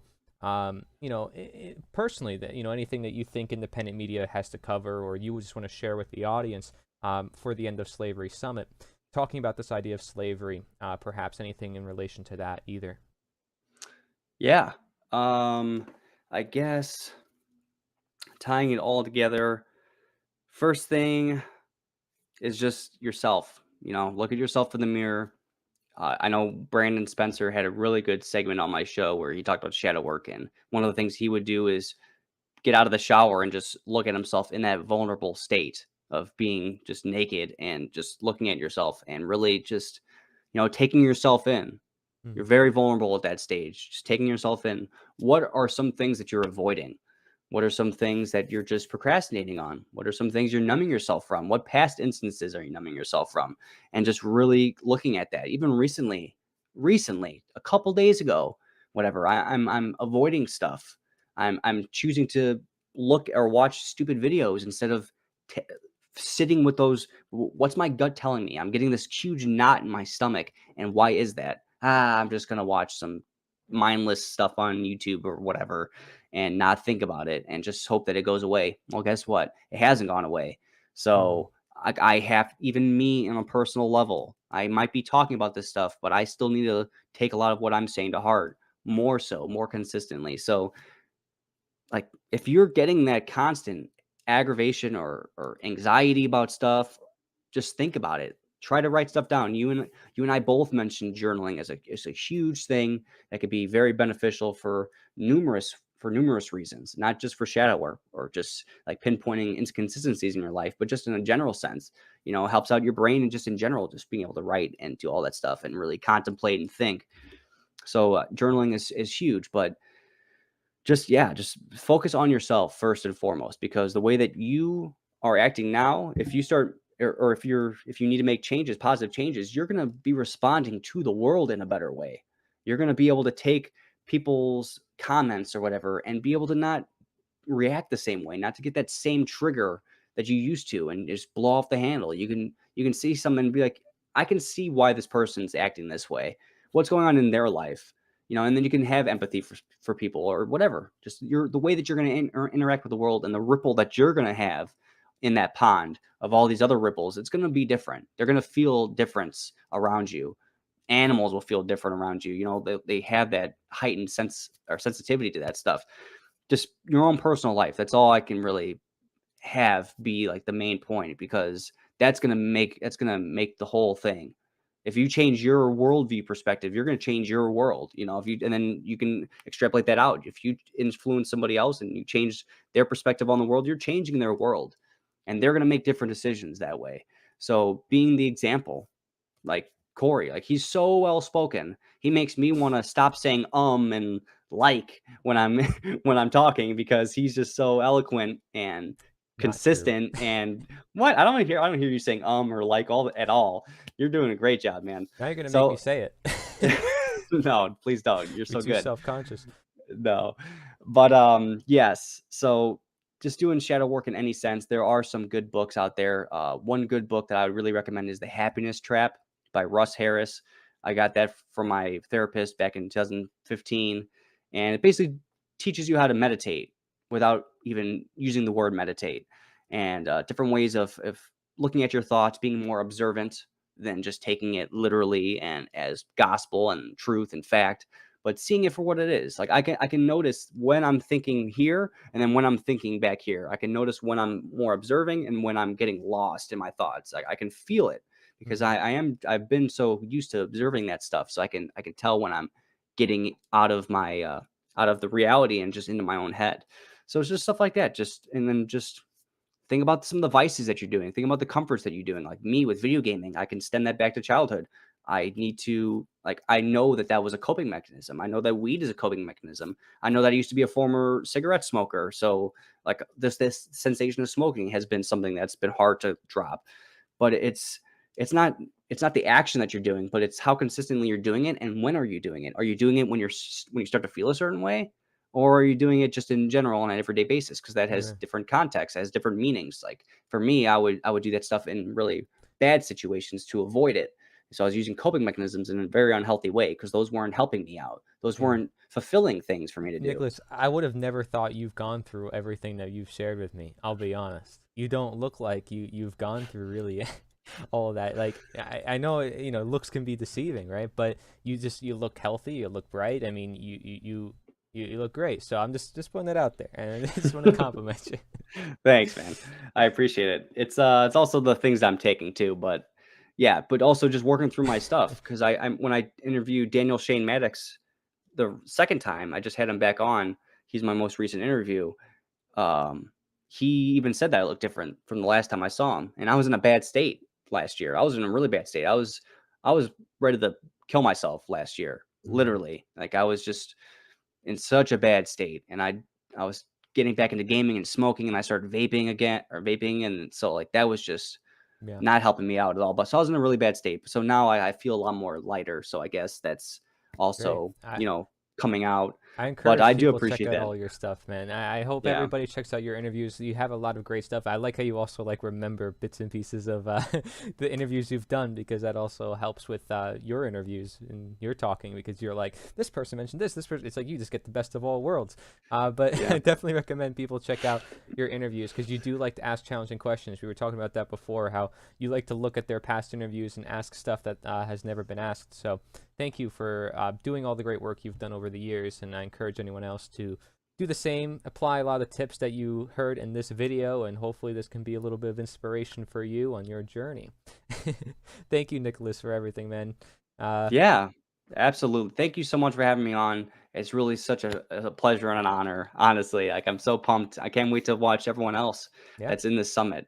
And I can't wait to listen to some of these people, because I try to get so many inspiring people on my channel. That's why I remember so many things, because so many things that these people say, like they have so much good information, so many nuggets that I personally take. So a lot of things maybe I don't remember, other people will see it and they'll say, well, holy crap, that's so relevant. It makes so much sense. So I can't wait to watch this, because I'd love to reach out to some of these people and have them on, because I always try to have inspiring people that will help influence others in a positive way. We don't intend to be inspiring, it just happens that way. Yeah. Thank you Absolutely. so much. And you know, if anybody wants to see all the other speakers, as you mentioned, they can go to nita.one/summit, nita.one/summit. This is the end of Slavery Summit. Thank you very much for watching. Take care.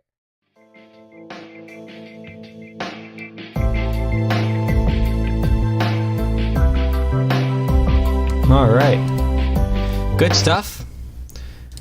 Great stuff. That was Nicholas Peter Urgiro, everybody. And yeah, so if you are here from High Impact Flicks, I just want to thank you guys again. We did our little live impromptu recording just about an hour ago. And of course, you can rewatch the VOD if you'd like, but I'm also going to clip it and put it on my channel. So stay tuned for that. I'll make sure that everybody gets to know about that. Either way, don't worry. It was definitely a fantastic talk. You know, Brian is high energy. Somebody in the chat was like, breathe. And, you know, I felt his energy, man. I couldn't breathe myself, I'll be honest. But nice to have you guys. Washburn, Billy, we got Brandon, we got Esoteric, we got Raphael, probably saying like half of these wrong. Valley Transparency, Blue Sky, January 6th, that's the great name. Travis, welcome. Journals of Awakening, and Crystal, of course, thank you for moderating, and Fido, and Humble, and all you guys out there who are listening. And some of you guys, I know a lot of you guys are silent, not typing out there, but either way, I appreciate you guys and your presence and your support over time. And Will, there's Will. Will's one of our speakers for the End of Slavery Summit, in case you guys didn't know. Don't worry, in case you missed his talk, there's going to be replays starting tomorrow. And by tomorrow, I literally mean 2 hours.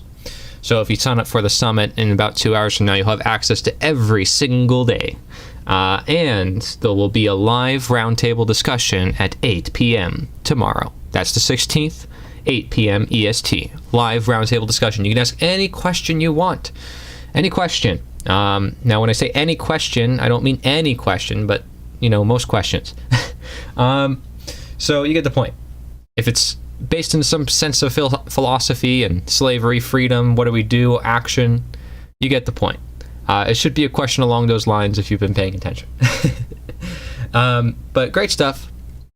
Great stuff. We have more interviews to come. I figured since you guys are here right now, I would play a really cool video which summarizes a lot of the main message of what we're trying to do with this great event. In case some of you guys are unsure, you're new here, you don't know what's up. Like I said, High Impact Flicks, a lot of you guys came here to the channel from. I will post his little impromptu live interview on the channel. No worries. So stay tuned for that. But for now, let's watch this video. I think you guys will like this. If you've never seen this before, this is quite powerful in my opinion. And then from there, we're going to watch a pretty funny interview, I would consider, with Tobias Lars, who really tells it like it is. If you don't like spirituality, well, then you're probably going to like this guy because he's spiritual, but you wouldn't think he is because, I mean, he tells it like it is. That's the way real spirituality works, may you say. Will knows. And we'll have Rogue after that. Rogue, Roger Poole, provides a really unique perspective and more featured videos to come. So stay tuned. We have a long night ahead, actually, worth of content because I didn't expect to do the little live thing with Brian. So feel free to stay tuned as much as you want. But this next video, I think, is very, very important. So let's go watch this and check it out. Here it is.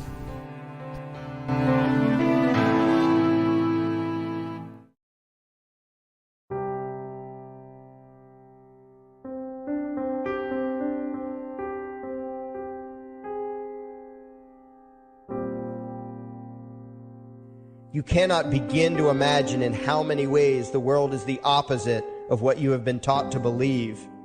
You see the guy who sells drugs to willing customers so he can feed his family as the scum of the earth, while you see the hypocrite who gives away stolen money in the name of government as a saint.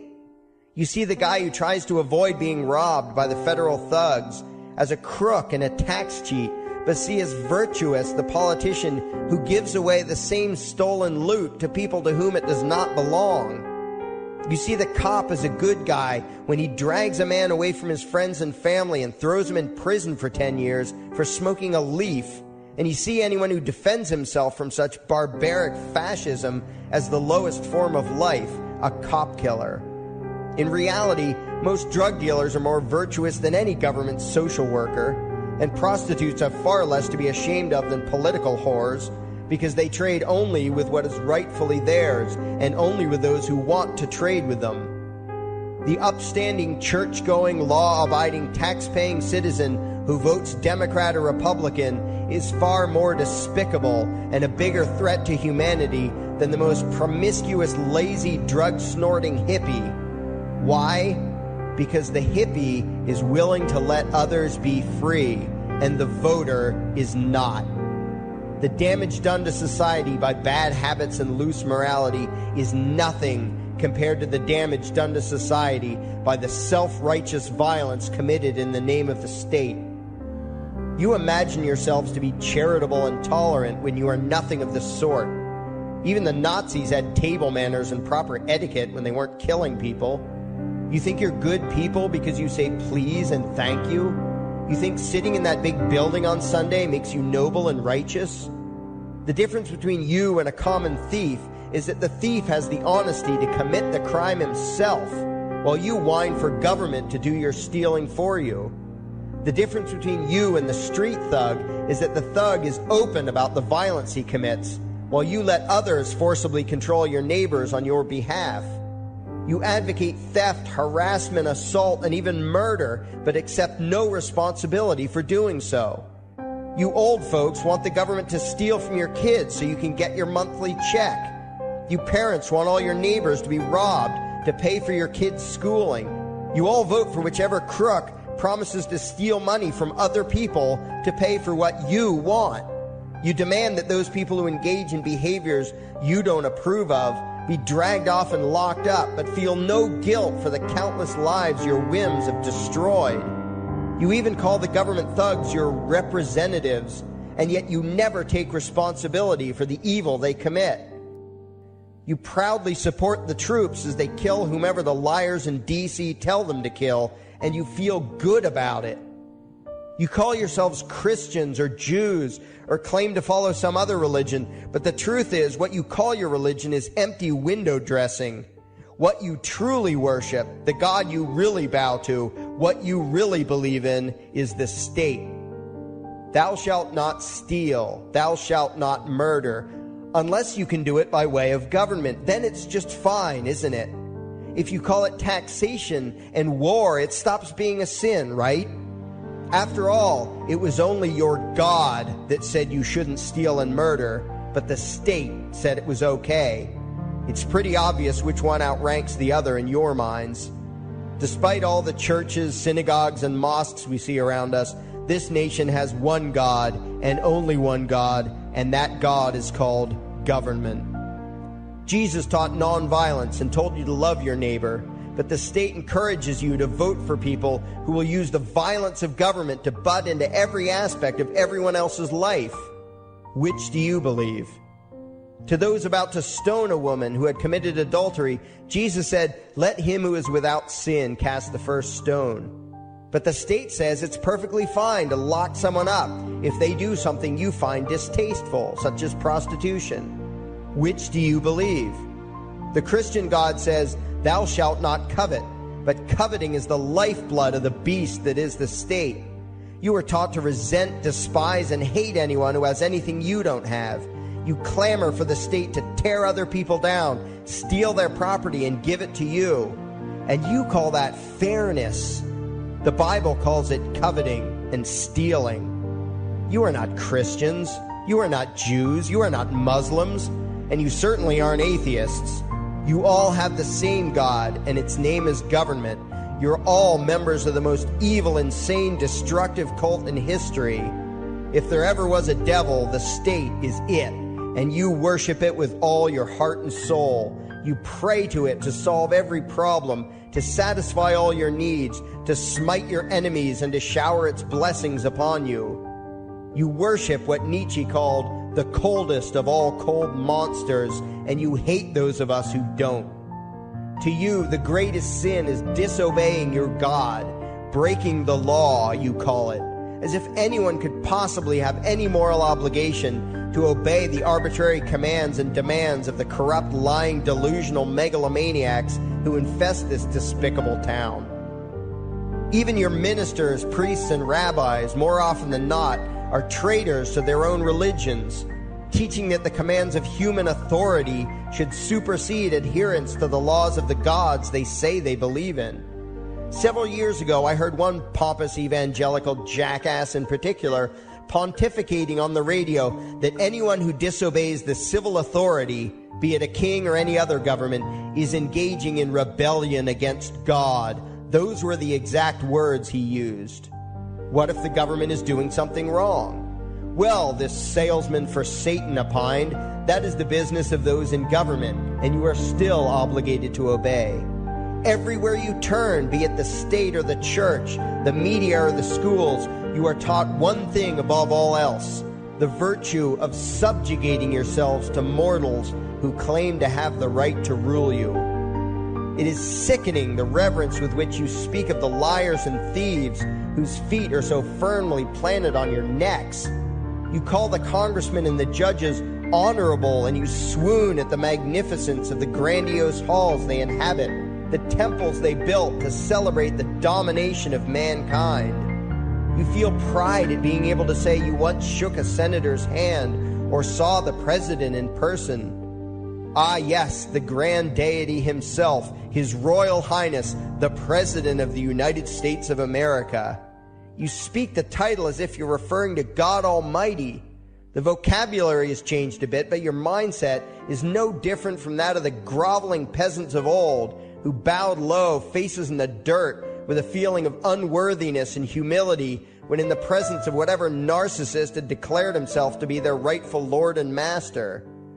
The truth of the matter, back then and today, is that these parasites who call themselves leaders are not superior beings. They are not great men and women. They are not honorable. They're not even average. The people who earn an honest living, from sophisticated millionaire entrepreneurs to illiterate day laborers doing the most menial tasks you can imagine, those people deserve your respect. Those people you should treat with courtesy and civility. But the frauds who claim the right to rule you and demand your subservience and obedience, they deserve only your scorn and contempt. Those who seek so-called high office are the lowest of the low. They may dress better, have larger vocabularies, and do a better job of planning out and executing their schemes, but they are no better than pickpockets, muggers, and carjackers. In fact, they are worse, because they don't want to rob you of just your possessions. They want to rob you of your very humanity, deprive you of your free will, by slowly leeching away your ability to think, to judge, to act, reducing you to slaves in both body and mind. And still you persist in calling them leaders. Leaders? Where is it that you think you're going exactly that would require you to have a leader? If you just live your own life and mind your own damn business, exercising your own talents, pursuing your own dreams, striving to be what you believe you should be, what possible use would you have for a leader? Do you ever actually think about the words that you hear, the words that you repeat? You parrot oxymoronic terms such as the leader of the free world, even pretending for a moment that there is some huge journey or some giant battle that everyone in the entire nation is undertaking together that would require a leader. Why would you ever think, even for a moment, that the crooks that infest this town are the sort of people you should listen to or emulate or follow anywhere? Somewhere inside your mostly dormant brains, you know full well that politicians are all corrupt liars and thieves, opportunistic con men, exploiters, and fearmongers. You know all this, and yet you still speak as if you are the ones who are the stupid, vicious animals, while the politicians are the great, wise role models, teachers, and leaders without whom civilization could not exist. You think these crooks are the ones who make civilization possible? What belief could be more absurd? Yet when they do their pseudo-religious rituals, deciding how to control you this week, you still call it law, and continue to treat their arbitrary demands as if they were moral decrees from the gods that no decent person would ever consider disobeying. You have become so thoroughly indoctrinated into the cult of state worship that you are truly shocked when the occasional sane person states the bleeding obvious. The mere fact that the political crooks wrote something down and declared their threats to be law does not mean that any human being anywhere has the slightest moral obligation to obey. Every moment of every day, in every location and every situation, you have a moral obligation to do what you deem to be right, not what some delusional bloated windbag says is legal. And that requires you to first determine right and wrong for yourself, a responsibility you spend much time and effort trying to dodge. You proclaim how proud you are to be law-abiding citizens and express your utter contempt for anyone who considers himself above your so-called laws, laws that are nothing more than the selfish whims of tyrants and thieves. The word crime once meant an act harmful to another person. Now it means disobedience to any one of the myriad of arbitrary commands coming from a parasitical criminal class. To you, the term crime is nearly synonymous with the word sin, implying that the ones whose commands are being disobeyed must be something akin to gods, when in truth they are more akin to leeches. The very phrase, taking the law into your own hands, perfectly expresses what a sacrilege it is in your eyes for a mere human being to take upon himself the responsibility to judge right from wrong and to act accordingly, instead of doing what you do, unthinkingly obeying whatever capricious commands this cesspool of maggots spews forth. You glorify this criminal class as lawmakers, and believe that no one is lower than a lawbreaker, someone who would dare disobey the politicians.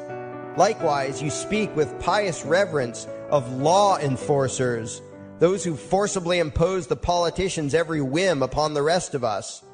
When the state uses violence, you imagine it to be inherently righteous and just, and if anyone resists, they are, in your eyes, contemptible lowlifes, lawless terrorist criminals. Like the lawless terrorist criminals who helped slaves escape the plantations. Like the lawless terrorist criminals who helped Jews escape the killing machine of the Third Reich.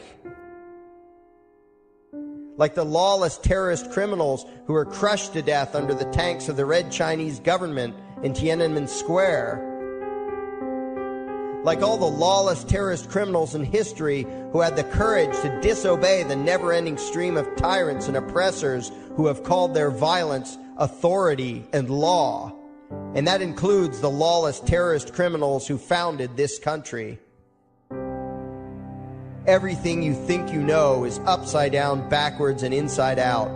But what has to take the cake, the height of your insanity, is the fact that you view as violent terrorists the only people on the planet who oppose the initiation of violence against their fellow men. Anarchists, voluntarists, and libertarians.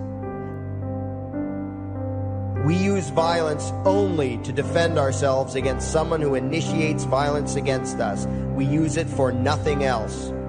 Meanwhile, your belief system is completely schizophrenic and self-contradictory. On the one hand, you teach the young slaves that violence is never the answer. Yet out of the other side of your mouths, you advocate that everyone and everything, everywhere and at all times be controlled, monitored, taxed, and regulated through the force of government. In short, you are teaching your children that the masters may use violence whenever they please, but the slave should never resist. You indoctrinate your children into a life of unthinking, helpless subservience. You are putting the chains around their little necks and fastening the locks tight. And worst of all, you feel good about it. Out of one side of your mouths, you condemn the evils of fascism and socialism and lament the injustices of the regimes of Hitler, Stalin, and Mao. While out of the other side of your mouths, you preach exactly what they did. The worship of the collective, the subjugation of every individual to that evil insanity that wears the deceptive label, the common good. You babble on and on about diversity and open-mindedness, and then beg your masters to regulate and control every aspect of everyone's lives, creating a giant herd of unthinking conformist drones. You wear different clothes and have different hairstyles, and you think that makes you different. Yet all your minds are enslaved to the same club of masters and controllers. You think what they tell you to think and do what they tell you to do while imagining yourselves to be progressive, thinking, and enlightened. From your position of relative comfort and safety, you now condemn the evils of other lands and other times while turning a blind eye to the injustices happening right in front of you. You tell yourself that had you lived in those other places, in those other times, you would have been among those who stood up against oppression and defended the downtrodden. But that is a lie. You would have been right there with the rest of the flock of well-trained sheep, loudly demanding that the slaves be beaten, that the witches be burned, that the nonconformists and rebels be destroyed. How do I know this? Because that is exactly what you are doing today. Today's injustices and oppressions are fashionable and popular, and those who resist them, you tell yourselves, are just malcontents and freaks, people whose rights don't matter, people who deserve to be crushed under the boot of authority. Isn't that right? You bunch of spineless, unthinking hypocrites, look in the mirror. Take a good look at what you imagine to be righteous and kind. You are the devil's plaything. The crowds of thousands wildly applauding the speeches of Adolf Hitler, that was you. The mob demanding that Jesus Christ be nailed to the cross, that was you. The white invaders who celebrated the wholesale slaughter of those godless redskins, that was you. The throngs filling the Colosseum, applauding as the Christians were fed to the lions, that was you.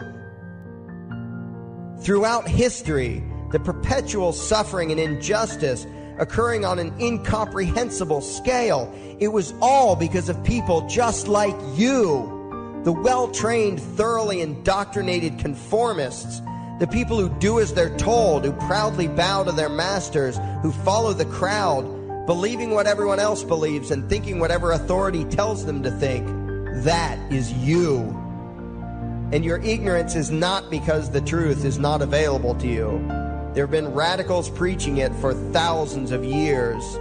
No, you are ignorant because you shun the truth with all your heart and soul. You close your eyes and run away when a hint of reality lands in front of you.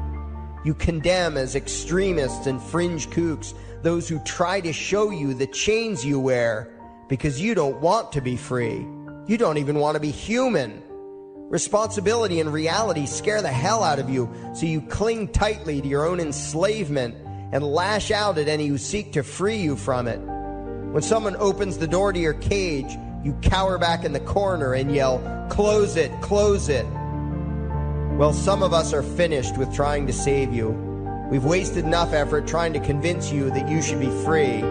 All you ever do is spout back what your masters have taught you, that being free only leads to chaos and destruction, while being obedient and subservient leads to peace and prosperity. There are none so blind as those who will not see. And you nation of sheep, would rather die than see the truth.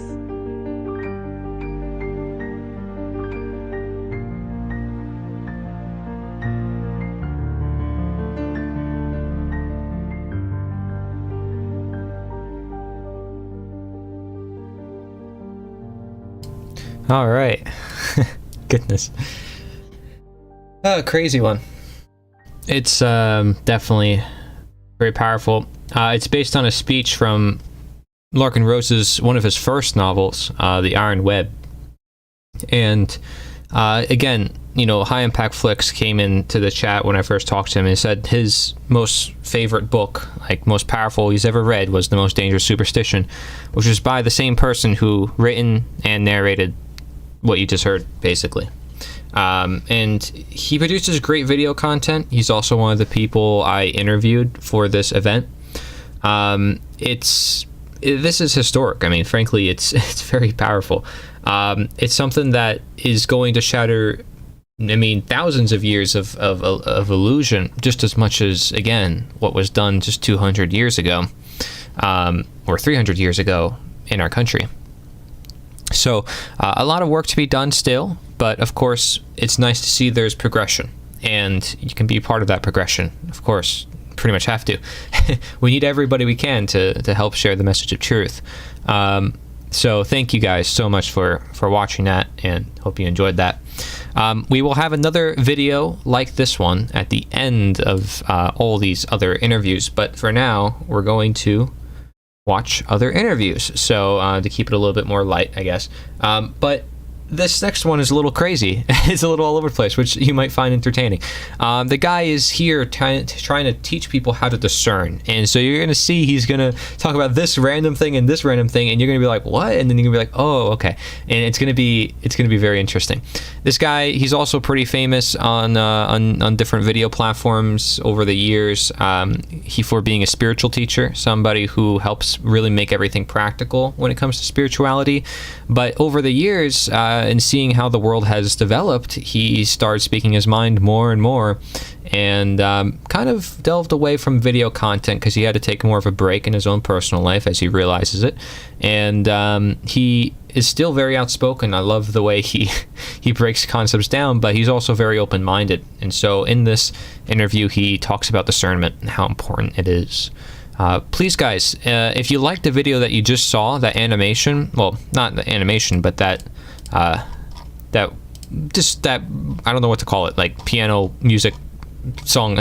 Basically, the video is called The Complete and Undeniable Truth. I'm going to link it in the chat for you guys, and you can share this with whoever you want. This is a direct link to that video, okay? Definitely a very powerful video, I would say. And if there's one that you want to be a little less dramatic, then the one at the end of this whole live stream is less dramatic than that. Of course, if you want to see all the resources, because that's just one, be sure to sign up for the summit.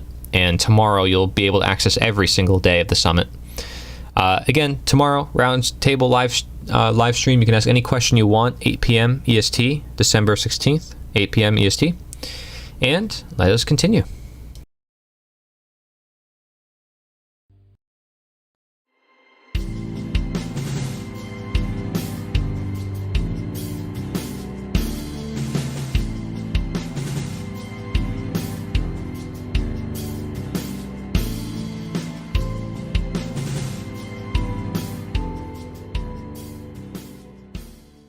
Hello and welcome to the End of Slavery Summit. I'm Corey Angelot here with a very special guest, somebody who is, I guess you can say, a spiritual teacher who has a lot of experience, however, with spirituality. And the reason why I say I guess you can say is because he makes it very practical to where the point where I actually really enjoy listening to it. It's not somebody who's like, okay, let's just meditate all day and, find peace with ourselves, but let's actually explore these concepts in detail. He literally has videos on a whole bunch of concepts related to spirituality in detail, and I really appreciate that. He's also an author and a content creator. He's had quite an influence on a number of people, and he picks apart words. He really breaks down concepts and even has courses for individuals.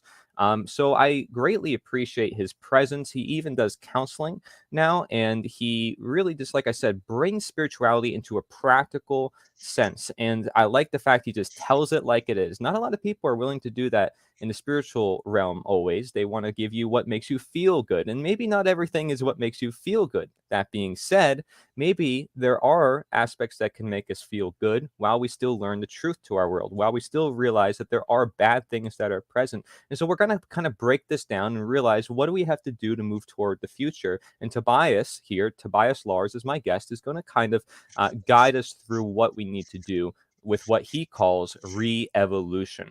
Thank you, Tobias Lars, for joining me.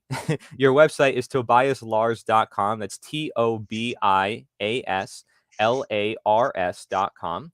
And he's also got a bunch of t-shirts, which are really cool. You even have traveling sessions. Over the years, you were traveling with people. You had spiritualtravelers.com. It redirects people to your website where you did all sorts of things with unique adventures with wild dolphins and wild horses and manatees and wolves, walking with elephants, hot springs, healing retreats, and ayahuasca shaman adventures. I mean, that sounds incredible. You've done quite a bit, and I'm glad that you've met a lot of individuals, and I'm glad to connect with you and your works. So introduce a little bit more about yourself and kind of help us dive into what this term re-evolution means. Thank you for joining. Yeah, absolutely. Thanks for having me here. I've been kind of quiet the last few years because, and by the way, the spiritualtravelers.com, that was, yes, it started a few years ago when I realized I'm done with doing anything I don't want to do, right? Which is sort of saying a big no to whatever our programming is, our culture. First four letters of culture is cult. So every culture on earth has always been an enculturation. You get programmed, whether it's by churchism or just your well-meaning parents usually, or massive trauma with your parents. That'll help activate a lot of things. But yeah, school, obviously, government, any religionism will tend to format who we are. We get programmed by all this stuff. And so at a certain point on this real awakening, that's really, have you noticed lately that on Earth lately, it's accelerating? I mean, every day, if you check in anywhere globally, there's massive stuff going on. Even though NBC, ABC, CBS, CNN, Fox News, CNN, etc., they won't report on any of this because we're obsessed with being angry at daddy.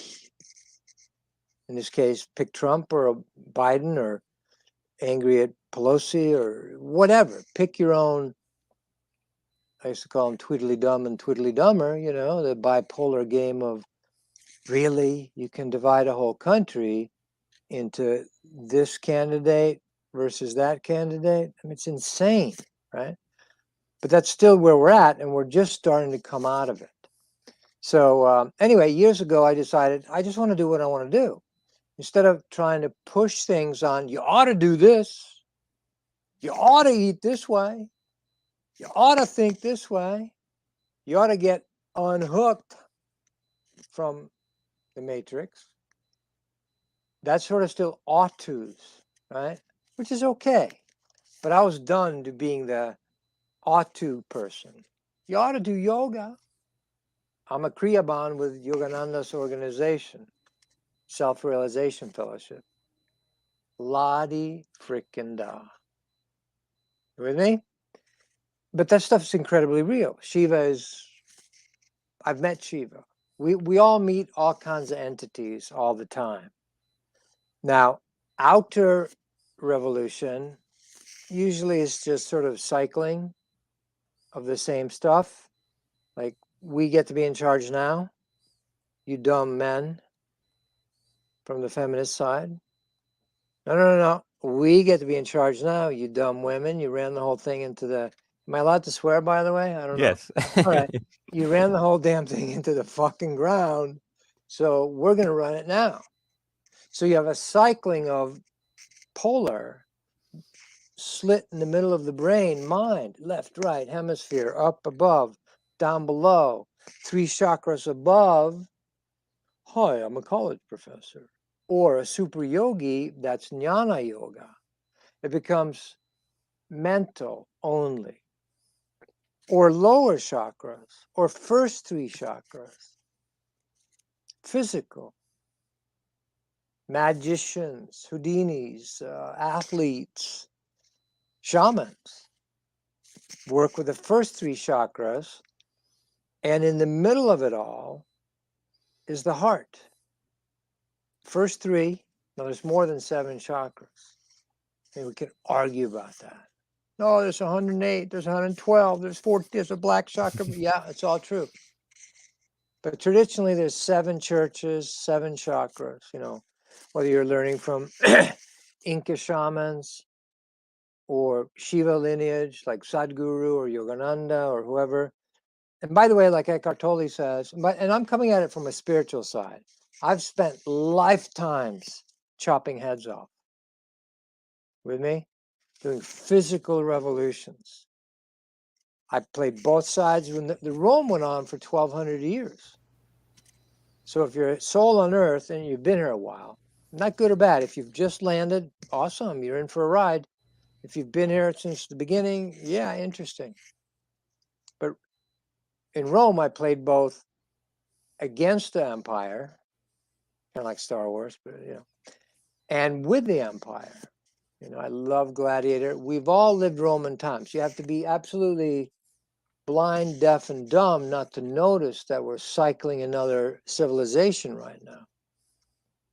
A friend of mine and I said 4 or 5 years ago, I said, we should start selling Nero fiddles.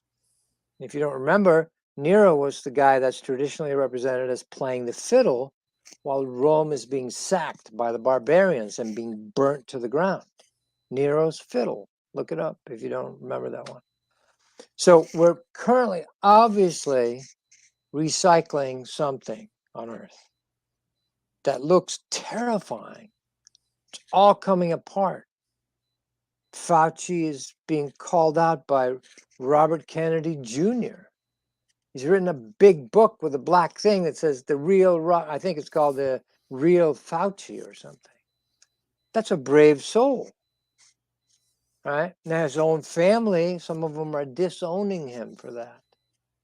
So my main work with people is to not only the outer wake up, you need to learn about cabals and, you know, I've been doing this for, you know, this lifetime, 35 years, right? But I joke 3,000 lifetimes, and then God knows when other planets and planetary systems and all that. But yeah, there's been horrible stuff going on Earth, you know. Once you hear about chambers underneath the Vatican where they're doing rituals with children and blood and adrenochrome and all that. Yeah. Yes. Now, if that hooks you enough that you're going to pick up arms and go fight the police, they're going to get you. Okay? The passion is, you got to get outraged because there's no other way to get the rage out. The very word outrage is indicating you need to get your rage out of you, or else you're going to be able to be played and easily start wearing masks. And I'm going to be a little spiritually incorrect here. And you're going to have little Napoleonic complex dudes that are 5'4" that never could put a fucking basketball in the basket and can't even throw a baseball, fake out whole nations and cultures. And you're going to wear your dutiful masks. And I know I've had COVID, by the way, supposedly. I've been through a kidney transplant. You don't want to, you know, if you set yourself up as us versus them, now you got to learn to discern. I'm going to do a lot of this random access kind of, but you got to listen with your heart and your belly, not just this. Mind, yeah, it's good. But once you wake up in the mind, you got to incorporate it, which means come on down the highway to your throat, your third eye, your heart, your belly, your sex chakra, your Muladhara, your rectum chakra, and there's a black chakra between your knees, which showed up once when I was giving a talk in Prescott, like, I don't know, 10, 12 years ago. Black chakra just showed up between my knees. Now, that's not usually even talked about. So, and none of that matters. Jesus simplified it. Look, you got to love, right? Love people, call out the bullshit, love yourself, and get real to heal. This is the real teaching, you know. So that's mainly been my work. And I am going back to doing a few. I just started like literally 2-3 weeks ago doing personal sessions. I'm not advertising it. I'm not putting it out there. But I do. Because you may know all this stuff, see all the cabal shenanigans.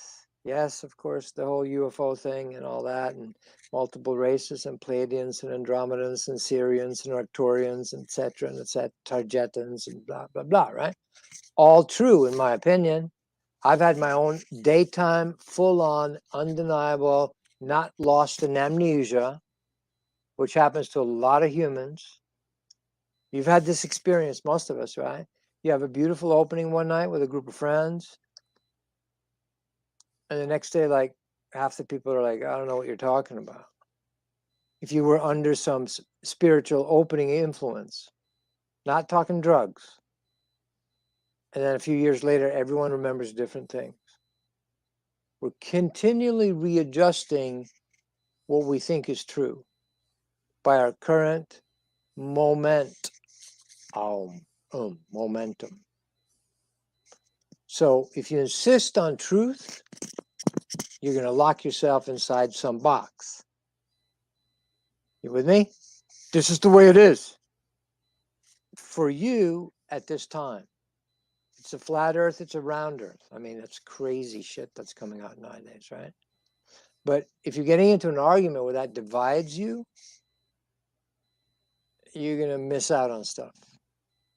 Because the bigger holding space, and you can't get lost in this. You got to keep it real and go, hey, I don't know about that, but I'm not arrogant enough to pronounce that you're deluded to someone else. That's pretty arrogant. Say what you feel and what you experience, or have the guts and the balls to say, I'm being a little harsh here today, you know. I know how to play and be very nice and make sure everybody's safe and they feel really good and namaste and all that stuff, which is true, and that's sincere. But at this time, we're going to get shock therapy. You're going to have, what happened to those people, 600 people that got shot in Las Vegas? What was that, 2-3 years ago, 4 years ago? Don't everybody forgot about that. That's a huge happening. So the shocks will keep on coming for the clean out that's going on right now, which is the difference between what we're consciously aware of and the 9/10 of the iceberg, which is in our subconscious. On the road to awakening, you start to be able to not need as much sleep because you're starting to reintegrate all the parts of you. Or dreaming and awakeness is that famous saying, Chang Tzu fell asleep and didn't know if he was a butterfly dreaming he was a human or a human dreaming he was a butterfly. I know it's poetic stuff, but you know, we don't know. And is that a real dream or what is that? And this is, the boundaries are going to start melting right now. They already are. Multiple realities are happening for many of my friends, including me. And learning to navigate these times, because the old facade, some people say, oh, there's a moon base and they're psychically controlling people. It started 12,500 years ago, you know, during the flood. Yeah, maybe. There's probably some truth to that. But if you get caught up in that, in the wrong place, trying to explain that to your parents or something, and they're not on it, they're going to worry about you and report you to the psychiatrist, right?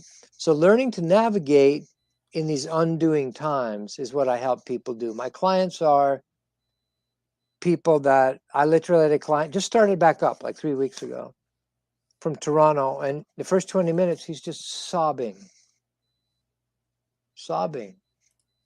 because it needs to clean itself out. You know, I got you know, hundreds of ex-clients and so forth. Ex-army guy from New Zealand dealing with ancient, and he's a white guy, but he's got a Maori, you know, the Maoris live down in the Fiji and New Zealand, and they're the Haka guys, you know, that they do, which is beautiful stuff. And, but he's just terrified of having been in the army, black magic shit, possessed in his lineage, because everyone you can interrupt me anytime you want. I've done 50 ayahuasca ceremonies. I've taken people for years up to Hopi land. Hopi is the ancient tribe in America that's been here the longest. The Navajos are Johnny-come-latelys. They might have come across the land bridge, but there were people already here. There's much older history on Earth, you know, than what we've been told. Obviously, Columbus wasn't the first guy in America. There's tons of other people that were here. But so I spent a lot of time in Hopi and with the Inca shamans and the ancient shamans, the guys with the tall heads that were down in Peru and who they worship as gods. All that stuff's real. It's real stuff. And knowing about it a little bit with your mind is not the same as feeling it in your chakras, in your body, multiple dimensions. Where's this coming from? Giant snakes and spiders and half wolves and beautiful angels, and there's Shiva and there's Christ, Jesus. And actually living that is very different than starting to, even if you're reborn here, which a lot of us are, and you already know innate things, like you can smell, that's not right. That's BS. I'm being lied to. But that's not the same. Like if you're not foolable by the scamdemic, I mean, come on, this is ridiculous, right? I just saw Russell Brand today. I like Russell. I wish he would just fucking slow down a little bit. But I know, but your normal talking voice would be nicer, in my opinion. Anyway, right? Or who's the other guy? Luke from We Are Change. I love Luke. Awesome. great. But settle down, man. Just breathe with your dog. You know, just take a moment. But I understand.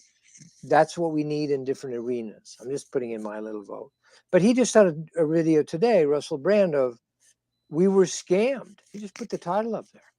We were scammed. And it's about the COVID thing, you know, which obviously is, whatever that is, that's a strange one, you know, and everyone has all kinds of experiences with it. And I told my girlfriend, and she grew up, my girlfriend, we've been together a long time, which is ridiculous. It's like, I'm always like, yeah, maybe, hopefully it'll end tomorrow. You know, we're in public, I'll joke with her.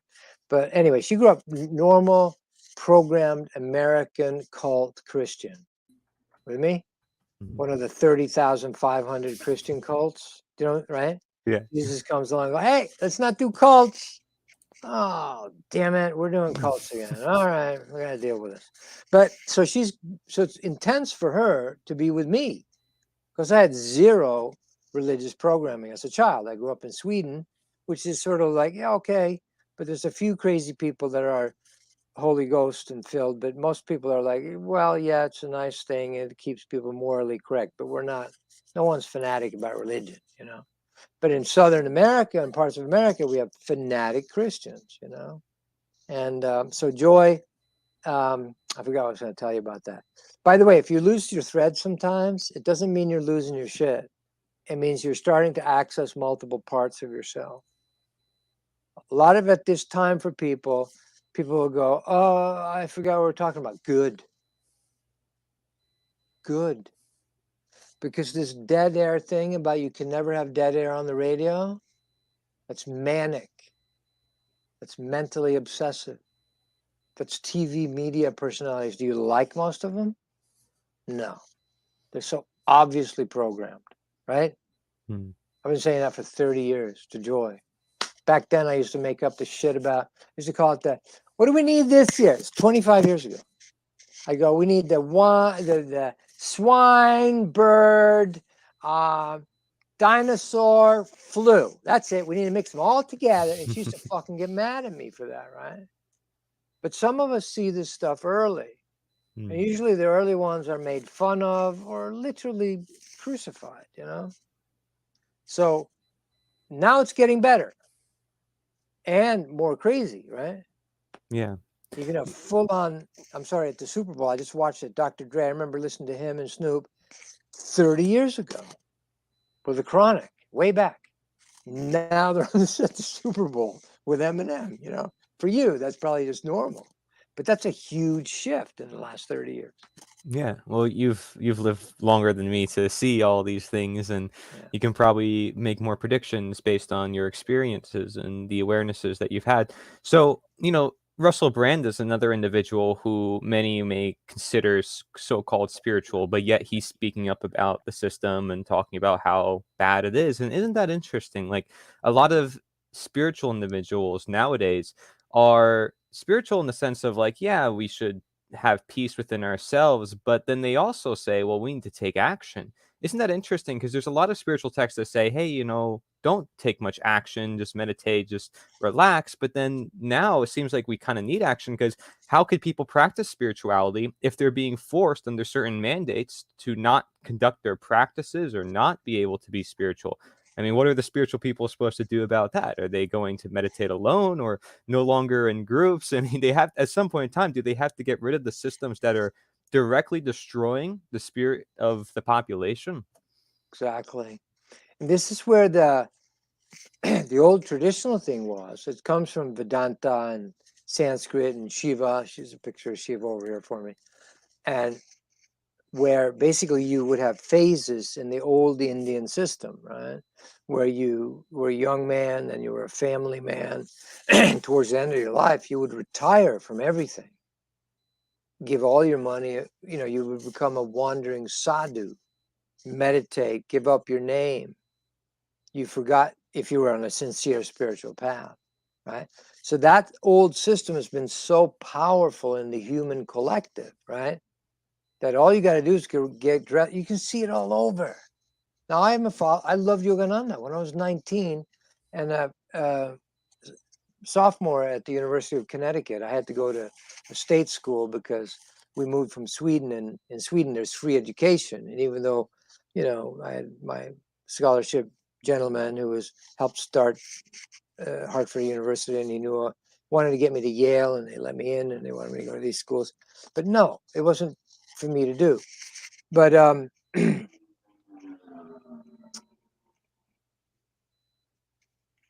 like that. I get erased. I do like it. I really do. But yes, you need to do both things.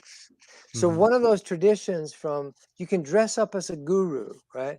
Where's my scarf? I probably have it around here. It's like a saffron scarf. I should fucking wear it for you. You know? And I was standing in Hawaii after one of our go swim with the dolphins. How new agey, go swim with the dolphins, right? But that's a real visceral experience.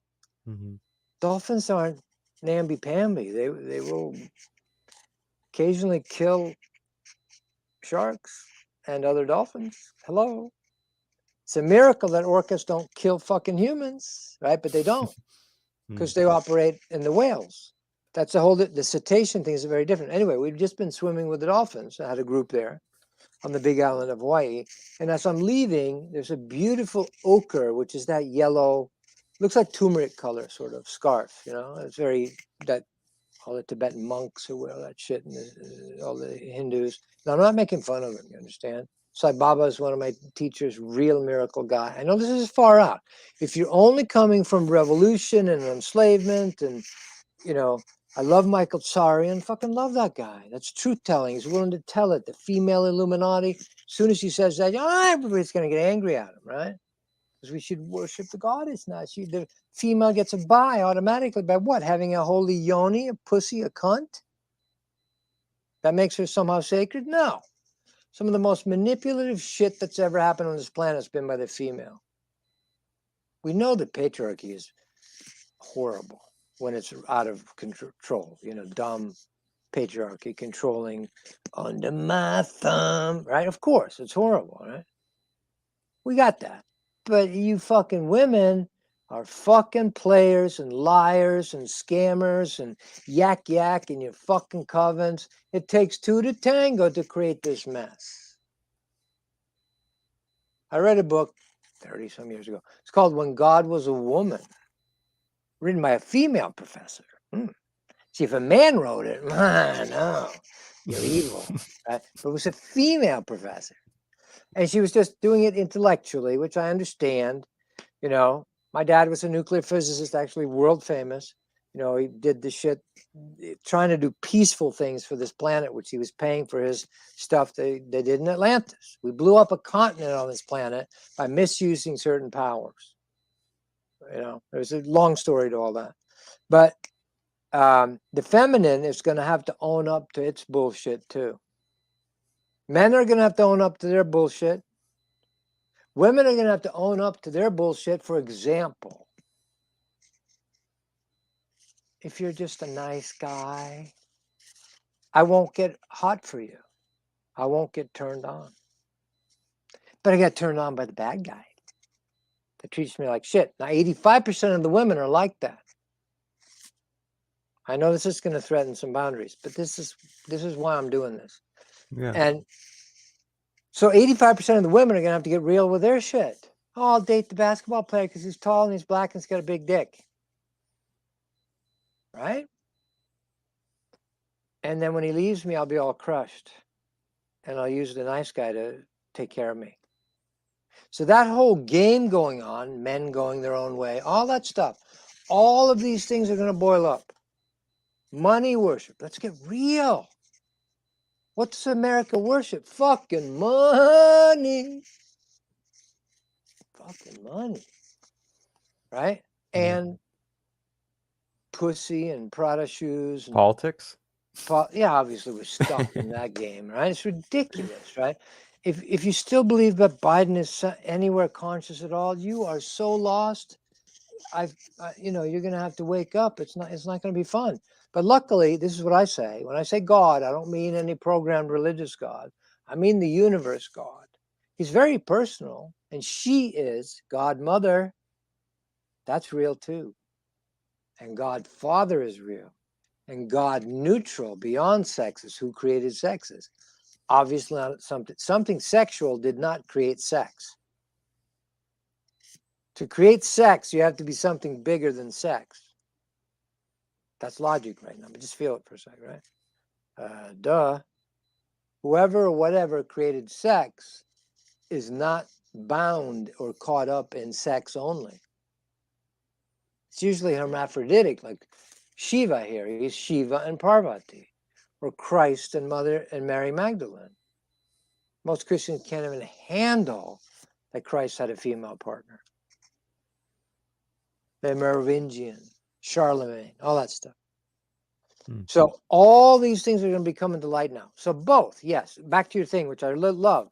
You need to do outer, like I've been posting this young man, I think he's from Thailand or Saigon, not Saigon, Singapore or something. And his YouTube channel is called Daily Hot, D-A-I-L-Y, capital H, capital O, capital T, Daily Hot.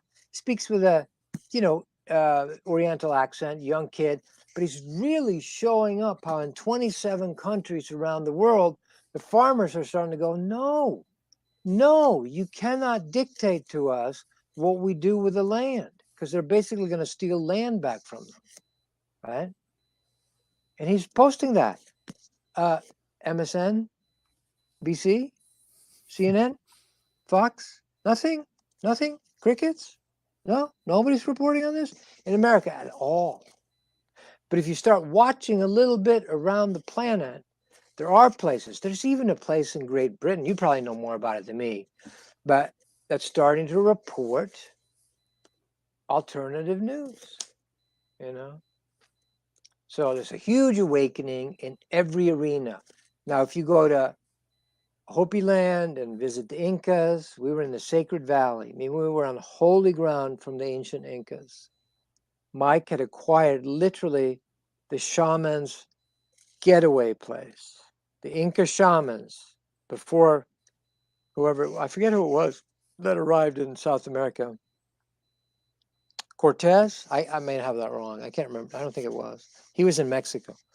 But this is the place the shamans used to go.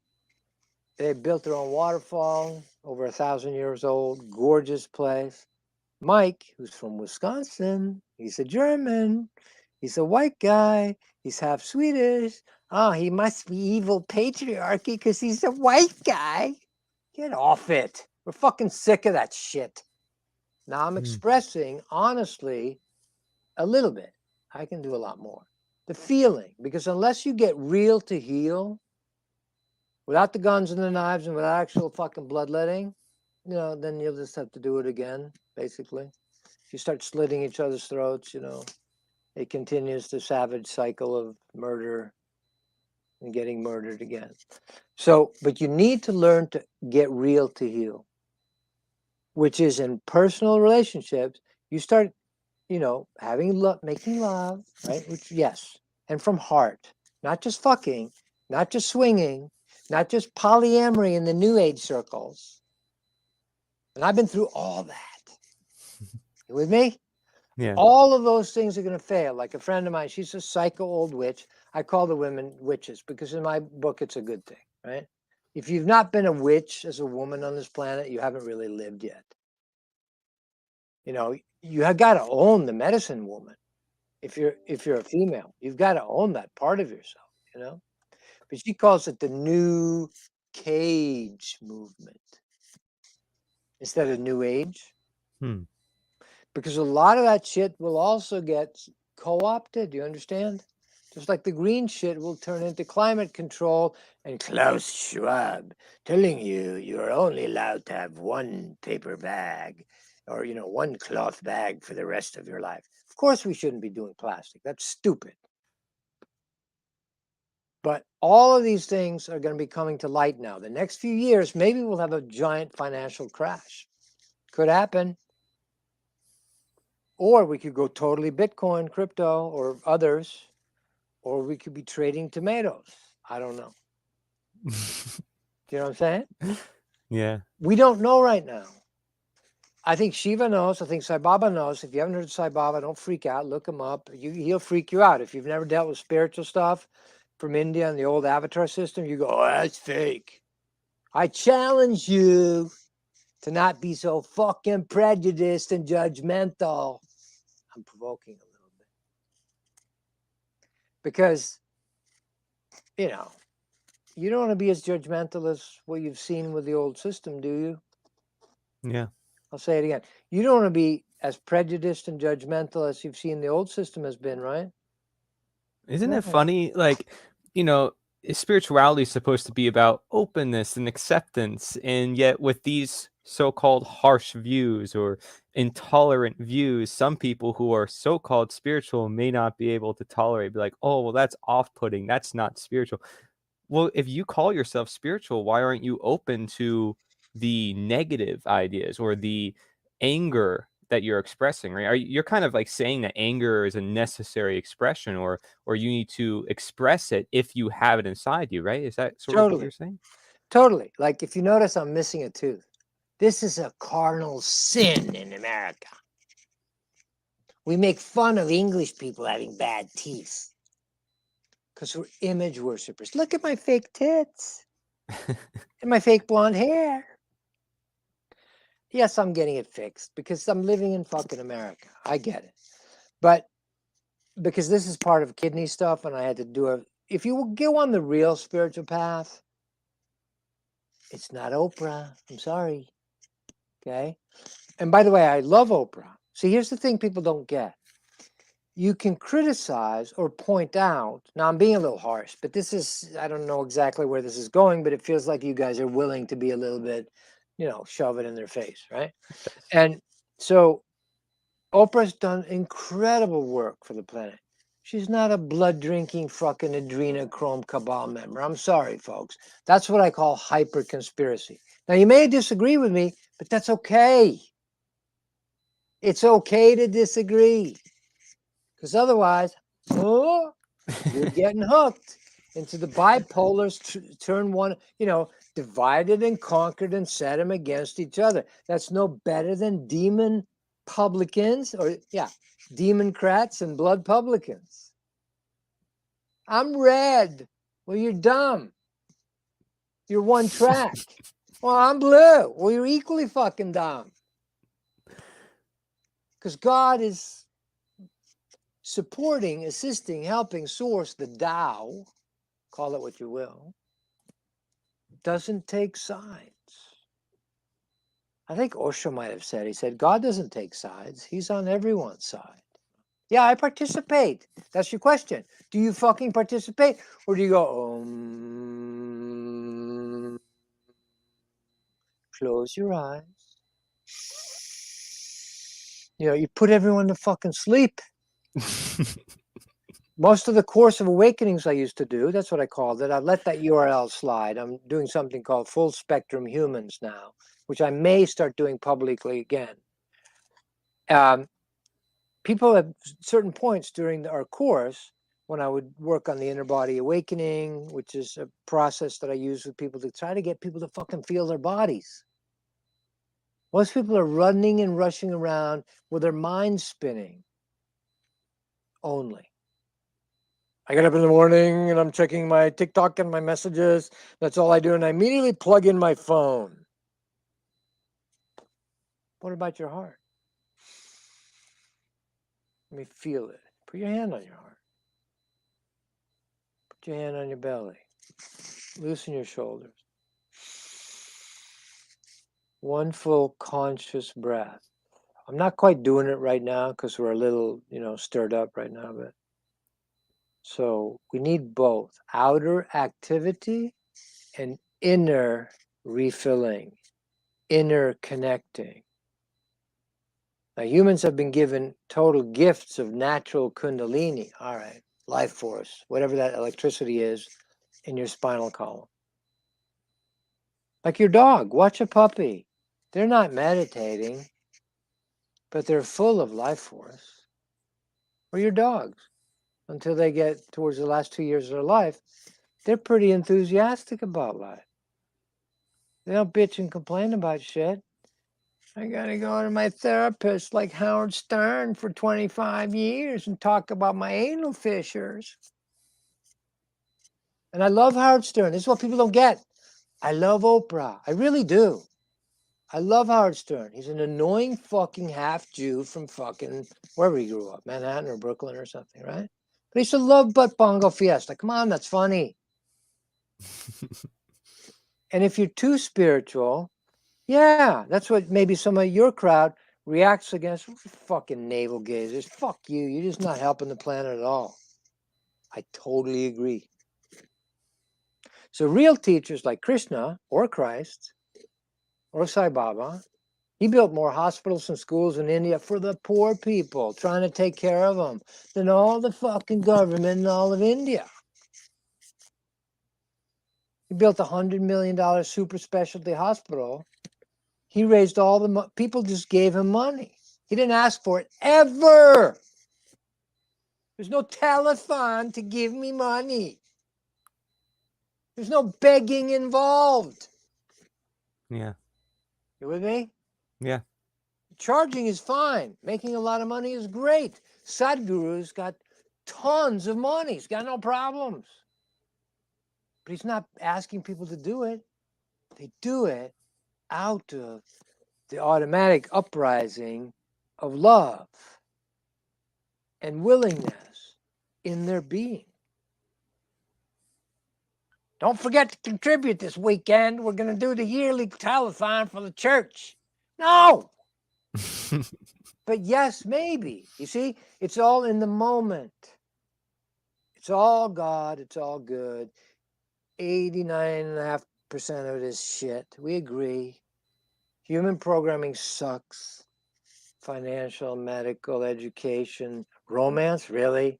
How successful is our current romance love program on earth? Really?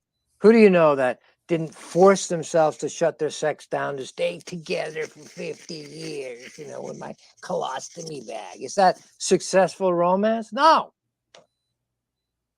What does that look like? We don't even know yet. Let's try polyamory. And the women are like, oh, I don't really want to do it yet. Or I do because I'm possessed by some fucking thing that's not really part of me, some entity succubus shit. And they get talked into it before they're ready. I used to warn I did that. I'm there now. But at a certain stage in your evolution, you do not do polyamory. You'll get eaten by entities you don't know what you're fucking dealing with. Most of shamanism, everyone's like, and I've been there, I'm speaking from experience. I did 50 ayahuasca ceremonies, okay? That's not going once to do 5 of them at some retreat in Costa Rica. You with me? And I'm not making fun of that. It's beautiful. But so I'm speaking from experience. I'm not arrogant, I'm not ego about it, I'm just being truthful about it. I spent time on Hopi multiple times dealing with the black magic part of it. Because most white people go, oh, they have rattles and feathers and drums. They're shamans. I can open myself totally to them. You're going to get fucked over. They're going to steal your money and fuck you if you're a woman. 85% of the shamans will fuck you over. You have to learn. Here it is. You can get, I don't sell t-shirts, but I got an artist friend, ex-punk guy who I love. He's just sort of rebel, meaning wherever the truth comes from. Is it Candace Owens? Great. Is it Ram Dass? Is it whoever? I'm trying to pick polar opposites here a little bit. Tucker Carlson will drive everybody nuts because he wears his little fucking bow tie, or used to. But there's some truth coming from him. Are you big enough to be willing to listen to that? No, he's an evil fucking fox, white guy, patriarchy. Really? You fucking wrote yourself off right there. Or you think you're so fucking holy, let's reject all of it. I'm just going to grow my own garden and buy 40 acres in Tennessee with 20 of my friends. And we'll try to all fuck each other and it'll all fall apart because we don't know how to what? Get real to heal. Get real to heal is what Jesus taught. Now, most humans, they're not ready for that. But there's a huge wave right now on Earth of people like yourselves. And I'm surmising, but I'm feeling. Or Michael Tsarian, or David Icke was a forerunner, or Jordan Maxwell. Do you know these guys? Yes. Yeah. Jordan Maxwell's a good friend of one of my best friends. For a while, we had to take care of him up in Flagstaff, help him out. Jordan's Amazing work. going Tons through of work. Yeah, going through shit. But he was the instigator, his ET meeting with the people in the 50s and 60s with ET racists. He met ET young girls and their parents. They lived north of Pasadena in underground places. They were hiding there for a while. Jordan Maxwell talks about this openly. I know I'm pushing a lot, but you know what? At this point, that's what I'm doing. That's fine. Right? No, I'm just saying to yeah. the world too. Yeah, because I just posted this. I'm back on Facebook. Oh no, Facebook is a CIA operation just to mine data from you guys. Okay, maybe, but you know what? So what? Let them think they know who you are, but don't fight them. Jesus, what's that you're saying? Let them think they got one over on you? If you stand up against the cabal too soon, you will lose. Say it, like David Icke. That was his job. So they would call him and go, look, you fuck, we're going to take you out unless you stop talking about this shit. He talks about this openly, I'm sure. Now he's shut off, of course. Can't appear on YouTube, or I don't know where they have him now, on BitChute or whatever, right? His own website. His own website, yeah. Joy and I went to see him. He was here in Phoenix, I don't know, 20 years ago at the Orpheum Theater, this old 50s, 60s, beautiful theater, you know, for the day. But anyway, unless it's your job to be an exposer of shit, you need to be you need to have protection. David Icke was protected. When they called him and said, we're going to take you out, he said, where? I'll meet you there. And he said, I went there, nobody showed up. That's his job. But if that's not your job, don't be like David Icke unless it's your mandate. Feel the difference? Learn to discern. There's a right time for total truth-telling in their face. And there's a right time to appear normal. I don't know if you know who Sadhguru is, but he's an Indian guy, yeah. I do. Who lately is doing huge work in the world. But he's meeting with people at the, what do they call it? The World Economic Forum, and he said take vaccines. He's got to be part of the cabal. No, you don't know how to learn to discern the deeper stuff. Right. It's not up to them. It's up to you.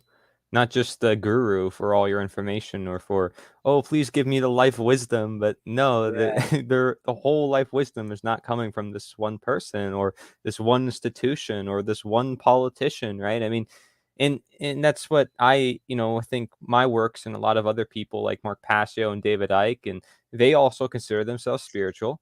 We're talking about is like government and politics, which a lot of spiritual gurus will not talk about. Right? They don't want to go into like, is government legitimate by spiritual principles? Right. Like, can you apply morality the same way you do with all your other talks and apply it to government and politics? Or is it too much of a line you don't want to cross because it's too dangerous? And I agree, the word government, of course, as you know, govern your mentality, govern your mentation, your mental processes. Government is literally mind control. That's what the word means. Hello. The words will reveal themselves if you know how to feel behind languages. The Tower of Babel is an interesting story. I was not raised with any of it, so I don't have any programming about Christianity. But there's a place before language and beyond languaging. How do you talk to your dog? All right, they condescend to learn a few human words because, whatever. But the cats are like, no, I don't care what you call me. I'm not playing that game, right? I don't need a name. So part of us are at this time, as the veils will be coming apart, there's tons of suffering right now. Pain, suffering. A lot of young souls who already know what you came in for. You guys will be all right. But others are going to be like, I can't take it. I'm checking out, which it's always been that way. I mean, 80 years is like basically a fallen, fucked up, crashed chakra system. I'll say it again. Living 80 years is a fallen, desiccated, crashed chakra system, semi-automaton, zombie human. Living 80 years, you're a zombie fucking human. Oh. And if someone makes it to 100, we celebrate their crepit old body. That's fucking psychotic. Feel that? Where we're meant to literally, hello Shiva, hello Jesus, hello Babaji, hello Krishna, Buddha. I think Yogananda was able to too. They're literally able to resurrect their bodies. Most people go, it's not possible. Right? That's how far away we are as humans from what's actually the reality and potential. So there's a bunch of us speaking up about it. And at this time, it's getting loose enough that you, like, I don't know if I'm going to I'm having huge spiritual stuff happening. Like traveling. Literally, I've spent time laying here. I sleep here at night sometimes. And seeing, I'm up in another dimension. We've all had multiple spiritual experiences, by the way. And as you start the expansion, what if we call it, instead of ascending, sending my ass skywards? I'm making fun on purpose because we're so stuck in these old things, right? But instead of calling it ascending, the ascension, the Holy Church of the Revelatory Ascension. No, instead of that old stuff, I call it descension. You need to descend full spirit into the 3D. Yeah. And be able to walk on water because gravity has no hold on you anymore. Right. That's real. That's real. Yeah. Your picture disappeared, in case you want to know. But Okay. so the new thing is, and not everyone's going to wake up. One of the things that can really hook you and break your heart is thinking that everyone who is in a physical flesh carny body at this time, carny means flesh, beef, I love the carne asada, incarnation, not all incarnation at this time is all of a sudden magically going to wake up and be able to turn their bodies to light. If you're some new cage person thinking we're going to wake everyone up so they can all become Christs in the next 5 years? I don't think so. Maybe I'm wrong. God's the big cheese. I'm like, I know a little more than some people, but, I don't think the whole mass of 8.5 billion is going to turn into light. But a big chunk of us are, maybe. 15% of 8 billion is what? 1.2 billion? Isn't every evolution caused by just 1% of the population? I used to say all we need is 1,000 Buddhas. 1,000 fully awake Christs, and the whole thing shifts. Well, the Buddha said too, like, we're all Buddhas, right? Potentially. Can be, right. Eventually. A part of us, yes. Is it actualized? I just posted this today. Theoryland is worse than fucking Legoland. I didn't use Legoland, but Theoryland is one thing. It's from Yogananda. He says, theory is great, and that's true. But that's very different than a Christ or a Buddha or a Yogananda, and various, Don Juan of Carlos Castaneda. I mean, they were able to turn their bodies into light and play with time and space, So those are the people I'm interested in, and I'm totally into helping people who are seeing through the programming and they know they need to come out of it, And that's my expertise with helping with personal evolution, because that's what I've been doing for 3,000 life, God knows how long, 30 years of this lifetime, And I grew up inside all of it. I went to private school. They call it, in England, public school means you're in a private school. All the little caps, Angus Young from,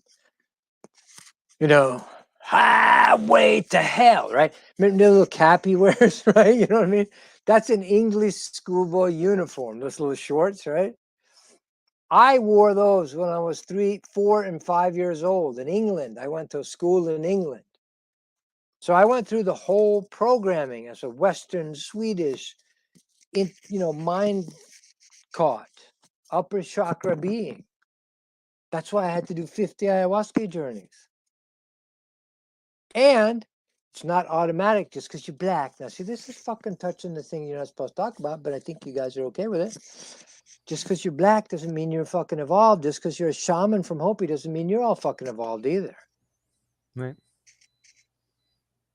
Some people need to activate their upper chakras or their last 3 chakras. See, the first 3 chakras, some souls need to activate. If you want to become a full chakra activated, full spectrum, thank you, Pink Floyd. Remember the triangle and the colors? All the colors bleed into one human being. What? That's how it works. No, I'm only going to be the top 3 colors.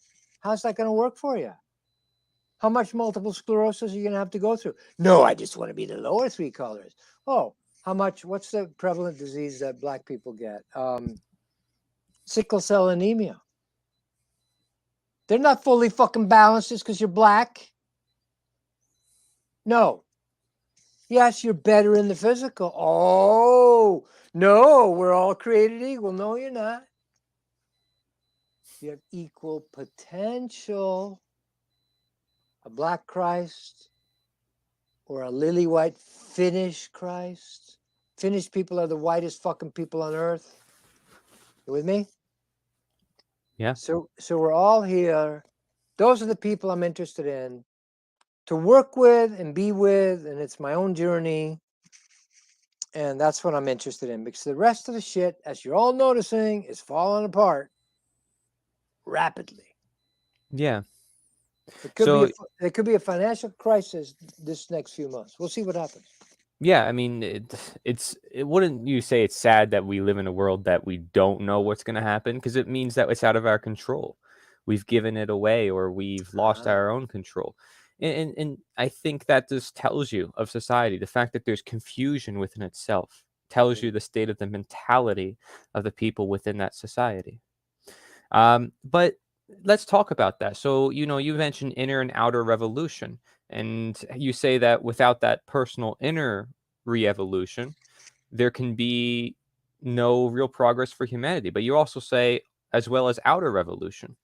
So re-evolution, try to get clear on what our goals are and such. What is this outer revolution? Like, what's required for that? Because often we hear from spiritual gurus like, oh, you got to look in yourself, you got to think about things. And a lot of our speakers on the summit, this event we have here talking about the end of slavery, a lot of them are talking about how in order to free your mind, you have to go through yourself. So what would you have to say is the outer work? Don't watch CNN. Mm. Or learn, or Fox, or any of it. Right. Or get conscious. But if you're still hookable, if you don't know how to filter, if you don't know how to remain semi-conscious, you're not going to be fully conscious right away. Some detox, like I was a vegetarian for years, but I just posted a video of a guy named Sverige. Sverige is the name for Sweden, how you say Sweden in Swedish, Sverige. S-V-E, but he uses a 3 instead of the E. I know his content. Yeah. R-I-G-E. Now, he got so fucked over by the vegan crapola. Mm-hmm. He tried it. He's a fucking Swede like me. We're like sincere. We're going to do it. We're not like, oh, yeah, it sounds good. No, we're going to do it. So he did it, and he fucking almost killed himself, like from what I gather. Emaciated, vitamin D, B12, loss, all that crap, right? And then he swung the other way, and now he ate like straight meat for 4 or 6 years, and he got Raw healthy. meat. Raw meat, actually uncooked meat. Yeah. One of my friends who attends, we have a quiet seminar that I don't advertise usually, and I'm stopping doing it so I can say it now. I might be doing something public that I'll call Full Spectrum Humans. We'll see. Maybe not.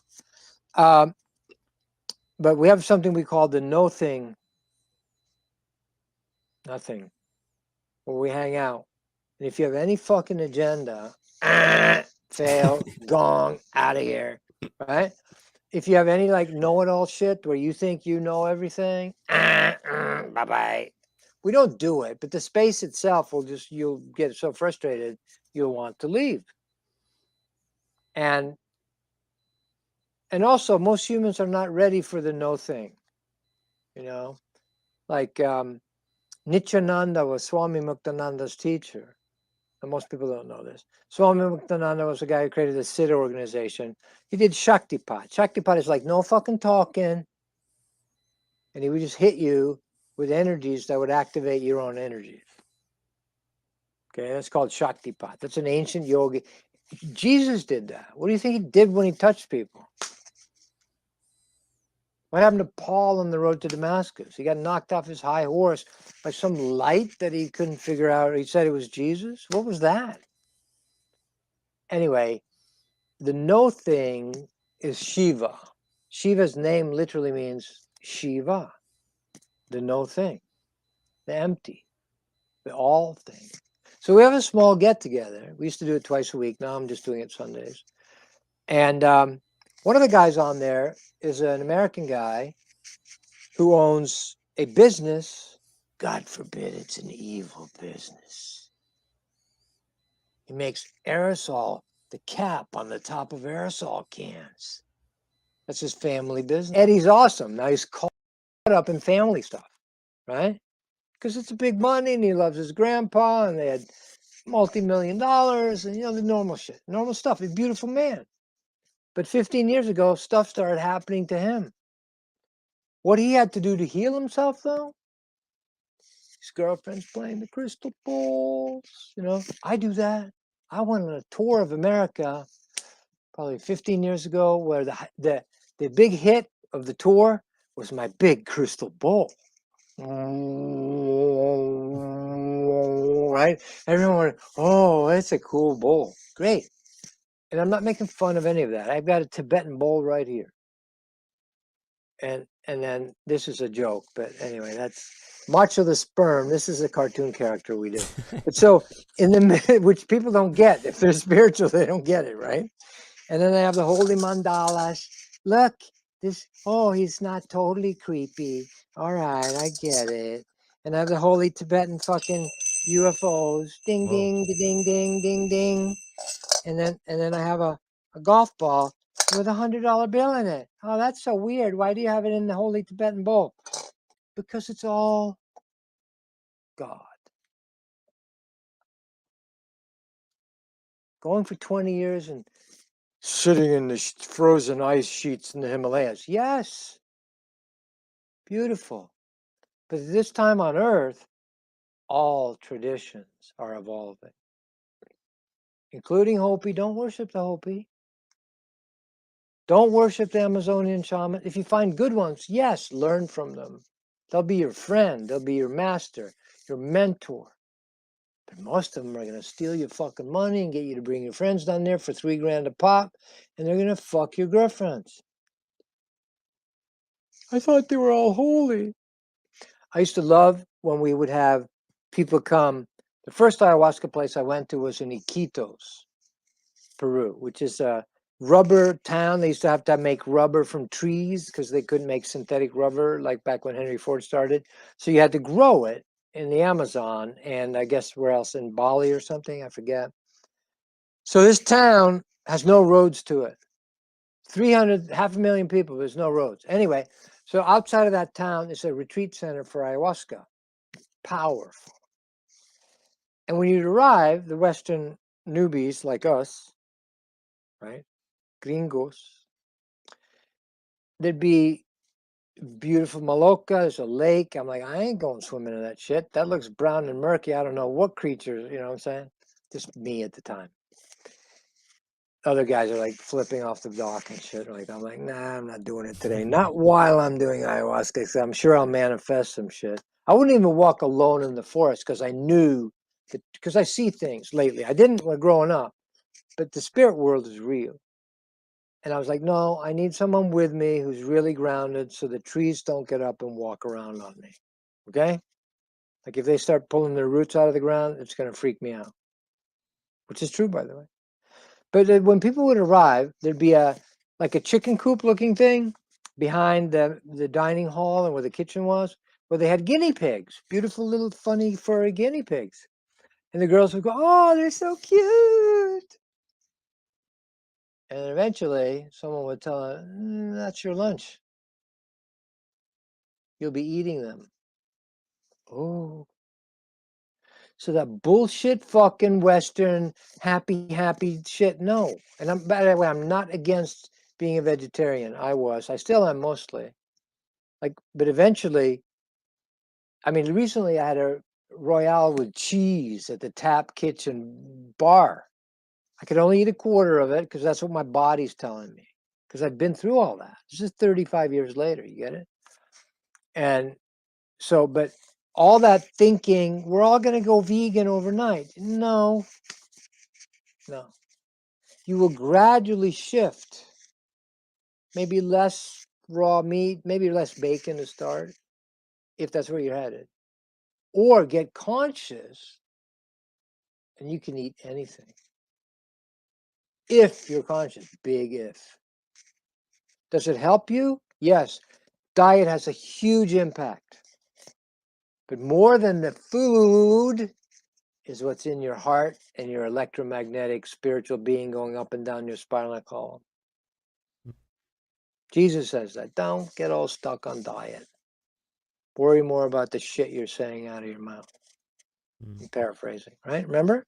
Just don't worry so much about what you eat, but more what goes into your mouth. Worry more about, oh, have you seen what Linda's doing? You know, more that gossip shit. Yeah. Yeah. Now, right there's a moment of no thing. Feel it? It's totally wrong. There! No. It's where God tries to get in.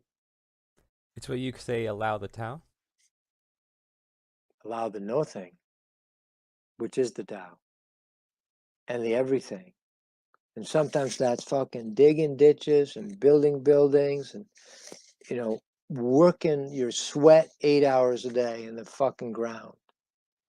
And sometimes that being like the wolf retreating to your cave for months at a time. I'm feeling to say something about if you're not being super sexual at this time on earth, don't judge yourself. Or if you're being super sexual at this time, don't judge yourself. It's a right time for all those things. It's the right time for everything under heaven and in hell. It's the right time for everything in heaven and hell. If you want to become an integrated being, if you want to be a maybe fourth dimensional heaven being, but you can't go any further unless you start integrating all your being. That's my opinion, Colonel. That's what I'm being told, shown, my own journey. Yeah. You need all of it. You need all the chakras to be allowed to be the knights of the round table. Remember they were all different colors? Why is Merlin doing that? And why are they all equal? Right. What's that about? What's the Holy Grail really? Let's get Michael Tsarian on here. He'll fucking talk to us for 2 hours about that stuff. Right? Yeah. Yeah. All the teachings. So your own personal journey, you are a perfect access point to personal Christhood. Is that too much? To real human awakening? How's that? Do you know what I mean? It's the same thing. Right. Yeah. I get the point, right? Like I don't judge your words. It doesn't matter to me. You can say literally whatever you want. I'm still going to get the context. I'm still going to, like you said, filter through it through my own conscience. Exactly. And to people that may eventually watch this, I'm speaking for them too. You know? Yeah. Yeah. So I love my journey, and I recommend anyone listening to this, do your own journey. If you feel called to go to the school board and speak your truth, damn it, whatever, great. That's holy work. If you want to tell truth on YouTube, great. But if you neglect, like, can I name some names here? Is that wrong? But I like Timcast. I watch it occasionally, but it's all fucking this shit, and a little bit of, oh yeah, you got to heal yourself. But mostly it's the fucking cabal and how fucking evil they are and all this shit. And every day I'm finding more. That's fine if that's his job. Perfect. But if you get stuck in that only, you're gonna end up in this consumerism, materialism. Yeah. The physical world, yeah. Yeah, or blaming Klaus Schwab and the Pope or whatever. Klaus Schwab and the Pope are having secret orgies together. I don't Yeah, even know these okay. people. Yeah, yeah. But speaking of being in the world, then, like you're saying, both inner work and outer work, there's still a papacy on this planet with 1.5 billion Catholics. Hmm. That might be really far removed from you.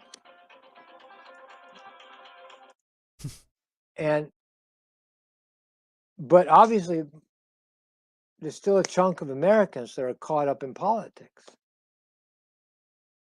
Right? Yeah. But I also understand totally removing ourselves, like the rainbow people, oh no, it's just gonna, and of course they'll steal your stuff because they're doing so much fucking pot and they're not getting any money. And when you bring any stuff, they'll steal and they go, no, we're all sharing, man. We didn't ask my permission. You're crossing boundaries. If I was part of that, fine, but I didn't agree to that. I'm gonna punch you in the fucking face. So the hippie thing didn't work. It did work. It's beautiful. Make love, not war. How can you argue with that? You can't. But when they went off on the LSD trips and said, let's go create this Garden of Eden, going up the country, right? We're going to get out of town, like Peter Coyote. The hippies were gone by the time the Summer of Love, 67 happened. I know that's before your time. But they weren't able to be real to heal, though. You're fucking my girlfriend. Oh, it's okay, man. No, it's not. You got all kinds of shit you're not being honest about. And so it goes bad. Yeah. Because what? Again, you're not getting real to heal. Getting real to heal means getting vulnerable. Become ye as little children. What does that look like? You will not enter I'm using Jesus because he's as true as anybody else, of course, not the churchism shit. Although that's good stuff too, occasionally, But he says, unless you will not enter the kingdom of heaven, of innocence, beyond the fruit of knowledge of good and evil, unless what? You become as what? Fauci? No. Unless you become as little children, which is what? Not stupid, not naive, but conscious innocence. Hmm. That's the real evolution, re-evolution. Otherwise, you're going to be doomed. If you're fighting against the old shit, if you're just going, okay, that sucks, I get it, I don't want to play that way, I'm going to get my own thing going, and we're going to, like Aubrey Marcus is a guy I watched a little bit. He annoys me. Everybody annoys me at times, if we're honest, right? I annoy people, I'm sure. I know I do. I just blocked somebody on Facebook yesterday. Because I just re-engaged with that because there's a bunch of good people that I had a whole bunch of things we used to do, and I'm starting again. But Aubrey Marcus, blah, blah, ayahuasca, I can't remember. It doesn't matter. But yes, he's creating a festival up in Idaho this summer, which is not about what's fucking wrong with the world, but what can we do to create the world we want? Right? Yeah. Tell the truth about the evil shit. Child pornography, fucking drinking adrenochrome, satanic fucking rituals, fucking off-world fucking ETs and greys and reptilians. Yes, fine. And don't be dumb about that. But learn to discern. Because there's a bunch of people out there channeling off-world shit that's not healthy. And they come in as saviors. We're from such and such a star system. Yes, may be true. But they may not have good intent, or they may be programmed themselves. Just because you can create a 4D starship that jumps in space-time does not mean that you're enlightened or awake or expanded. Yeah. Learn to discern is one of the little sayings I have on one of my t-shirts. That's key for humans right now, or you're going to get hooked by whatever the shit's floating around. You can go into hyper conspiracy. I've got a guy I'm working with right now who was so fucking angry when 9/11 happened back then. It's like 11 years ago, right? That he was going to join up and go fight the evil fucking whatever, right? People that he thought did it. Now he realizes that's bullshit. I have to change myself.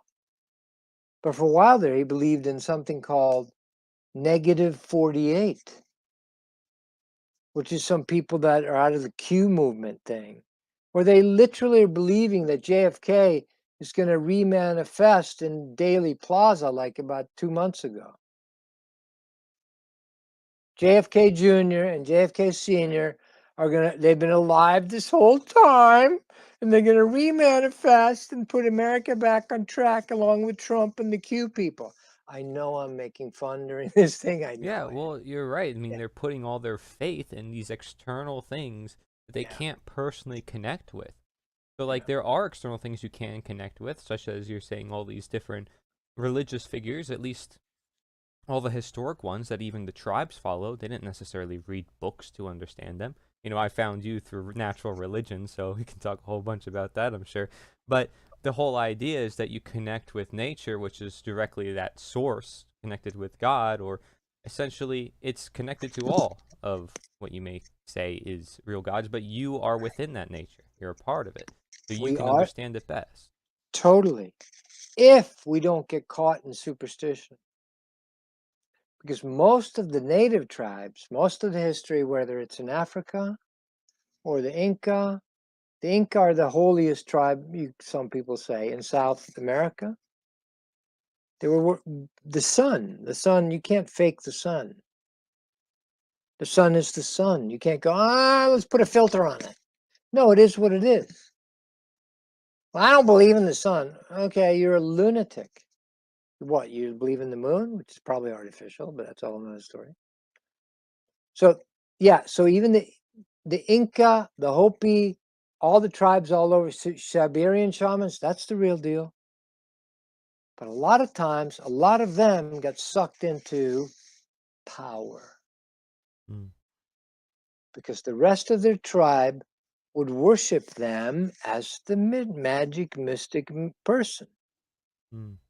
And they go, sure, I'll take advantage of my power. Yeah. So there's no buy automatic for the Hopi shaman or the Inca shaman or the African shaman. Are you kidding me? The fucking black magic shit that goes on with Santeria, most of the bad shit, part of it, some of it's good, but most of it's not good. Learn to discern. It's not all of a sudden, my upbringing sucked. We're white privileged people, and he's a shaman, it's all good. No, he's going to fuck you too and steal your money too. There's really good white people shamans. I have good intent. I will not fuck you over. Let me feel that. No, not unless you need it. No, you know what I'm saying? I've been had good intent. That's why I've been taking care of my whole life. If I tell how I live, people are like, "Oh my God, you're fucking delusional." Really? I have guitars, I have cars, we have a house, we have money, we have silver, we got gold, we crypto. Because I asked God to help me. Because I'm humble enough to know I don't know it all. And I can learn. As soon as you're fucking arrogant and think, oh, my shit don't stink, or you're all a bunch of stupid mud people to the masses, which may be true, but watch Sadhguru, he's not arrogant about it. He's sweet about it, right? He's funny, he's playful. Even when they try to shove the Bible down his throat at JFK. Right? I don't know if you saw him talk about that. Because he's dressed like, the American wouldn't know. The average American.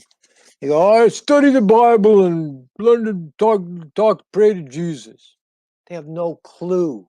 That's how fucking dumb most humans are on the planet, of course. What do you expect?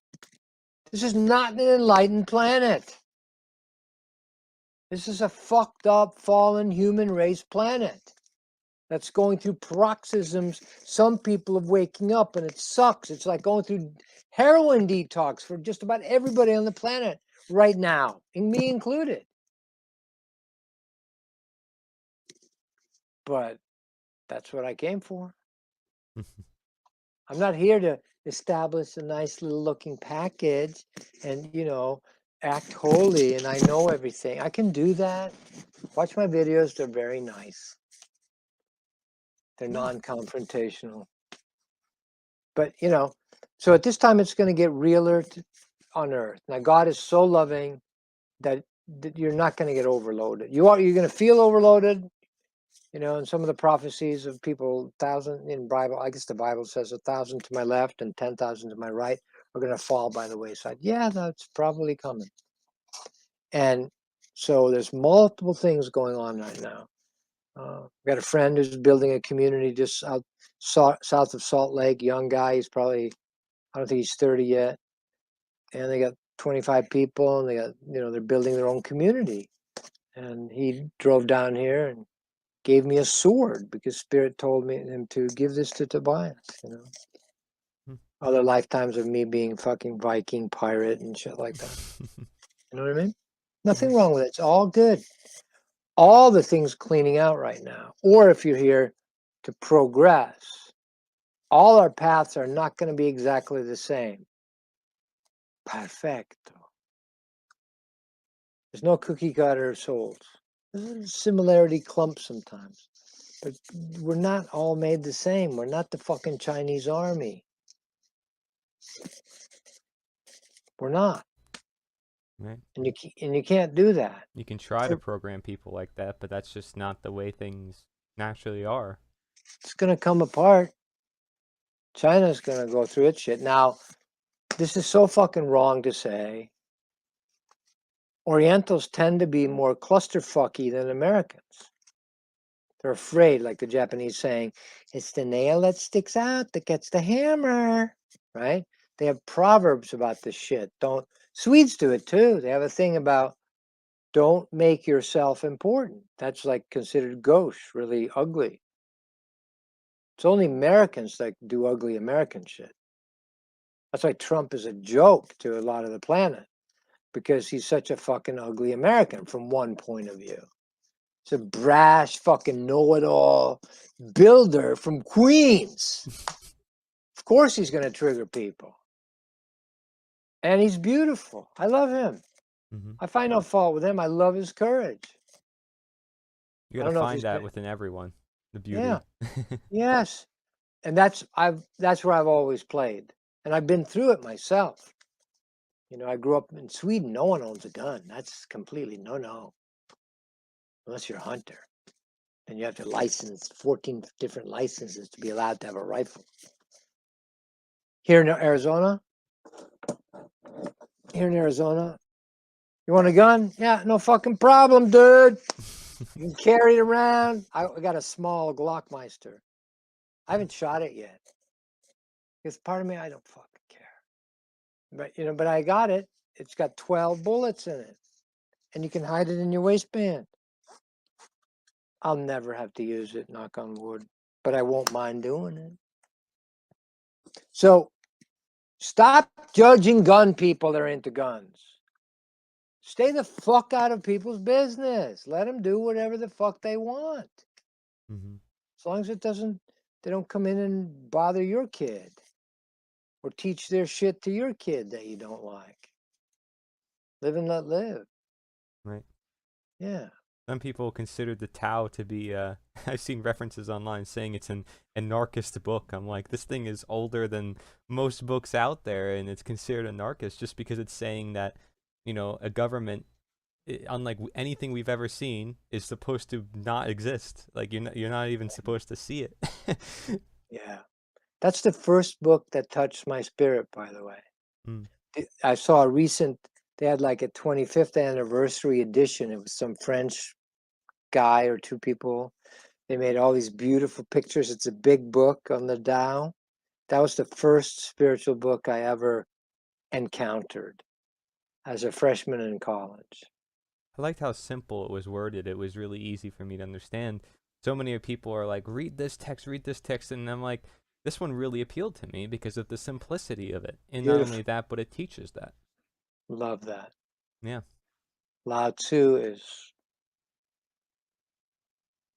I'm debating whether I should tell you the next thing to the world here. But no, I've met Lao Tzu a bunch of times. They're all real. These aren't made up mythical characters. He exists now. A friend of mine and I, we used to do seminars together, and we still will get together. For about a year and a half, we were getting together once a week because I was going through major healing detox, galactic shit. You understand? Don't judge people if they're sick, going through sicknesses, because some souls are here on super detox programs. Others are here on, I'm just going to Tahiti back in the 1500s, and I just want to fuck and eat fish and make love and just have a good time and, play music and, Yeah. Nako, what's his name? Nako, the medicine people guy. Do you know that guy? No. He's controversial. He's really cool, but he looks like a Pacific Islander, kind of small, looks native and Pacific Islander, but he got in huge fucking trouble because he was fucking around with multiple women. All the women got all fucking uptight about it. Yeah? What did you expect? I mean, it's probably being honest about it. You're still fucking him? That's your fuck. I'm being harsh here. But the real deal is sex is going to assert itself. Shiva's not shocked. Shiva, are you shocked that men get hard and masturbate and watch porn? No? Okay. It's all right, folks. Now, if you got a sex addiction and you don't know how to be conscious with it, yeah, it can get you in trouble with fucking entities. So you got to be careful. And some of it's succubus crapola. Like Eastern LA porn, I'm like, usually like, that woman is fucking possessed. And then there's other amateur porn, that's awesome. And some sex stars, and some of them are fucked up, but you got to learn to discern. I'm going to turn into a fucking Baptist minister in a second. You got to learn to discern to be able to tell.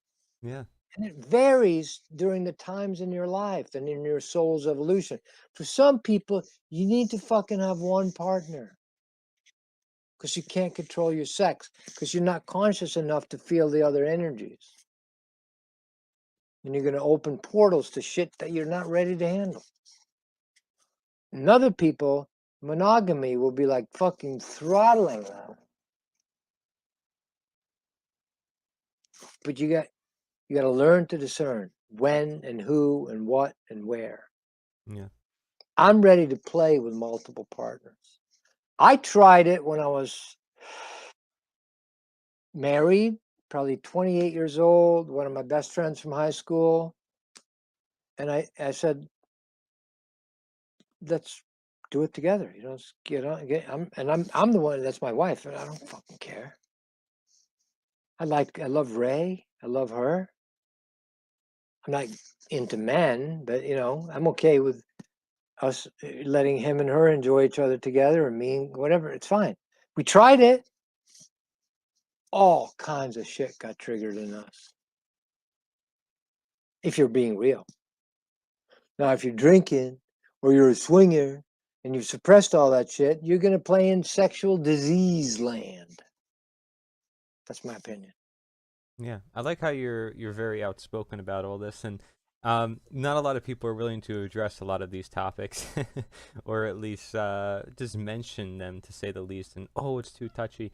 I mean, like I said, I don't think it's a big deal. I mean, you're just telling people to be conscious, which is, how is that an issue? It's like, if you just look at the root to what you're saying, regardless of all the trigger terms that people will get all stuck on. Right. If they get to the root of what you're saying like, be conscious of your environment. You can make something work, and there's a time and place for everything, as I like to say. Exactly. And so it didn't work for us. We tried it. My ex-wife, who's now back to like Christianity, which is fine, real for her, safe, good. And she has real experiences with Jesus. So do I. See, theory spirituality is theory. Reading textbooks, going, that's true, and you can feel it's true. That's really cool.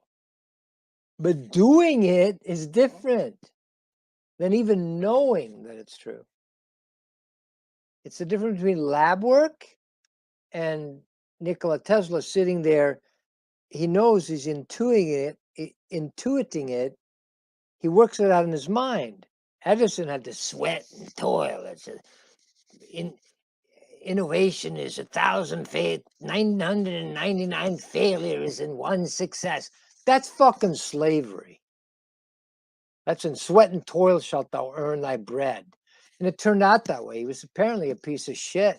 He electrocuted elephants. You can find the movie. Trent Reznor shows the video from Edison electrocuting an old circus elephant, big old African bull. They send so much electricity through him, his legs go stiff and fucking smoke starts coming off the elephant's body. Is that a loving human that would do that shit? No, he's a piece of fucking, probably programmed religious piece of shit, or at least that part of him. Yeah. I love how in Edison, New Jersey now, somebody told me, a client recently told me, or a friend a couple of years ago told me, they're defacing Edison's statue because they know he was a piece of shit. Tesla got totally suppressed at the time, trying to give free energy to the world. Tesla would just sit instead of 1,000 experiments of sweating and toiling and yelling at assistants. Ah, that's Edison. Tesla would sit and feel it, and he would travel in wherever his mind was, and he would try it all out. And then when he was done with it in his mind, he would draw one blueprint, and it would work. Which do you prefer? Sweat and toil? Strife? Wars? Fighting? Ukraine? Hatred? Hillary versus Trump? Evil Putin? Let's make him out to be the boogeyman. Humans are, you like being programmed into this? That's probably what's going to happen mostly on Earth. But for a bunch of us, those are the people I work with. You're going to come out of this being stuck in the bipolar universe. And you'll be much more effective in being able to hold space and literally emanate healing energy to other people. This is an awesome time to be alive on Earth. Thank you. Thank you so You're much welcome. for sharing everything. You know, we've hit about an hour and 30 minutes, and I appreciate the Good. time. And, you know, is there any other final comments, anything you would like to say for the audience? I really enjoyed this conversation. I like how you covered a lot of different topics. Just what I said. This is an awesome time to be alive on Earth. Some of the methods that Spirit has shown me, you can find on my website if you're drawn to them. I also am doing a limited amount of personal sessions. I'm glad to do that if you're on the real spiritual path. If you want to be right about shit, nah, don't come to me because you're not going to like me. I work with it, but at some point we're going to make you stop being such a judgmental fucking bastard or bitch. I'm joking, but not really. And I know I'm a little bit harsh here, or, you know, pretty direct and a little animated about it. But that's what we're going to need. So it's a great time to be alive on Earth. It's going to suck. You may want to kill yourself several more times if you haven't already felt that. Or, you know, and you maybe have some more shocks coming to the system, of course. And you're going to grow more and more liquid and expanded, and you're going to enjoy the birds, literally have the trees talk to you. You're going to enjoy real spirit, which is different than theory. Thank you. Thank you so Thank much, you. Tobias Lars. And I recommend everybody checks out your work. Your website is tobiaslars.com. So that's TOBIASLARS.com. And of course, you have a bunch of things going on there. They can find out a bunch of links and courses, and they can even check out your shirt store. Great stuff. Keep it up. I know that you take breaks, as you must, so you should. And I encourage you, just keep being you, man. And honestly, keep up just being you. That's the most important part, because what will come will come. You know, if there's content that needs to be produced, it shall come. You know, I mean, I really encourage and thank you for coming on this platform and sharing your thoughts with everybody. And so if anybody wants to see a lot more speakers like this, go to nita.one/summit, nita.one/summit. This is the end of Slavery Summit. Thank you very much for watching. Take care.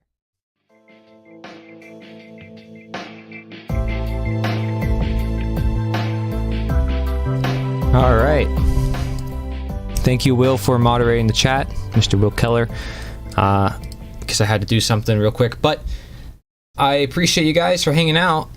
We do have more to come for the live stream, actually, even though we're at the 5-hour mark. Goodness gracious, because we did so much with High Impact Flicks and other things today. But good news, it is now the 16th of December.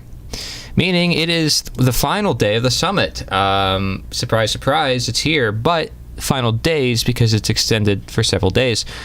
Check your email if you signed up, of course, and you can access the final day. I'm still going to be playing final. I'll still be replaying day 15, sorry, and some featured videos. But if you guys want to stay tuned, otherwise, I recommend checking into the email and look into the email anyways, because honestly, it's the action day. You really need to see all the action resources there are. Of course, tomorrow I will also do a roundtable live stream, so look forward to that.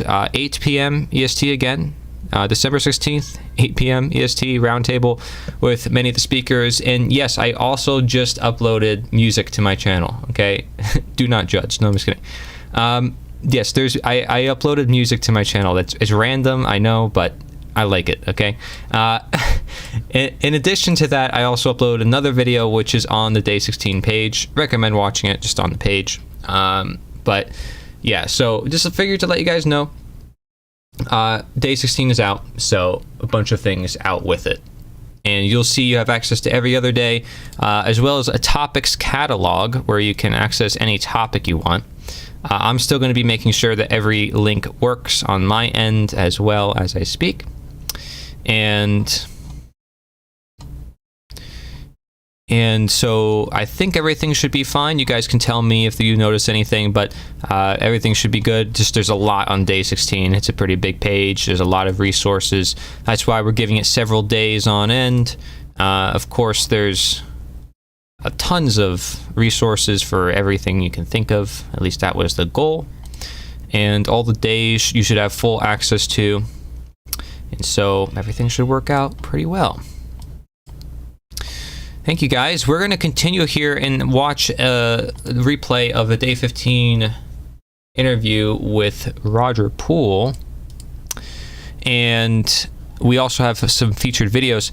But I think, yeah, we can do that interview, and then we'll watch the feature video, and then I'm just going to let you guys go to Day 16, because I don't want to hold you guys off any longer if some of you guys like to stay for the live streams. So we'll just do this one, and then we'll do the feature video, and then we'll head off. How about that?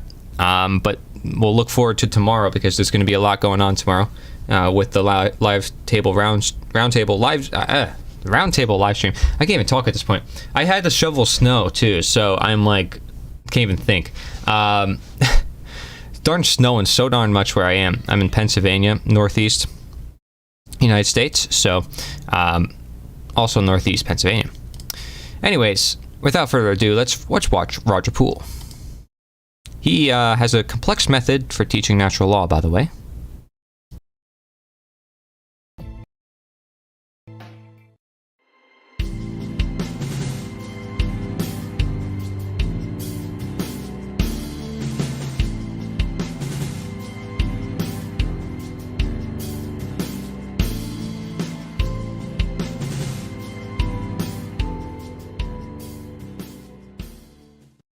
Hello and welcome. This is Corey Engelot for the End of Slavery Summit. Welcome, and I am here with a very special guest, somebody who looks deeper into how we can understand if we are enslaved and how we can get out of our own self-enslavement. You did not accidentally find this place. You are here because reality and things are happening do not make sense to you anymore, like they did when you were a kid, remember? You are a victim of carefully designed conditioning that cannot be broken merely by wanting or praying for it to be broken. You are trapped by a weaponized model of reality that is being exploited to render you voiceless and powerless. you require a tool and help to break through. And for this interview, we do have a tool that can definitely help. But we also just have a very awesome guest in general who will share a lot about that tool. And that I just read was found on his website, Roage. That's ROAGE.com. Welcome, Rogue, if that's how you want me to address you. Actually, it's Roage. Roage. Roage. Rogue. Yeah, that probably applies too. But Roage is just something that my brother used to call me when he would just pronounce the O in Roger as Roger, and then he just shortened it to Roage. And although when I used the word Roage, and I started looking, I said, well, why was that? Why did I choose that? Well, one, it was free on the internet. The domain had been taken. And two, I started looking at the meaning. The first meaning I thought was kind of interesting. It actually means prayerful in I think Romanian. And then the other thing is uncountable or limitless. So I thought that as an accident, it wasn't very accidental. So, but yeah, that's. But Roage is fine. You can call me Rogue too. Certainly, there are elements of the federal government, but definitely would use that term. So. Right, right, yeah. So that's awesome. So you have this tool, right, that can help a lot of people really self-evaluate their own lives and to see what is going on. And so let's kind of explore a little deeper into this. How do you gain awareness of your own self-enslavement? Where do you want to start with this? And when do you want to introduce this tool here? What I found when I went through the experience, and what I have found since in watching and attending other people that are going through this process, is, and the reason why there's consistency is because of the singular consciousness nature of our experience. Of course, there would be one set of principles on a base level if there's a singular consciousness governing, the experience. So those types of similarities produce a fairly unified experience, and usually it is not a function of some sort of egoic choice, meaning that today I'm going to be aware. I'm just going to jump right in, and I'm going to have more awareness. I'm going to have higher consciousness, and I'll just will myself to do that. It just generally doesn't work that way. Usually what happens is that from an egoic or corporeal sense, ego ends up getting itself into a situation that ego itself cannot solve.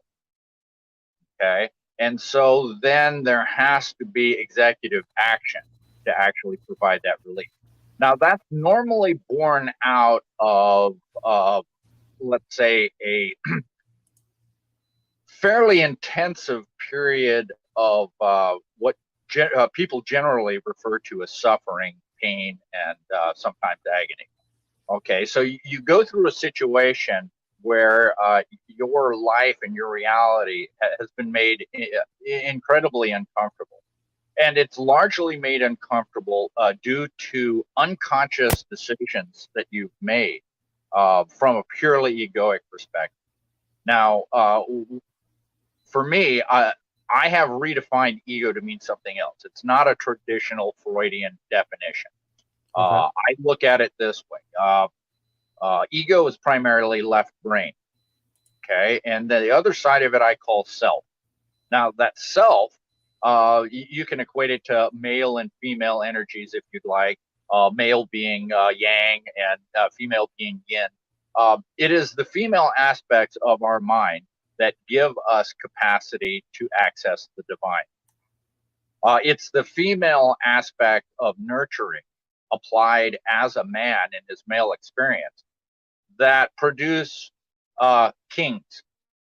Now, a king is a man who has the capacity to manifest in a left brain sense, but also has sufficient nurturing to care for his subject.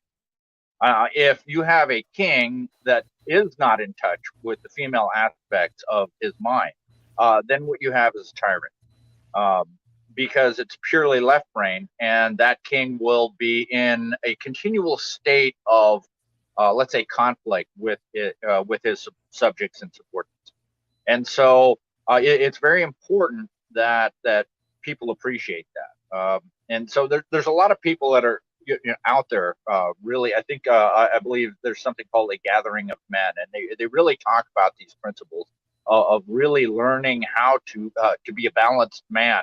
And only older men who are not your father are capable of teaching how to be king. And there is not a lot of that going on in Western civilization. And there's not a lot of it going on in Eastern civilization for that matter either.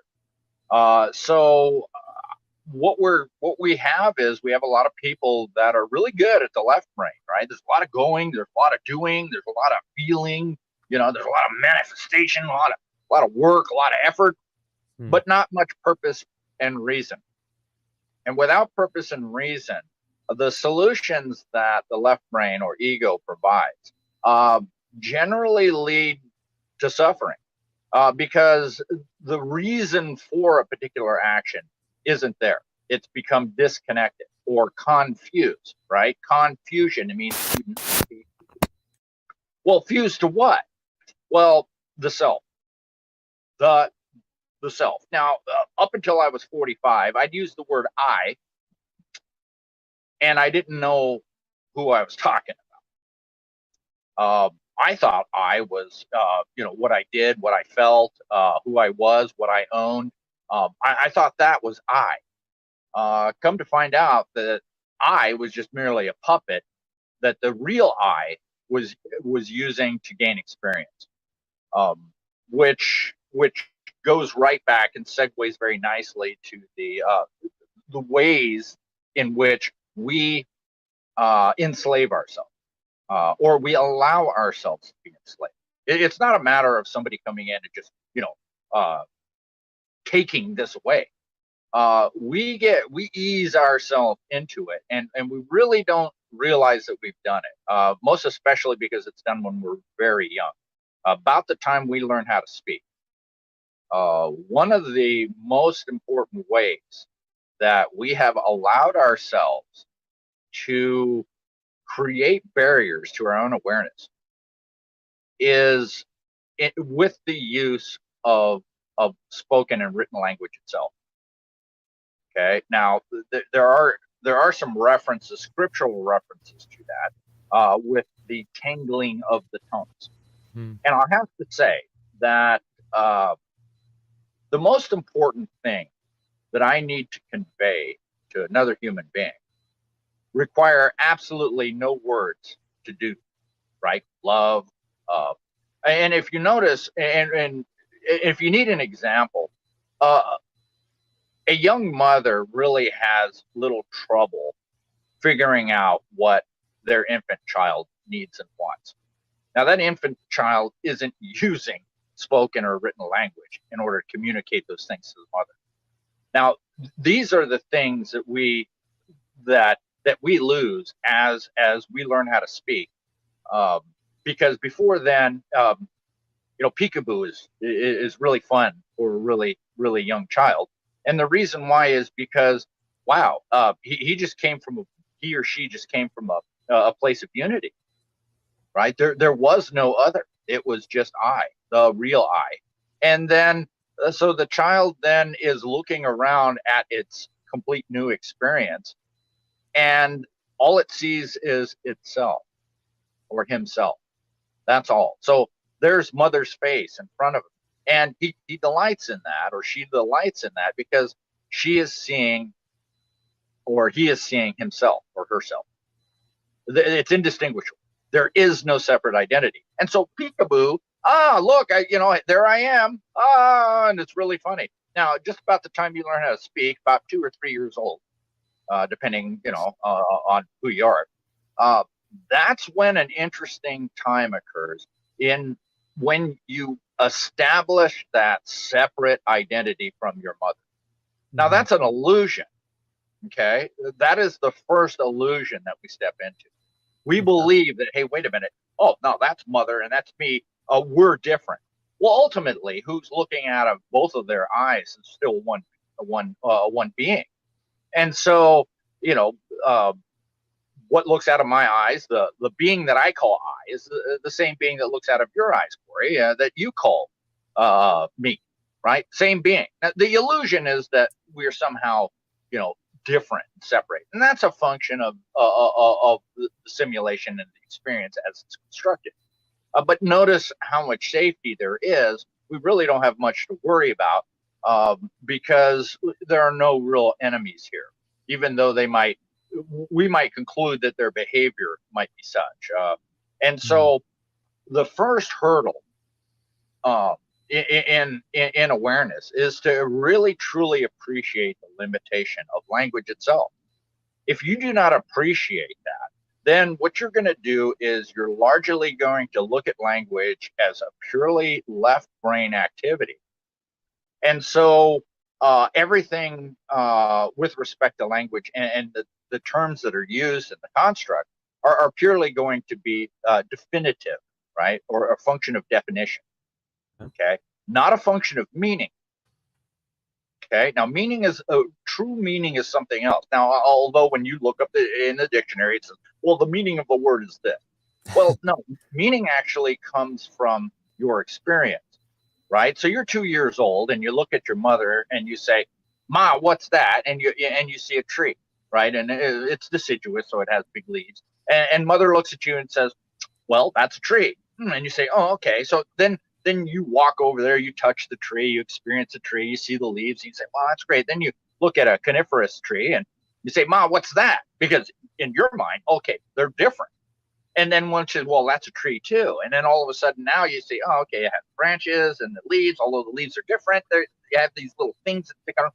Okay, so the definition is tree. The meaning is your experience with it.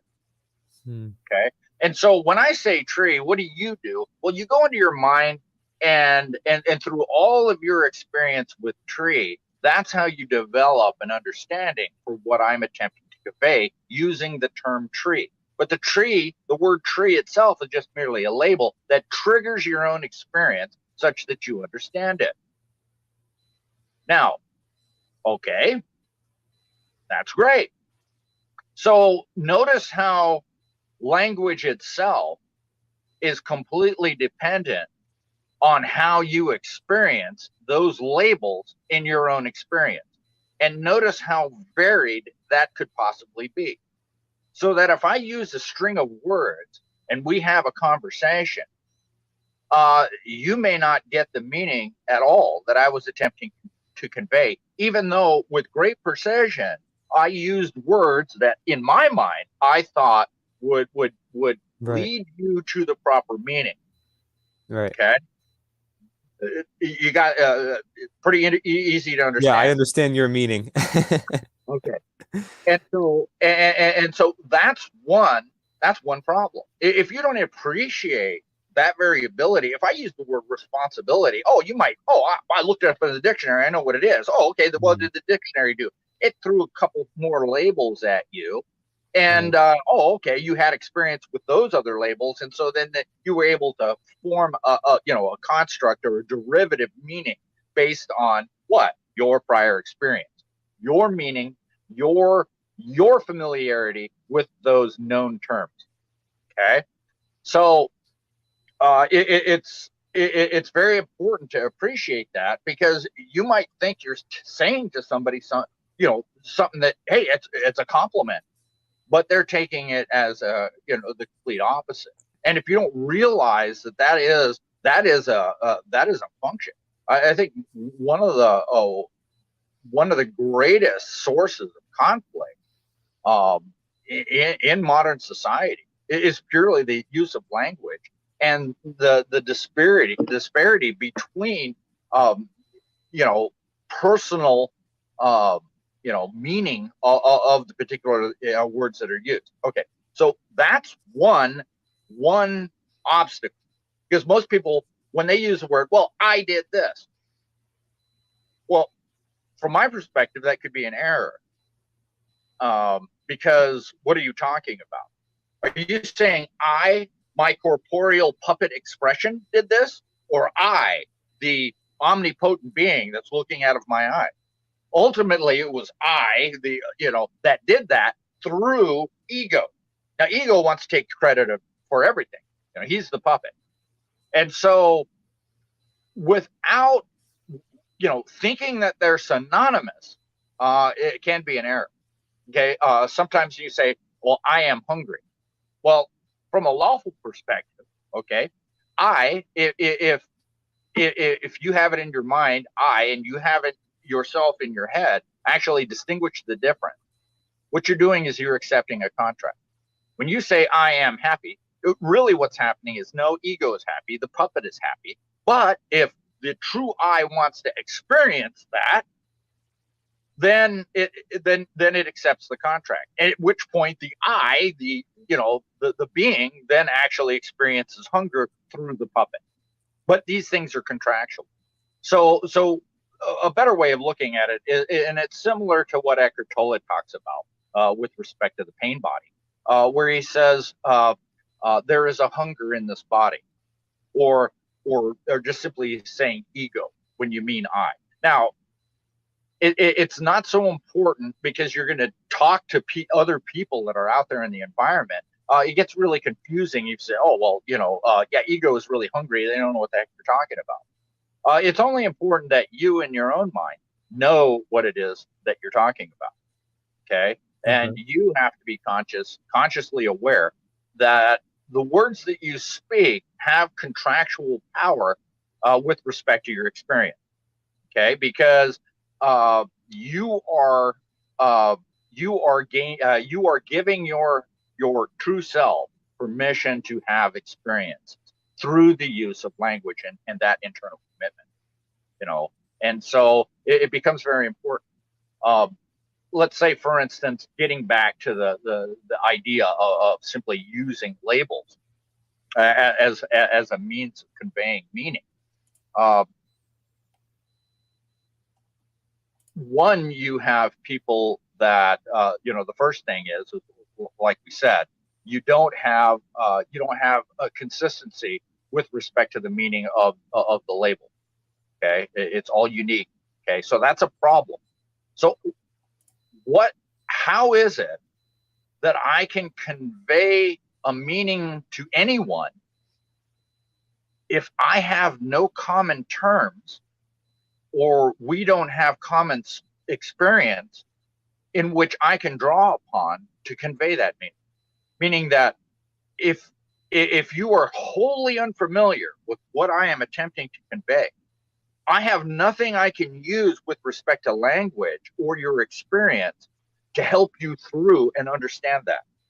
Okay. And this was the problem that I faced after my experience in 2006, when all of a sudden, hey, wow, this is so easy.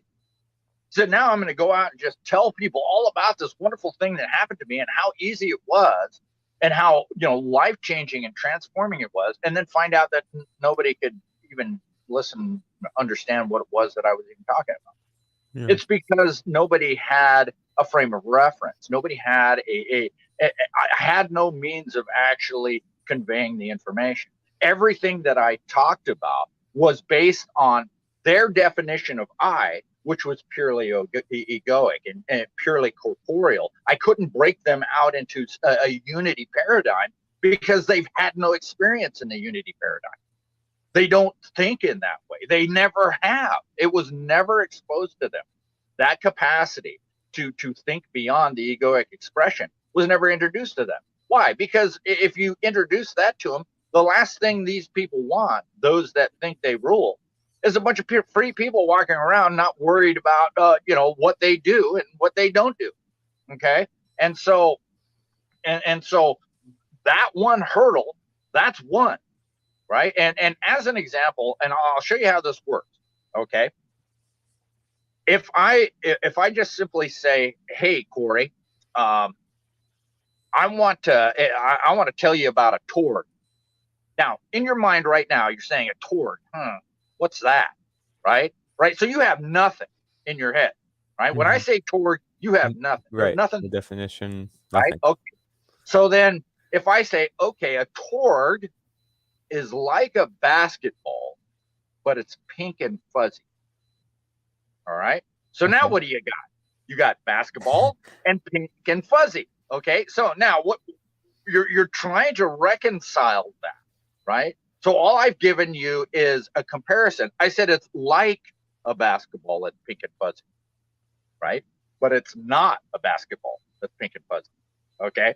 So you still, what do you have? You have nothing. You have basketball, pink and fuzzy. Does it really convey the meaning? No. Until you hold the torg in your hand, have experience, then you know it's okay. Now I have the meaning.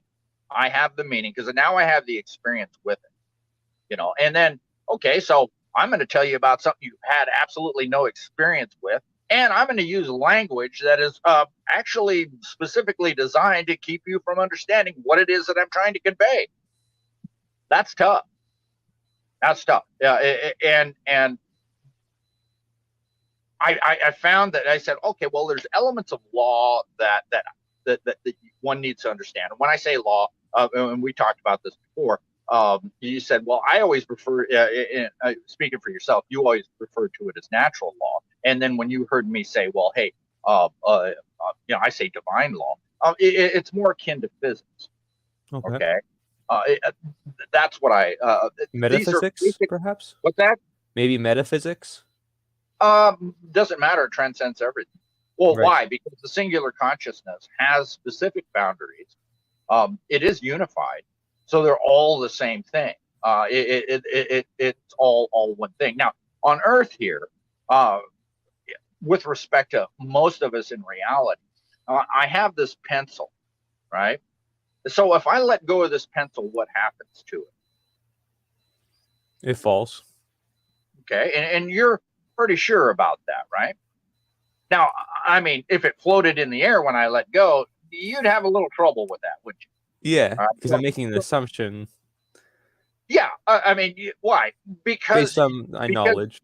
Yeah, your past knowledge says, well, that's normal, and it is on Earth where we're at right now. That's normal. Now, I can't say that is the way it is all over the universe, but for most people walking around on this rock, that's the way it works. Why? Because it's always happened and done that every single time in our life. Now, does that mean that you can't use one natural or divine law against another to keep the pencil floating? No, but still, all of those principles adhere to a very specific set of laws.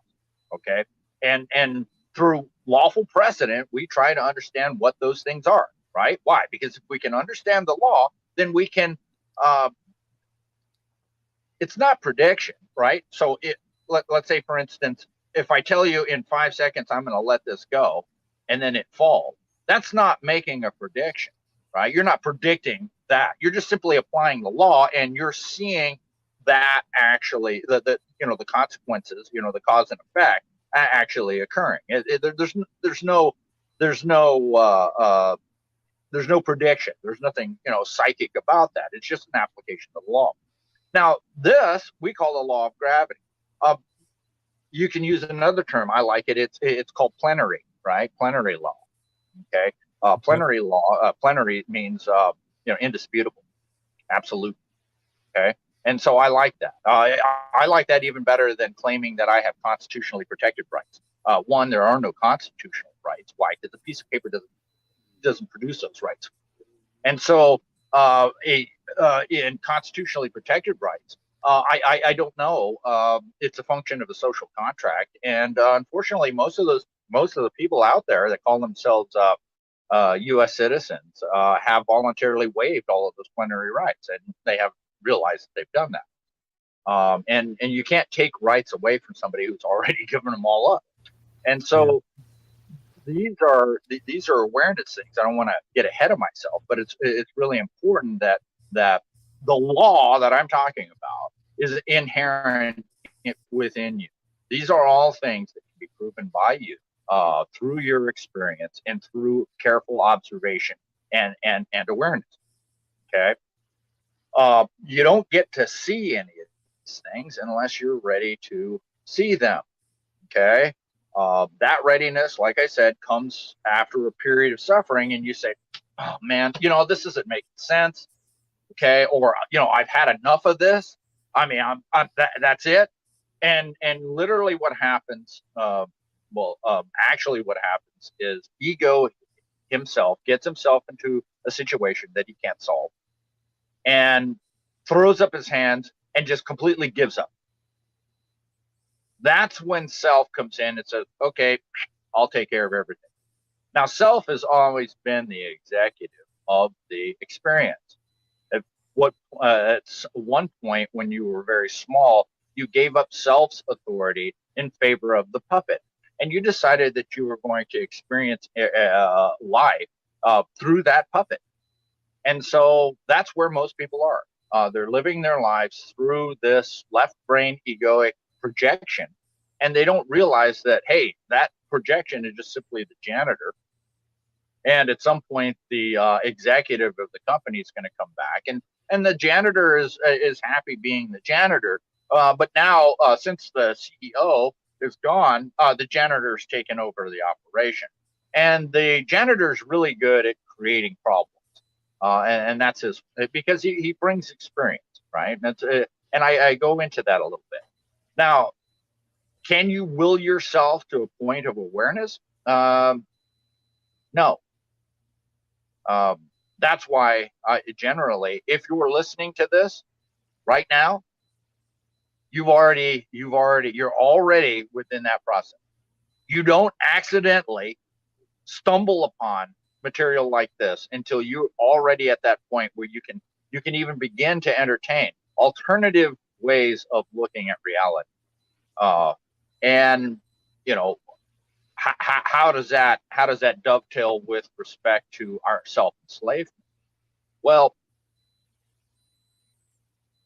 if you don't know that you're enslaved, if you have no means, right, because you're using tools that are manipulated, right, your perception per se, and you've defined your universe using information that was given to you, even from your parents, from your teachers, from your historians, from your scientists, from your clergy. All of these people are spinning this model of reality, and all you can draw on to penetrate that is stuff that they've given you. Then you're at a huge loss. You can't see outside of your own containment. You don't even realize that containment is there. Okay. Now, that one article that I said, mind control for the 21st century, one of the most notable aspects of that document is it starts off saying mind control is really a misnomer or an error. Okay, it's not mind control; it's actually perception control. Okay, if I can control your perception, okay, then that's going to control your behavior. You're So going what to I see, that's Yeah. what I see, right? That's right. And so you're going to make decisions based on how you perceive reality. And if I control that behavior through your perception, then hey, where the body goes, the mind goes too. So as an end around, mind control is not achieved directly. It's done through perception control. Now, how is perception controlled? Well, we're starting to learn this based on the power of the algorithms that are now being applied on the internet, that are really shaping how people feel. And depending on who you are, and I don't know what the breakdown is. I don't know if they really analyze your activity and decide that, hey, you're going to think from a leftist perspective, or if you're going to think from a rightist perspective. And in my mind, I care less, really doesn't matter. You're just as manipulated if you fall for a label like that, and you identify yourself. Why? Because it's the same thing you did when you were 2 years old. I'm a conservative. I'm a liberal.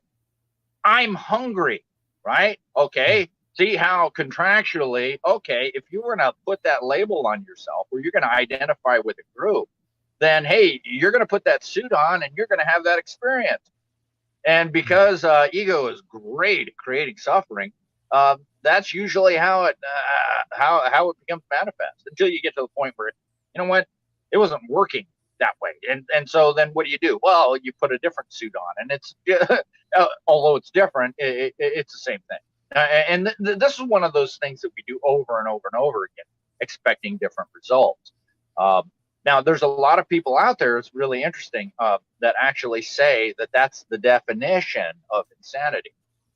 No, that's just one of the symptoms of insanity. That's not the definition of insanity.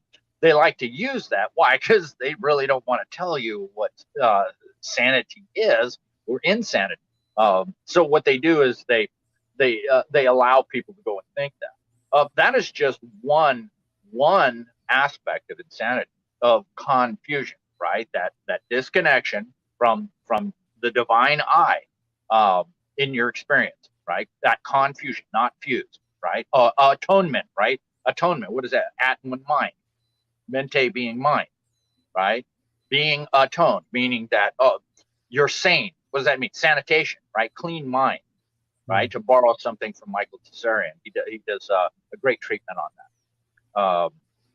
But it's the idea that you have a clean mind, that it's sanitary, right? And there is a fusion, meaning that you have morale. What does that mean? You know, the whole idea of moral, where does that come from? Well, it comes from a deep, you know, feminine mind connection with the divine, the source of your inspiration, the source of your reason, the source of your purpose.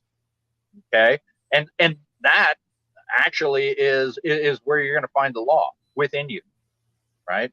So, you know, let's say, for instance, you were coming up with a, you know, first-person shooter game, and you know, you're going around doing whatever the activities that are required in order for you to win that game, and then you just simply think about that from perspective. Where's the best place to hide the rules in that first-person shooter game, right? If you look at your reality as a first-person shooter game, where does it make sense to hide the rules that govern this particular game? Well, does it make sense to put it in a book outside, right? So if you're playing a game, meaning that, okay, I've got to take my, I got to take my sniper rifle, and I have to run over to this building and, open that book up, and hey, wow, there's the rules on how to, play this first-person shooter game. Makes no sense. No, the help is readily available. I mean, hey, could be F1. You push the F1, there it is, boom, right there, right at your fingertip. So the only place where it makes sense to place the rules in this virtual reality that we are in is within us. Okay, and that's where you need to look. So if you're out there searching for the truth, you're already done, because it is not out there. It is inside. It is that being that is looking out of your eyes. That's the truth, right? It's hard to find something that you are, right? So if you're seeking the truth, it's based on the presumption that you aren't already the truth. Now, the realization of that truth, okay, the appreciation for that, or the awareness of that, means that you are realizing the truth, right? Now that truth has become real, right? Now, how is it that you can actually know that you're dealing with that being? Well, I found the law is fairly consistent. It's also very unified. And if I wanted to know if that being was actually in control of this reality, an application of the law and that cause and effect relationship is a great way to actually find that out. Okay. And so that is primarily the reason why no one talks about that at all. Most especially those people that used to have that responsibility. For the longest time, that was found in the church. The church was actually responsible for teaching people the basic concepts of law.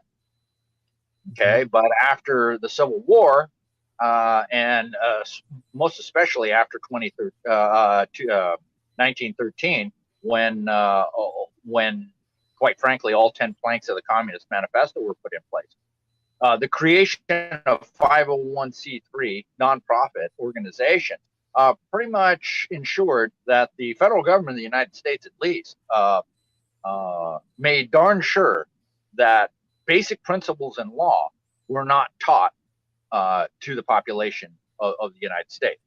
Now, the little experiment with the pencil, where I said, okay, if I let this go, does it fall? And I said, okay, that's a law. Okay. And that's pretty easy to understand. However, if I said that there are a number of other laws that are just as transmutable, just as reproducible, and just as consistent, but you've never been taught that, one would think that people would really want to understand what that was. You would think that people would be beating a path to my door. But that's not been the case. It has been steady. There haven't been a whole lot of people, but there have been people. It hasn't been a crowd, but it was only as a function of where these people were at. Now, luckily for us, we have all of the things that could actually precipitate an increase in people searching for the kind of information that we're revealing right now. And that is, we've got worldwide economic and economic conflict and suffering. Okay, that really will, and you know, the fact that we'll have widespread fear, starvation, death really factors in. But there's going to be a lot of suffering, so there's going to be quite a few people that are going to start asking questions or throwing up their hands and saying, "Hey, I don't understand this, man. This is, I used to think I knew how." Reality worked, but I'm at a loss now. Getting to insanity. They don't teach us what insanity is. They say, well, this is the definition. Well, that's not the definition. Well, I have a definition of insanity, and it goes like this: insanity is the inability to perceive the truth. What do I mean by that? If you do not know who you are, then you don't know why you're here, and you don't understand what this place is, and you certainly don't appreciate those other people around you. So insanity is not the whole idea of the suffering that it's actually going to precipitate this, but there hasn't up to this point people really been moved to move in that direction to a great extent. Will that change? Yeah. Why? Because one of the laws is for every action, there's an equal and opposite reaction. That's a fundamental law. And you can apply that in your own experience. The more you want something, the more it's held away from you. The more you're afraid of it, the more it's visited upon you, right? So the more they attempt to control every aspect of our experience, the less control they're actually going to have. And if you look around at what's happening in worldwide events, that doesn't look like it's very organized at all, from my perspective. Certainly there will be as a result of this, some very uncomfortable people out there. Now, hopefully, most people won't resort to violence as a solution. There is a happy ending to this story. And so hopefully they'll do as I did and just simply go through the process. And, there are a number of people that have the level of awareness. And it's not like this hasn't been put in front of our face the whole time. Okay, I mean, you look at movies like The Matrix or Kingdom of Heaven, or, even groups like Monty Python's Flying Circus, who truly appreciate what it was they're trying to show us. Very counterintuitive.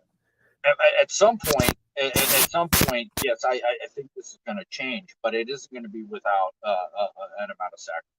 And so once you get to a point where you say, hey, I've had enough, then you're in the process. And then you find material like this, and then you and weirdos like me that look at things in a completely different way. One of the things I thought, well, if I was the Antichrist, or if I was, Satan, how would I construct hell? I would make hell just uncomfortable enough, for people to, grudgingly put up with it, but not bad enough to where they want to leave. It's very similar to like the Mr. Smith character when he's describing, the earlier iterations of the Matrix, where he said, "Yeah, well, initially we came up with a paradise, the perfect world, and your minds rejected it." He says there's something about suffering. That's it. And I say this. I said, if I give somebody the choice between hell and the unknown, they're going to choose hell because that's what they're comfortable with. Right? That's what they've become accustomed to. They can handle that. That's it's known to them. And people don't understand that. I don't care how well you say, hey, well, yeah, it's something new. It's something you've never experienced before. You're going to like it. You're really going to like it. You're never going to want to go back. And then they look at you very suspiciously. Oh, I don't know, man. I don't know. That looks kind of, I don't know, it looks okay to me. I think I'm just going to sit in here and, work 9 to 5 and, just hate life. Because, it's what I'm used to. Security. Yeah. So, understanding how one language, understanding how in essence they created a false reality and we believed it. And that false reality is like them really, and I've used this before, they put an unsolvable puzzle right in front of you. And then they tell you, if you solve that puzzle, you're going to be free. They don't tell you that the puzzle is not solvable. So you spend your whole life trying to solve an unsolvable puzzle, hoping that you're going to be free. Well, guess what? How you win, right? How you solve the puzzle is you set it down and walk away from it. They don't tell you that, right? And so here we're trying to solve something that we can't solve. And they're not helping. They're not helping. And I don't know if they can. Why? Because if they help, then it's not a function of our own triumph. Oh yeah, they help them, right? We want it to be us. We want to be the hero of the story, right? How can we be the hero of the story if all the time that somebody's helping us and guiding us through that? No. This is a part of self-discovery. We have to do it, right? How do we achieve anything? Right? This is self-enslavement. We've enslaved ourselves, and so now how do we unenslave ourselves? Well, it has to be. Its source has to be within us. We have to do it, right? And until we're ready and want to do that, well, it ain't gonna happen. Why? Because we want the challenge. It has to be challenging. It has to be difficult. I mean, what's the sense of having all the cheat codes on the game? There's nothing that ruins a game more than having all the cheat code. Now, is that why the cheat sheet is named the cheat sheet? No, no, it's not. No, that's not why it's called the cheat sheet. In fact, when the reason I called it the cheat sheet is because when I started out this initially, I wanted to make sure that the concepts that I wanted to relate to people, I didn't miss something. Okay, because the elements were pretty important. If you miss one, then you could create a problem. So I wrote me a little cheat card, and I would make sure that I touched on all of the elements. And so that's how this evolved. And then as time went on, I started adding more and more to it and start amplifying it a little bit. And at which point now you have the fifth iteration of that document. The fourth iteration is on my website. It's called it's in video form. It's on I might be on the website, but it is on my YouTube channel. Okay. And what it was a video where I just read a lot of the principles of the cheat sheet in the video. Now, it didn't work. Okay, no, there were few people that actually went through and they watched it 4 or 5 times until they understood what it was I was saying in it. Those people were dedicated. That was participatory. Wow, that actually led to some real results and complete transformation of their experience. But I found out it didn't work, and the reason it didn't work is, one, videos are primarily in the past. Okay, your transformation is going to happen in the now, right now, not in the future, right now. So a video doesn't really help. Why? Because the video by its nature is historical. Okay, and so I that was one of the problems. The other problem is if you're just sitting there watching a video, you're not actually participating. You're not doing anything except passively just sitting there. And guess what? Ego literally has the capacity to filter this kind of information out, and does. Why? Because we've been conditioned to do that. Our ego, we've allowed to be conditioned to avoid these kinds of things that cause us to question our own model of reality.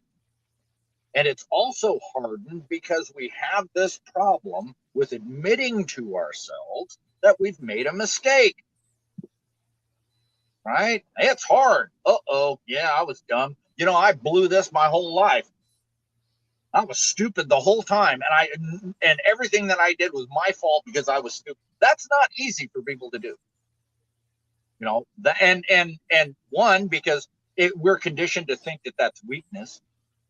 Okay, or mental infirmity, when really, I mean, how do we learn anything except through failure? Oh, it didn't work that way, so you try something else, and eventually you say, oh, okay, why do you do it that way? Well, because every other way I did it didn't work. This way works. Well, so now you have a success. No, you have a string of failures that led to a success. So we only appreciate the success. We don't really appreciate the number of failures that were required in order to bring us to that point. Right. So that conditioning, okay, that conditioning has to be appreciated. If you never get to a point to where you say, have I been conditioned to avoid things that could free my mind? If you never get to the point of asking that question, you'll never ask that question. You'll never see it. Why? Because, you know, it's unconscious to you. You're unaware of it. You know, so the primary causes of this kind of self-enslavement is a lack of awareness. But how can you become aware of something that you're not aware of? Well, you can't. You see the difficulty. So, like I said, if you're watching this video, you're already on that track. No accident. And so you're already thinking in new ways. And so it's just like somebody who's insane. The insane man never gets to a point where he actually says, could I be insane? Am I insane here? Because that's the first step to reconciling your confusion, is to realize that you're confused, right? One of the biggest, most important aspects of confusion is the confused is the last one to realize that they're confused, right? Similarly, like the movie Revolver. I think it's a Guy Ritchie movie. The American version is much more compelling. The whole idea is he presented these aspects as a function of a con. Okay, now we have allowed ourselves to be conned because we didn't realize how big the con was. Okay, this is a big con. It's universal. It's reality. It's the size of reality. And so it's almost like an open air prison for our mind. I mean, very similar to the metaphor that the Matrix actually presents to us, because that's what it's like. Once you leave that room, wow, you realize how small that room was. But until you do, you don't. And just like, look at some of the mechanisms that they use to hold us in that box. Real easy. They tell you, oh, well, you should be thinking outside the box. You know, and you think, oh, wow, yeah, I'm thinking outside the box. But we don't realize that if you're thinking outside the box, that doesn't mean you're outside the box. It means you're in the box trying to think of what's outside of the box. They don't say, hey, be outside the box. See, they don't tell you that. They say, well, think outside the box. For me, thinking is overrated. If I need a solution, I stop thinking. Things come to me through intuition. It doesn't require a thought in my head. Yeah. It just comes from nowhere, right?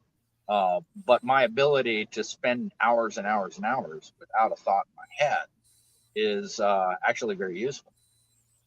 Most people cannot do that.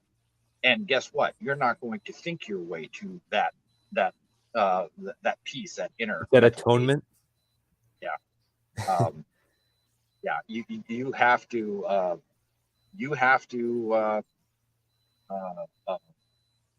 and it's not a matter of you have to. It's you have to stop doing what it is that you're doing. You have to relax and enjoy the show. And you can't think yourself to that state of tranquility. You're not going to meditate yourself to that. Why? Because what ego is going to bombard you, right? He can, at that point, you haven't used the executive to turn him off, right? Or turn his knob down.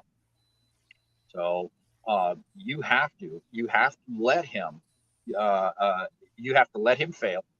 And then the self comes in and says, okay, janitor, back to being a janitor. At which point then, wow, you can get to a point of that kind of clarity where inspiration actually works effectively. So some of the other elements that we have to appreciate was that it was our parents themselves that actually began introducing us to the perception controls that modern society uses to keep us from this kind of information and this kind of awareness. Okay, because when we are children, right, when we're infants, we look and what we see. Once we establish identity, we realize and we say, hey, well, hey, mom is God. Why? Mom is me. Mom is God. Mom is truth. Right? Mom is truth. Right? Anytime you take be it a concept, an idea, or a person as an authority, okay, and as truth, at which point that is when through hypnotic suggestion we introduce a change to our programmatic process. Okay, a post-hypnotic suggestion it can only occur when we allow that to enter into our mind space through the use of complete trust. That's why if you don't trust your hypnotist, he can't do anything. If you don't trust him, he can't hypnotize. And then so early on in our lives, we trust our parents, and because we view them as quote unquote God, lowercase g. And they start imparting elements of their understanding of reality to us, and thus begins the editing of our programmatic, reality code that we use to exist. Problem is our parents, bless their heart, can only teach us how to be slaves just like them. And they're going to impart generationally the same ways of thinking over and over and over again. And it's hard to break out. Mine came as basically I was 12 years old and asked the question because I watched the 10 Commandments, with Charlton Heston, and I saw Charlton Heston was able to hang out with the being that men called God, and then there was this burning bush, and I said, well, that's really cool. The question was, what do I need to know to do that? Right? Because obviously there's a lot of people that believe that's possible. I want to know what it is. What do I need to know to be able to do that? Well, little did I know it would take roughly 30 years, and I was 42 when I finally figured out why that was. And a lot of that was basically realizing how I had sabotaged my own experience through my own assumptions of base reality. Okay, now these assumptions are all given to us. Okay, and so I say too, if you have a flaw, if you've made a bad assumption about reality, okay, and how it works, then I don't care how flawless your logic is. I don't care how accurate your facts are. And I don't care how many people appreciate those facts for what they are, or how many people apply logic to that situation. You will never arrive at a correct conclusion.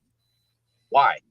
Because your base assumption that you placed all that logic and you fit all those facts into that hierarchy is wrong.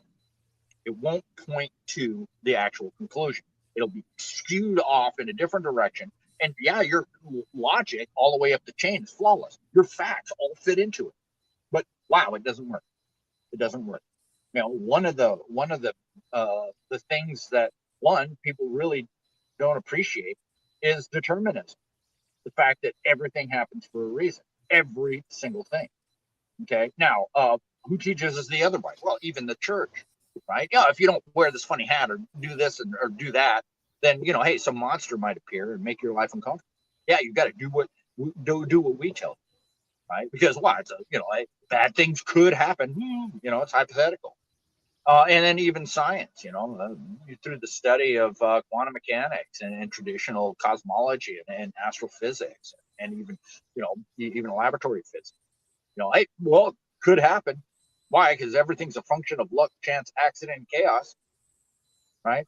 And so if you believe that, hey, well, you know, it's a horrible place to live in, because, you know, at any time, you know, everything could go wrong for no reason. Why? Because, you know, it just happened. That's a terrible way to exist. And luckily, it is not that way. Well, you know, how do you know the difference? How can you see past that probabilistic versus deterministic boundary? Well, that is applying those inherent laws, those real divine or natural or, you know, physics, inherent physics, to your experience. Then you start realizing, hey, wait a minute, this isn't happening by accident. This is happening because, hey, I let go of the pencil. You know, it was just natural. It was totally predictable. That was just the way it was going to happen. It had no other way of doing it. And these types of laws, like for every action, there's an equal and opposite reaction. I mean, that's a law, but you can apply that to your own experience and reality and how you are, and your interaction socially. If you understand the law of contract, and of real contract, not these pieces of paper, colorable contract, but real contract, even contract that ego and self can make, to actually bring about a transformation in your experience. You understand that, you realize that most of the people that are running around like robots on a rail, and they don't even understand that they don't even realize that they're doing that. You know, they flip a switch and everybody they start wearing masks, or they put Ukrainian flags on their social media things, or they do that. They don't, or they rush out and they buy way more toilet paper than they could possibly use in a year. And they don't realize that, wait a minute, did you see when they were conditioning you to do that? I did. I saw when they were conditioning people to go and empty out the supply chain of toilet paper. Wasn't hard to see. Very obvious if you were paying attention.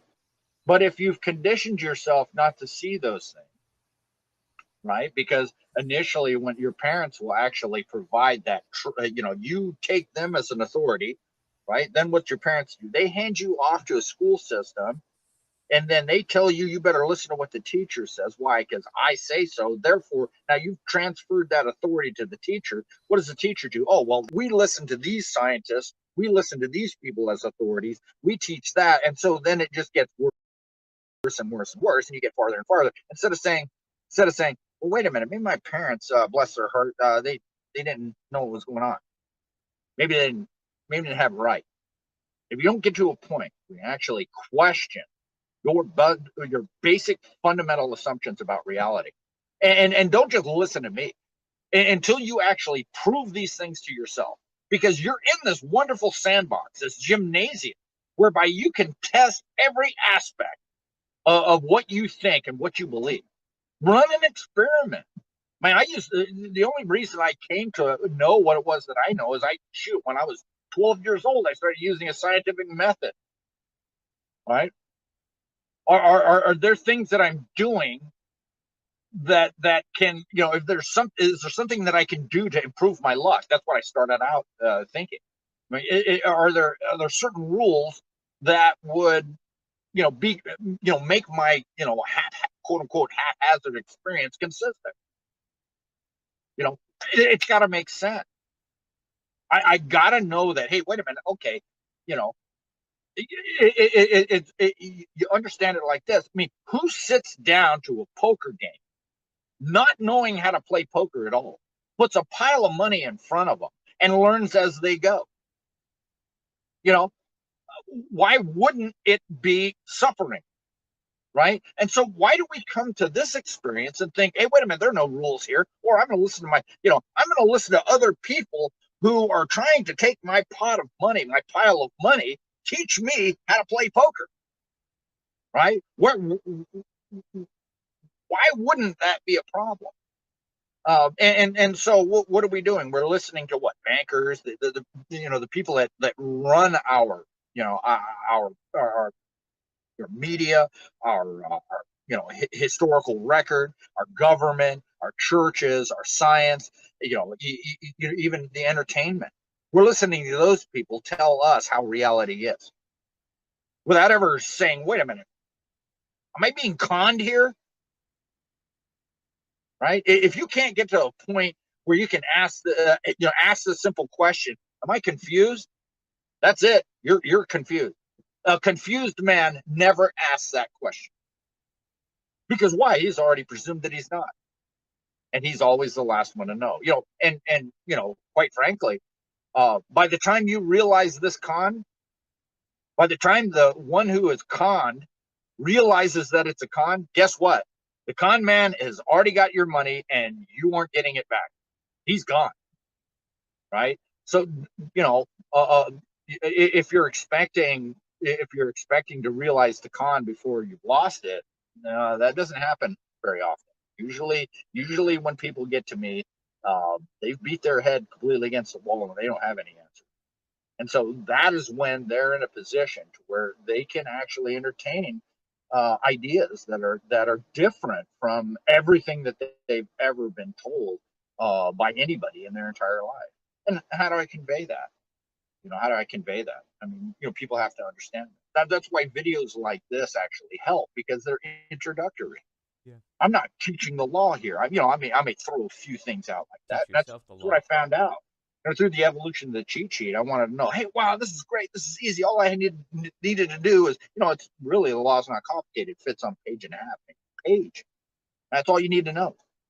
Right? But I couldn't tell anybody. I mean, it was 2 years before I found anybody who even remotely understood what it was that I was even pointing to.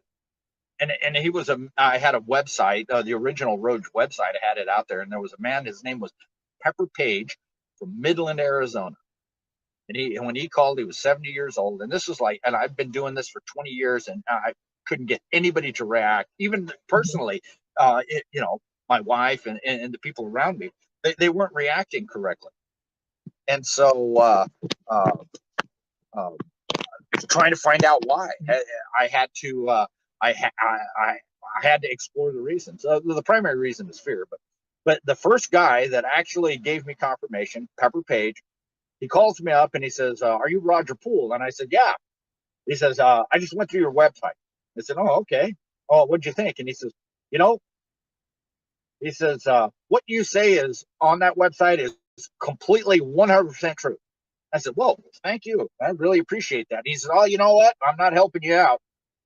He says, I've been trying to tell people this stuff for 70 years and nobody's listening." And so we had a conversation. And then that's when I decided, well, wait a minute, what's stopping? And it's primarily fear. It's fear along with this subconscious conditioning. And look, if you can read the cheat sheet out loud, that's a litmus test. But is it going to answer all your questions? Oh, no. But it will provide a process by which you can answer those questions yourself. You will start encountering things in your reality that are a little bit different. You will be aware of things you weren't aware of before. It's a starting point. The mind control for the 21st century. How do you come to a point where you can realize that your perception has been altered and managed if you don't even appreciate the ways in which they do that? And in that document, they go from a scientific perspective, and they really relate all these things that, well, the CIA and all of these spy agencies have been learning clinically for decades on how to specifically bring about these unconscious programs that they can literally install in, like for instance, and hopefully I don't sabotage everything, but back in 1973 they were really tired of people asking questions about the John F. Kennedy assassination. Okay, so the CIA embarked on a program in order to make that happen. So then they started introducing a term, and that term had an interesting power. And before I say the term, I want everybody listening to appreciate that when I say this term, what it tends to do is when you hear the term, it'll immediately cause you to list everything that I say as suspicious and subject. And not only that, but you will go back from the beginning, from where I first started talking, and you will mark all of that suspect also. And then you will dump it out of your memory, and it'll become completely unimportant. Okay, so when I say this term, understand that you are conditioned to do that. Simply mark everything that I say as suspect, and then erase it automatically from your memory. Okay, do you know what the term is? The term is conspiracy theory. Now, when I say conspiracy theory, it doesn't matter who in the conversation actually brings that up. You immediately mark everything that anybody said in that conversation as suspect, you erase it, and you purge it from your experience automatically. That's the kind of conditioning that I'm talking about. It's the way it works too, isn't it? Think back. And so these kinds of tools, these kinds of gimmicks, you have to be aware actually exist. And that mind control for the 21st century actually shows you all of these ways that they actually do that. All of these different methods that they've discovered that are used to manipulate our experience. Another one too is like news programs, and Fox News themselves, they're guilty of this. And so, when they frame the particular story that they're talking, or they're interviewing somebody, they'll say, well, many people think that the sky is red. Okay, and then why? How does that work? Well, we don't want to be in the minority. We want to be in the majority, right? We want to know that what we're thinking is right, and we want to be with the in crowd where most people, who's defined what normal is, we want to be with them, right? So they lead the whole concept with many people think, and then subconsciously think, oh, well, but we never go ahead and say many people. What many people? Who are they? Right? And they never say that. It's just many people, right? It's just like, hey, don't be a loser. Buy this product now. Don't let your neighbors figure out you went somewhere else. They might, that would be truth in advertising in some of the ways that they manipulate us. Advertising is extremely problematic that way. So understanding these elements, right? And just getting to a point where you're saying, hey, wait a minute, am I confused? Is there a base set of rules and quote unquote laws that is within me that actually applies? Is there any aspect of my reality that I'm misunderstanding? Am I crazy?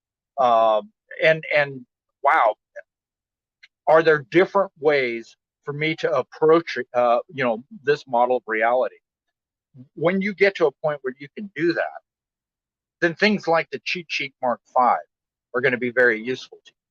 Now, the Cheat Sheet Mark V is an introduction.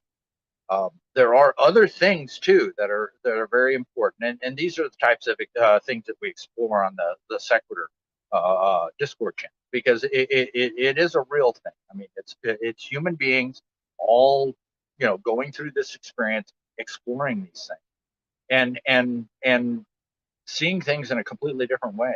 And not only is it a completely different way, but it makes life fun. I mean, poker is much more fun when you really understand how it works, and you're capable of actually winning money rather than just giving it away. So, but hopefully, I mean, and not only that, but we're here. We have a whole community of people that think in a different way, and if people can get to the point where they can take those first steps, they have resources. It's not like it doesn't exist. Not the least of which is everything in your environment can be, let's say, conspiring to actually give you a meaningful education if you just let it. Yeah. So, Dude, I really love what you had to share. I mean, between the language, talking about ego, and then going into the brain balance, the reason and purpose. I mean, this is great. I mean, I really like talking about purpose too, and I kind of see that you're bringing in the view that I think is really essential, which is getting rid of that randomness, mechanical worldview, that everything is just cause and effect without meaning. I think you really tied that in perfectly, and you used really good examples, and I encourage people to check out more of your work. And people can join your Discord as well. As you said, Sequitur is the name of it. It's on your website, or they'll find it. I'll make sure to have links, so I'll have stuff for people to check it out. And the cheat sheet, Mark V, will have available for people to download. So I encourage people to check that out. well, and also participation in the Wednesday, 6 p.m. Central every week. I do an informal call, and there's a number of people on that call. Now it's on the Sequitur server, and you can find the link on the website. It's free. However, to participate with the call, even just to listen in, it is contingent on reading the cheat sheet out loud to yourself. And the reason I do that is because that by itself actually will provide a more uniform common ground, and it'll make the call more useful to you, because you're going to understand that all of the people that are there are at least familiar with the concept and the model that's presented in the cheat sheet. It's very important, because otherwise, what are we dealing with? Well, language then becomes a source of conflict, and I really don't. That's not the kind of experience that I want people to have when they go there. So there is a requirement that you read the cheat sheet out loud to yourself, and you'll find once you do that, wow. I've seen people read it once and their lives completely transformed. Is that you? Probably not. You're going to probably have questions, and Sequitur is a great place to bring those questions. And there are a lot of people that understand it, are very familiar with the material, have been doing it for decades, and can answer people's questions. Just a new way of living life. Why not just relax and enjoy the show? Yeah, that's great. I like the fact you built somewhat of a foundation for people to start to reflect and actually have some sort of tool that works, that in your experience that you've actually used with other people, and you guys share it with each other. That's amazing, because I'm also a health coach, if I'm going to put a label on myself, but dealing with talking to people one-on-one and finding out how they view their own life and how they heal their own life and how they go about in their own life. That is something that I would do as a coach, and I would see you as a coach. I would see anybody who is encouraging the individual themselves to be a coach. You're a facilitator, are you not? Just helping the individual. Oh, look, I mean, the fact that I relate to people, not egoically, but because I look past the superficial aspect of it, and I appreciate that there's a being there that's may not be aware of it yet, or I mean, at least egoically, they may not be aware, but it really doesn't matter. I have a responsibility to the people around me to see the value in them, and to help them see that value also. Why? Because, why wouldn't I do that? Why wouldn't I make me happy? Right? So the whole idea is, if I am looking out of these eyes and I am looking out of your eyes, then why wouldn't I make your experience better? Because isn't that me? Right? So I tell people, hey, thank you for being me. It causes them to think. It's just something very simple. Hey, thank you for being me. Or what would I do without me? Yeah. Yeah, and as you said, we're all living in the same reality. We are connected in that sense. We may have our own reason, our own minds, but we're living with the same laws, right? Are we not? We do create the same reality together through our actions. So thank you for sharing everything, and we'll wrap it up because that was that was a bit over an hour. And if you want to share any resources with anybody, if you want to make any last statements, feel free. I think everybody listening has everything they need right now to have just an awesome life experience. So yeah, this is Roge, and you have a YouTube channel and you have a website, roage.com. I encourage people to check it out. Like I said, I'll have it all on the screen as well. If you want to see a lot more talks like this with a lot more speakers, go to nita.one/summit. That's nita.one/summit. This is the end of Slavery Summit. Thank you, everybody, for watching. All right. Good stuff. That is the last interview for day 15 replay. I know we went a little bit into the next day, so some of you guys might be listening from day 16. Some of you guys might have been from the site, figured to join the stream, or you're just on the site page in general. Welcome. Anybody on YouTube who's just stopping by, maybe from High Impact Flicks, or anybody on Twitch who's stopping by, appreciate it. Well, if you're new to a lot of this message and a lot of what's going on, I encourage you sign up for the summit if you haven't already, and the next video will summarize pretty much everything. This is going to be the final video for tonight, and so if anybody wants a good recap of everything, I think this is a very good recap video. Let me get to it here, and here it is. If you haven't seen this, I think you might like it. This is summarizing the main theme of the End of Slavery Summit. Thank you very much for watching, guys. Appreciate it.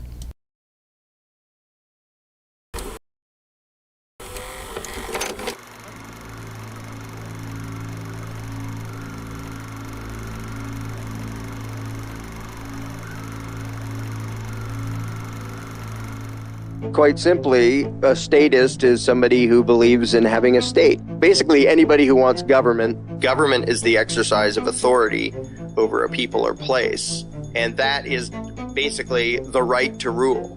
It's not just the ability to control other people, because most people have that in one way or another. It's the right. It's the idea that certain people, it's legitimate for them to forcibly control others. Belief in government is a purely faith-based, indoctrinated belief. It doesn't actually make any sense in practical terms or in evidence or in logic. For years, I thought it was a really good analogy to compare government to religion, and only a few years ago did I realize it's not an analogy. It is a religion in every way. It has a superhuman deity, government, that has rights that mortals don't. It isn't restricted by the rules that apply to mortals. It issues commands, and if you disobey, you're a sinner and you deserve to be punished. The faithful, the true believers, they have great faith in these bizarre rituals, elections and legislation and appointments, and they dress up and then they say, ta-da, now I represent government. I know I just look like a person, but I don't just have the rights of a person because I represent the magical deity called government. And so I'm allowed to demand your money and boss you around and hurt you if you disobey me. I'm acting on behalf of government, and it has commandments called laws. And these laws aren't just the threats of humans. They are decrees from something superhuman. And so all you good people out there should bow to this deity. And if you want the world fixed, this is what you pray to. And we give you certain rituals of how to pray to it and when you're supposed to pray to it, and pray to the God to make the world what you wish it was and to save you from all the uncertainties of reality. The doctrine people are taught is just patently absurd. And a bunch of examples of that are like consent of the governed. There isn't such thing. If it's consent, it's voluntary. If it's being governed, it's not. The actual given excuse is, we have the right to rule you because you decided we did, even if you didn't vote for us, and even if you oppose everything we do to you. And, well, they represent us. Okay, they represent us by doing a lot of things that we don't have the right to do. And they represent us by bossing us around and taking our money. Like, I bet if I went to my neighbor and bossed him around and took his money and said, I'm representing you, he would say, what? What a stupid thing to say. To me, the most insane is, we are the government, which you hear everywhere. And I ask somebody, wait, do you really not notice that there's a group of people over there, they issue threats, and they call them laws, and they issue demands for money, and they call it taxes. And if you disobey, they send men with guns to hurt you. Now, are you really incapable of distinguishing between yourself and them? One of the biggest giveaways that the belief in government is a complete blind faith religious belief is the way people respond. One very easy line of questioning is, can you give somebody else a right that you don't have? And everybody says, well, no, of course not. Well, how about you and your buddy? Can the two of you give someone else a right that neither of you had? Well, no. And it only takes a couple more questions to get to, well, how did Congress get rights that you don't have? They get emotional and they get angry, or they get defensive, or they run away. They didn't come to this belief through reasoning and evidence and logic. They came there by having a blind faith belief smashed into their heads, starting before they could even talk. It's just something they were taught to believe, that there's this thing called authority, and that it's allowed to do things that human beings aren't, and that people have an obligation to obey it, to the point where, yeah, it's some people, they weren't gods or anything, some people wrote down a thing on paper, and then they called it legislation, and they did certain rituals, and then people go around saying, well, this is law. Most people literally feel physical discomfort and fear at the thought of disobeying anyone in authority. Most people can't say, no, I'm not going to do that, because it goes against their years and years of programming and indoctrination that trains them to think, if you do as you're told, you're good. If you don't, you're bad. And that's the message of school, and that message gets pounded in people's heads. Students are taught over and over and over and over again, every stinking day they're in school, that the measure of your virtue is how well you obey authority. The whole approval-disapproval thing. The one thing you learn in school is, if you do as you're told, you get approval and reward. And if you don't do as you're told, you get disdain and condemnation. They'll make sure everybody knows you're a bad person because you didn't do as you were told. The belief in authority leads everybody, good people, bad people, everything in between, to advocate and do things they wouldn't otherwise do, bad things they wouldn't otherwise do, including cops, because the cops really and truly believe that they have the right to do things that I don't have the right to do and you don't have the right to do. The only reason most of them do what they do is because they believe in authority, and they really believe that legislation gives them an exemption from morality. So that when they do something and someone says, hey, what you're doing is bad, hey, I don't make the law, I just enforce it. I'm not responsible for my actions, I'm just a tool of some weird thing somewhere else called government. You can't blame me for what I am personally doing because I'm not really doing it. As loony as that is, that's what most of them will say whenever somebody says, hey, what you're doing is wrong. It's not okay to, it's not okay to lock people up for smoking marijuana. It's not okay, all the ways in which quote unquote law enforcement initiates violence against nonviolent people. And if you bring that up to them, they literally talk as if they didn't do it. The only reason they do that is because they were taught the lie of authority and government and law along with everyone else, and then they were told, you're just a tool of the thing called law, And that makes it so you have rights that other people don't have. So you don't have to feel bad about physically assaulting nonviolent people because the law says it's okay. It really is just permission to ignore your conscience by saying you have rights that other people don't. You know, you don't have the right to tell other people what habit to have on your own. You don't have the right to go and extort people on your own. But once you're law enforcement, then not only is it okay, it's noble and great to go around robbing people and bossing them around. That is the biggest danger of the belief in authority. It tricks good people into condoning or doing really nasty, horrible, violent things because they think, well, this is okay if government and authority does it. They are raised by their parents, by the school, by the government, by the culture, by all the authoritarian messages built into everything to think that obedience is a virtue. And when you raise the culture to think that, and you get one nasty psycho at the top who says, hey, go do bad stuff, people say, well, I have to follow orders. I have to obey the law. I have to do as I'm told because that's a virtue. And then good people march off and do evil stuff. I'm not scared of the Maos and the Stalins and the Hitlers. I'm scared of the thousands or millions of people that hallucinate them to be authority and so do their bidding and pay for their empires and carry out their orders. I don't care if there's one loony with a stupid mustache. He's not a threat if the people do not believe in authority. Some people assume that, well, you must trust everybody if you don't want government. That's not at all true. I don't nearly trust everybody, but if I don't trust people to run their own lives, why on earth would I trust them to be in a position of power where they can forcibly run other people's lives? Really what it boils down to is saying, I don't trust people. People are untrustworthy and unpredictable. So my solution is to take some of those people, some of the most untrustworthy around, give them permission to violently control us all. And that will protect us from the untrustworthiness of mankind. Okay, you're so scared of the average man out there and so thankful for government. Let me ask you, who has taken more of your money under threat of force? Private people threatening you or agents of authority threatening you? How many murders are committed by private people compared to how many are committed by people acting on behalf of authority? It's not even close. The number of murders committed in the name of law enforcement and government and authority completely dwarfs private murder. Even governments killing the people of other countries is small compared to them killing their own people. In the last 100 years, over 270 million human beings killed by their own governments, not counting war.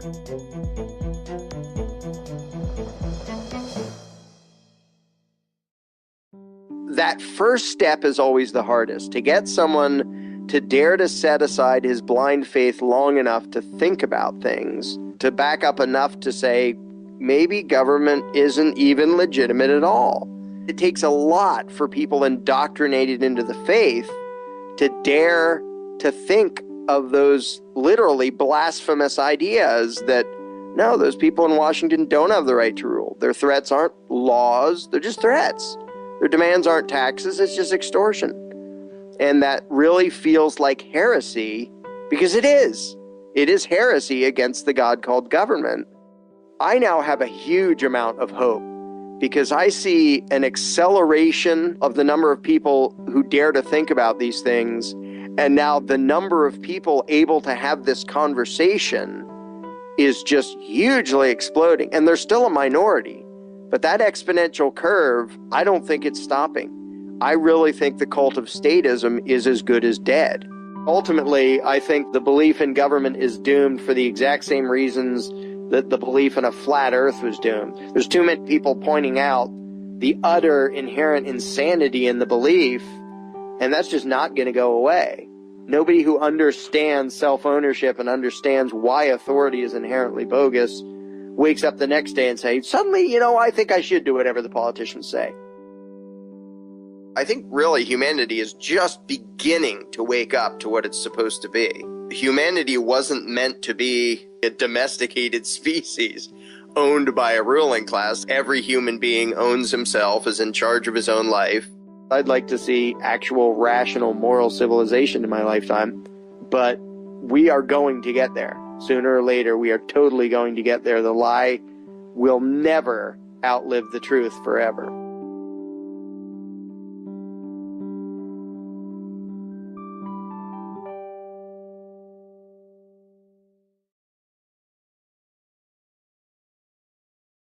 All right. Yeah, so that's that. That's a very good video, I think, to end on as a ending note. And thank you guys for joining me. We've been live for about 7 hours. This live stream has been quite long. A lot went on in this live stream. In case you missed the live interview, actually, that I started this live stream off with, you could go back to it. Otherwise, I will clip it for the channel, so no worries. The important part is that you check your email and be sure to check day 16, which is now. It is action day. There's tons of different action steps to get involved. Of course, if you need to still further your knowledge, well, it's all in the summit. Tons of books, tons of resources, it's all there for you. And so it's all stuff that you can learn from, whether you're schooling, whether you're educating yourself, whether you're healing yourself, all of it's there. And I encourage you guys to stay tuned for day 16. In case you haven't watched it yet, I will be live streaming it tomorrow, of course, just like I did today, with a live roundtable, which, you know, will be live. You can ask your questions. If you have any questions, feel free to ask them. Totally welcome to ask questions, and it could be anything political or non-political, up to you. We are open to that. Not every speaker, of course, since there's about 50 speakers. We're not going to have like 50 people on one panel, but we're going to have a good amount. It's all out there. We just have to figure out how to take it back to the people, right? That's right. And the thing is, you know, when we say we, it's all of us, right? We have to make sure that you and I are actively trying our best to bring it out there. Brochures, flyers, video content, you name it. I mean, as he said at the end of the video, it's growing exponentially. We want to keep that growth. I do not want to see another World War II. I thank you very much. Like and nonetheless, the violence that goes on every day. But you know, I don't want to see that either. We'll get there. You know, it's a process. It definitely is destined for our knowledge, and I will continue to keep sharing and networking. And I thank you guys for joining me very much. It's been a good stream, a lot going on. Again, in case you missed a High Impact Flicks appearance, don't worry, I will be clipping it. Anyways, for those of you who are on Twitch, I'm going to raid somebody, so give me a second. Let me figure out who to raid here. Let's see.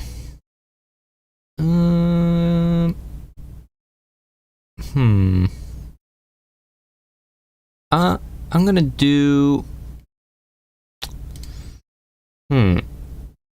I know there's a guy who does call-ins. Unless you guys know anybody to raid. I know a guy who does call-ins, but he's not political.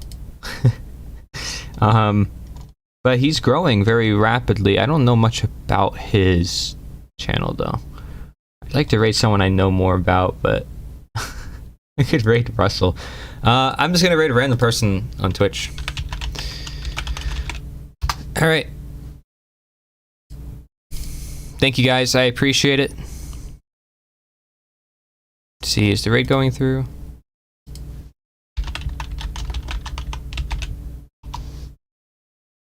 Hello, raid. Maybe not. Anyways. Oh, okay. Doesn't work. All right. Well, I'll just head off then. Thank you guys. Peace out. Take care. I'll raid actually One Great Work Network. Does that work? That doesn't work either? Darn it. Let's see. Who can I raid? What on Earth 93?